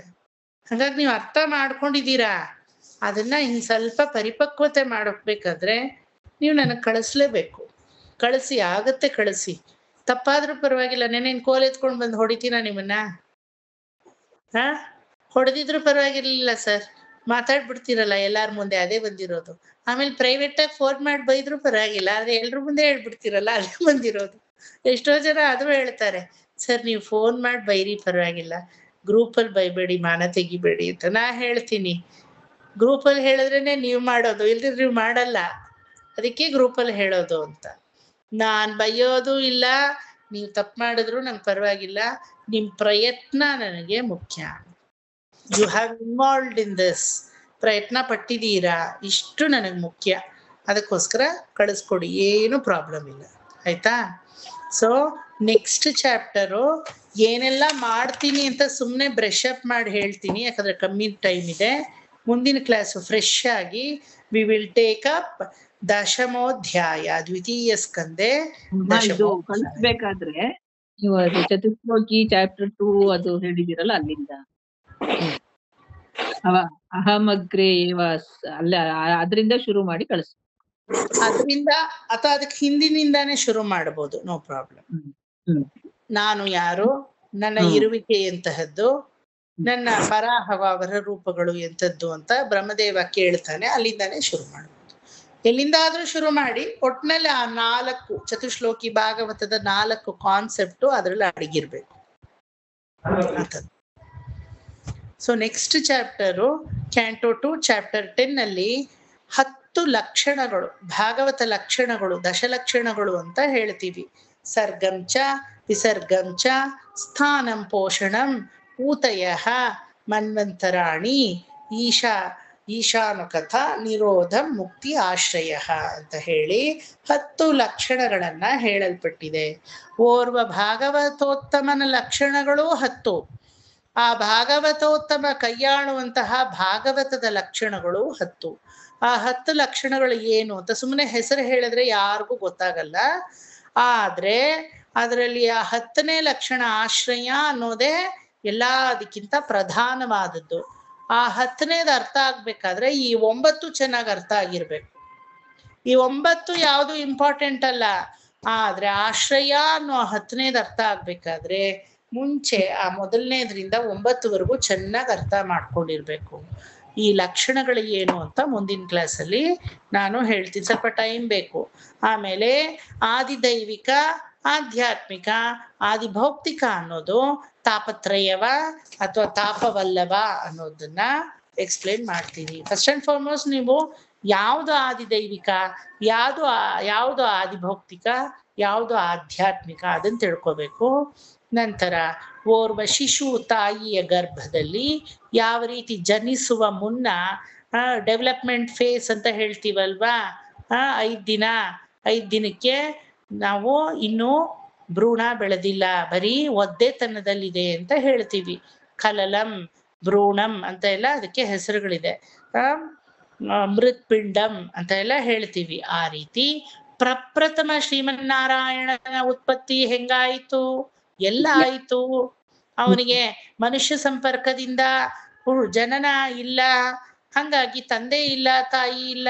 ಹಾಗಾದ್ರೆ ಎಲ್ಲಿ ಹುಟ್ಟದ ಅವನು, ಯಾವ ರೀತಿ ಅವನ ಡೆವಲಪ್ಮೆಂಟ್ ಫೇಸ್, ಅವನು ಒಂದು ಶಿಶುವಾಗಿದ್ನಾ, ಶಿಶುವಾಗ್ಲಿಲ್ಲ ಅಂದ್ರೆ ಏನಾಗಿದ್ದ, ಯಾವ ರೂಪದಲ್ಲಿದ್ದ, ಯಾವ ಪ್ರದೇಶದಲ್ಲಿದ್ದ. ಆ ಪ್ರಪ್ರಥಮ ಪುರುಷೋತ್ತಮನ ಜನನ ಹೆಂಗಾಯ್ತು. ನಾರಾಯಣ ಅನ್ನೋ ಆ 4 ಅಕ್ಷರದ ಪದಕ್ಕೆ ಅರ್ಥ ಯಾವ ರೀತಿ ವೇದ ಹೇಳುತ್ತೆ. ನಾರಾಯಣ ಅಂದ್ರೆ ಸಾಕು, ನಾರಾಯಣಕ್ಕೆ ಹಲವಾರು ವ್ಯಾಖ್ಯಾತರು ಹಲವಾರು ವ್ಯಾಖ್ಯಾನಗಳನ್ನ ಹೇಳಿದ್ದಾರೆ. ಇದರಲ್ಲಿ ಪರೀಕ್ಷಿತ ಮಹಾರಾಜನಿಗೆ ಶ್ರೀ ಶುಕರು ನಾರಾಯಣ ಅನ್ನಕ್ಕೆ ಯಾವ ರೀತಿ ಸಂಬೋಧನೆ ಮಾಡಿ ವ್ಯಕ್ತಪಡಿಸಿದ್ದಾರೆ ಅರ್ಥಗಳನ್ನ, ಒಂದಷ್ಟು ಪಾಯಿಂಟ್ಸ್ ಇದೆ, ಅದನ್ನೆಲ್ಲ ಎಕ್ಸ್ಪ್ಲೇನ್ ಮಾಡಿ ನಾನು ನೆಕ್ಸ್ಟ್ ಕ್ಲಾಸ್ ನಿಮ್ಗೆ ಹೇಳ್ತೀನಿ. ಒಂದೊಂದಾಗಿ ಹೋಗ್ಬೇಕು, ಒಟ್ಟೊಟ್ಟಿಗೆ ಹೋದ್ರೆ ಏನು ಅರ್ಥ ಆಗಲ್ಲ. ಆ ಒಂದು ನಾರಾಯಣ ಅನ್ನೋ ಪದವನ್ನ ವಿಭಾಜನೆ ಮಾಡಬೇಕು. ಫಸ್ಟು ವಿಭಾಜನೆ ಮಾಡಿ ಆ ವಿಭಾಜನೆಯಲ್ಲಿ 2 ಪಂಗಡ ಮಾಡಿಕೊಂಡು ಪೂರ್ವಾರ್ಥ ಉತ್ತರಾರ್ಧ ಅಂತ ಮಾಡಿ, ಪೂರ್ವಾರ್ಥ ಪದಕ್ಕೆ ಏನರ್ಥ, ಉತ್ತರಾರ್ಧ ಪದಕ್ಕೆ ಏನರ್ಥ ಅಂತ ಹೇಳಿ ನೋಡಿದಾಗ ನಾರಾಯಣ ಅಂದ್ರೆ ಯಾರು, ಅವನು ಎಲ್ಲಿದ್ದಾನೆ, ಹೆಂಗ ಅವನು ಹುಟ್ಟದ, ಯಾವ ರೀತಿ ಅವನು ಹೊರಗಡೆ ಬಂದ, ಪುರುಷಾಕಾರ ಅಂತ ಏನಕ್ಕೆ ಅನ್ನಿಸ್ಕೊಂಡ, ಮತ್ತೆಲ್ಲ ಆತ್ಮಗಳನ್ನು ಸ್ತ್ರೀ ಅಂತ ಏನಕ್ಕೆ ಹೇಳ್ತೀವಿ, ಅವನೊಬ್ಬನೇ ಪ್ರಪ್ರಥಮ ಪುರುಷ, ಆದಿಪುರುಷ, ಕೊನೆ ಪುರುಷನೂ ಅವನೇ ಅಂತ ಏನಕ್ಕೆ ಹೇಳ್ತೀವಿ, ಸಕಲವನ್ನು ನೆಕ್ಸ್ಟ್ ಚಾಪ್ಟರ್ ದಶಮೋಧ್ಯಾಯದಲ್ಲಿ ಹೇಳಲ್ಪಟ್ಟಿದೆ. ಸ್ಮಿತಾ, ಈ ನೋಟ್ಸ್ ಅನ್ನು ತಗೊಂಡಿದ್ದೀರಾ ನೀವು?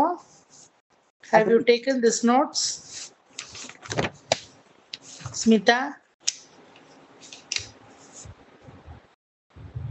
ತಗೊಂಡಿದ್ದೀರಾ?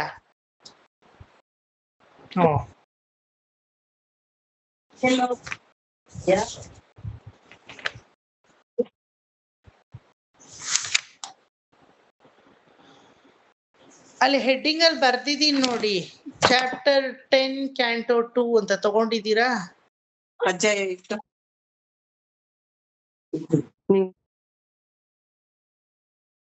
ಇಲ್ಲ, ನೀವು ತಗೊಳ್ದಿದ್ರೆ ನಾನು ಇವ್ರಿಗೆ ಡಿಕ್ಟೇಟ್ ಮಾಡ್ತೀನಿ ಬಿಡಿ. ಎನಿವೇ ಎಕ್ಸ್ಪ್ಲೇನ್ ಮಾಡಬೇಕು. I will dictate everything, no problem. ಇದು ತುಂಬಾನೇ ಇದೆ ನೋಟ್ಸ್, ಬಟ್ ಇದನ್ನ ನಾನು ಡಿಕ್ಟೇಟ್ ಮಾಡ್ಬೋದು, ನೋ ಪ್ರಾಬ್ಲಮ್. ಓಜಹ ತಹಹ ಬಲಹ ತಗೊಂಡಿದ್ದೀರಾ? ನರದೇವ ಇವಾನುಗಾಹ ಅಂತ ಎಲ್ಲ ಬರುತ್ತೆ ನೋಡಿ. ನಾರಂಗಗಳು ತಗೊಂಡಿದ್ದೀರಾ? ಸೊ ನೋಟ್ಸ್ ನ ಅವ್ರು ಹಾಗಾದ್ರೆ ಕೊಡ್ತಾರೆ ನಮ್ ಗ್ರೂಪ್ಗೆ, ನೋ ಪ್ರಾಬ್ಲಮ್. ಆಮೇಲೆ ಸ್ಮಿತಾ, ನಿಮ್ ಗ್ರೂಪ್ಗೂ ನೀವು ಒಂದ್ಸಲ ಕೊಟ್ಬಿಡಿ ಈ ನೋಟ್ಸ್ ನ, ಎಲ್ಲ ರೆಡಿ ಆಗ. ಅಲ್ಲ, ನಿಮ್ ಗ್ರೂಪ್ಗೆ ನೀವು ಶೇರ್ ಮಾಡಿ, ಈ ಗ್ರೂಪ್ಗೆ ವನಿತಾ ಶೇರ್ ಮಾಡ್ಲಿ. ಇನ್ ಮಿಕ್ಕುಳಿದ ಮಂಗಳವಾರದಿಂದ ಶುಕ್ರವಾರದ ಗ್ರೂಪ್ಗೆ ನಾನು ಶೇರ್ ಮಾಡ್ತೀನಿ, ಆಯ್ತಾ? ಓಕೆ, ಸೊ ಇವತ್ತಿಗೆ ಇಲ್ಲಿಗೆ ಮುಗಿಸೋಣವಾ? ನನಗೂ ಇನ್ನು ಹೊರಡಕ್ಕೆ ರೆಡಿ ಮಾಡ್ಕೋಬೇಕು. ಆಯ್ತು, 4 ಗಂಟೆ ಆಯ್ತು. ಇವತ್ತೇನು ಇಲ್ಲ, ಇವತ್ತು ಮಾಡಿದ್ದಿಷ್ಟೇ. ಎಲ್ಲ ಪೂರ್ತಿ ಈ ಚತುಶ್ಲೋಕಿ ಭಾಗವತವನ್ನ ಬ್ರಷ್ ಅಪ್ ಮಾಡಿ ನಿಮ್ಮ ಶ್ಲೋಕಗಳನ್ನ ಮುಗಿಸ್ತೆ. Technically and officially we are done with Chatushloki Bhagavata. Okay, Chatushloki ಭಾಗವತವನ್ನ ಚೆನ್ನಾಗಿ ಅರ್ಥ ಮಾಡ್ಕೊಂಡು ಚೆನ್ನಾಗಿ ಅದನ್ನ ರುಬ್ಬಾಕೋಬೇಕು ಮನಸ್ಸಲ್ಲಿ. ಇನ್ ಮುಂದೆ ಬರುವ ಎಲ್ಲಾ ಚಾಪ್ಟರ್ಸ್ ಅಲ್ಲೂ ಈ ಕಾನ್ಸೆಪ್ಟ್ಸ್ ಬರುತ್ತೆ. ಎಲ್ಲಾದ್ರಲ್ಲೂ ಕಪಿಲೋಪಾಖ್ಯಾನ ಆಗಿರ್ಬೋದು, ಧ್ರುವಚರಿತ್ರೆ ಆಗಿರಬಹುದು, ಅಜಾಮಿಳೋಪಾಖ್ಯಾನ, ಜಡಭರತೋಪಾಖ್ಯಾನ, ಗಜೇಂದ್ರ ಮೋಕ್ಷ, ನರಸಿಂಹಾವತಾರ, ಪ್ರಹ್ಲಾದ ಹಾಗೂ ನರಸಿಂಹರ ಕಾನ್ವರ್ಸೇಷನ್ ಅಲ್ಲೂ ಚತುಶ್ಲೋಕಿ ಭಾಗವತ ಬರುತ್ತೆ. ಎಲ್ಲಾ ಚಾಪ್ಟರ್ಸ್ ಅಲ್ಲೂ ಅಡಿಪಾಯ ಇದೆ, ಗೊತ್ತಾಯ್ತಾ? ಇದಾದ್ಮೇಲೆ ಬರೋದೆ ಇನ್ನೊಂದು ಟರ್ನ್ ತಗೊಳುತ್ತೆ. ಯಾವುದು ಅಂದ್ರೆ ಮುಂದೆ ಬರುವಂತಹ ರುಕ್ಮಾಂಗದ ಚರಿತ್ರೆ. ಅದು ಇನ್ನೂ ತುಂಬಾ ಟೈಮ್ ಇದೆ ನಿಮ್ಗೆ ರುಕ್ಮಾಂಗದ ಚರಿತ್ರೆ ಕೈಯಾಳಕ್ಕೆ. ಯಾಕಂದ್ರೆ ತತ್ವದಲ್ಲಿ ಮುಳುಗಬೇಕು ನೀವು ಇನ್ ಮುಂದೆ. ಕತೆ ಅನ್ನೋದು ಒಂದ್ ಸುಮ್ಮನೆ ನಿಮಿತ್ತ ಮಾತ್ರ ಬಂದು ಹೋಗುವಂಥದ್ದು. ತತ್ವ ಏನು ಅನ್ನೋದು ವೆರಿ ವೆರಿ ಇಂಪಾರ್ಟೆಂಟ್. ಈ ಚಾಪ್ಟರ್ ಅಲ್ಲಿ ಏನಾದ್ರೂ ಕತೆ ಇತ್ತ ನಿಮ್ಗೆ? ಕಥೆನೇ ಇಲ್ಲ ಅಲ್ವಾ, ಬರೀ ತತ್ವವೇ ಇದೆ. ಮುಂದೆ ಬರೋ ಚಾಪ್ಟರ್ಸ್ ಎಲ್ಲ ಹಂಗೇನೆ, ಕತೆ ತುಂಬಾ ಕಮ್ಮಿ, ಏನು ಜಾಸ್ತಿ ಇಲ್ಲ. ಆದ್ರೆ ತತ್ವಗಳು ಒಂದ್ ರಾಶಿ ಇದೆ, ಒಂದ್ ರಾಶಿ. ಆ ರೀತಿನೇ ನೀವು ಕೈಯಾಳಬೇಕು. ಅರ್ಥ ಆಯ್ತಾ? ಮುಗ್ಸೋಣ ಇವತ್ತು? ಓಕೆ, ಬೇರೆಯವ್ರಿಗೆಲ್ಲ ಅರ್ಥ ಆಯ್ತಾ? ಯಾರೆಲ್ಲ ಸ್ಕ್ರೀನಿಗೆ ಬಂದಿಲ್ವೋ ಅವ್ರಿಗೆಲ್ಲ ಸ್ಕ್ರೀನಿಗೆ ಬರ್ದೇ ಇರೋರೇ ಒಂದ್ ಜಾಸ್ತಿ ಜನ ಇದ್ರು. ಈಗ ಅವ್ರುಗಳು ಇಲ್ಲ, ಎಲ್ಲಿ ಹೋದ್ರು ಎಲ್ಲ ಗೊತ್ತಿಲ್ಲ. ಅದಕ್ಕೆ ಯಾವಾಗ್ಲೂ ಕ್ಲಾಸು ಅಂದ್ರೆ ಸ್ಕ್ರೀನಿಗೆ ಬಂದು ಕುತ್ಕೊಳ್ಬೇಕು. ಅನುರಾಧ ಆಗಿದ್ಯಾ? ಚತುಶ್ಲೋಕಿ ಭಾಗವತ ಚೆನ್ನಾಗಿ ಮನಸ್ಸಲ್ಲಿ ಹಾಕೊಂಡು ರುಬ್ಬಿ ಆಮೇಲೆ ಕಳಿಸಿ, ಗೊತ್ತಾಯ್ತಾ? ಚೆನ್ನಾಗಿ ಎಲ್ಲ ಅರ್ಥ ಮಾಡ್ಕೊಳ್ಳಿ. ಅರ್ಥ ಆಗಿದೆ ಎಲ್ರಿಗೂ? ಯಾರಿಗ ಅರ್ಥ ಆಗ್ಲಿಲ್ವಾ ಬೇಕಾದ್ರೆ ಒಂದ್ ಮೆಸೇಜ್ ಹಾಕಿ, ವಾಯ್ಸ್ ಮೆಸೇಜು ನನಗೆ ಹಾಕಿ ಬೇಕಾದ್ರೆ. ಸರಿ, ಇಂಥ ಕಡೆ ನಂಗೆ ಅರ್ಥ ಆಗಿಲ್ಲ, ಒಂಚೂರು ಕಳಿಸಿ ಅಂದ್ರೆ ಬೇಕಾದ್ರೆ ನಾನು ಕಳಿಸ್ತೀನಿ, ಆಯ್ತಾ? ಓಕೆ. ಕಾಯೇನ ವಾಚಾ ಮನಸೇಂದ್ರಿಯೈರ್ವಾ ಬುದ್ಧ್ಯಾತ್ಮನಾ ವಾ ಪ್ರಕೃತಿ ಸ್ವಭಾವಾತ್ ಕರೋಮಿ ಯದ್ಯತ್ ಸಕಲಂ ಪರಸ್ಮೈ ಶ್ರೀಮನ್ನಾರಾಯಣಾಯೇತಿ ಸಮರ್ಪಯಾಮಿ. ಸರ್ವಂ ಶ್ರೀ ಕೃಷ್ಣಾರ್ಪಣಮಸ್ತು. ಓಕೆ, ಬಾಯ್.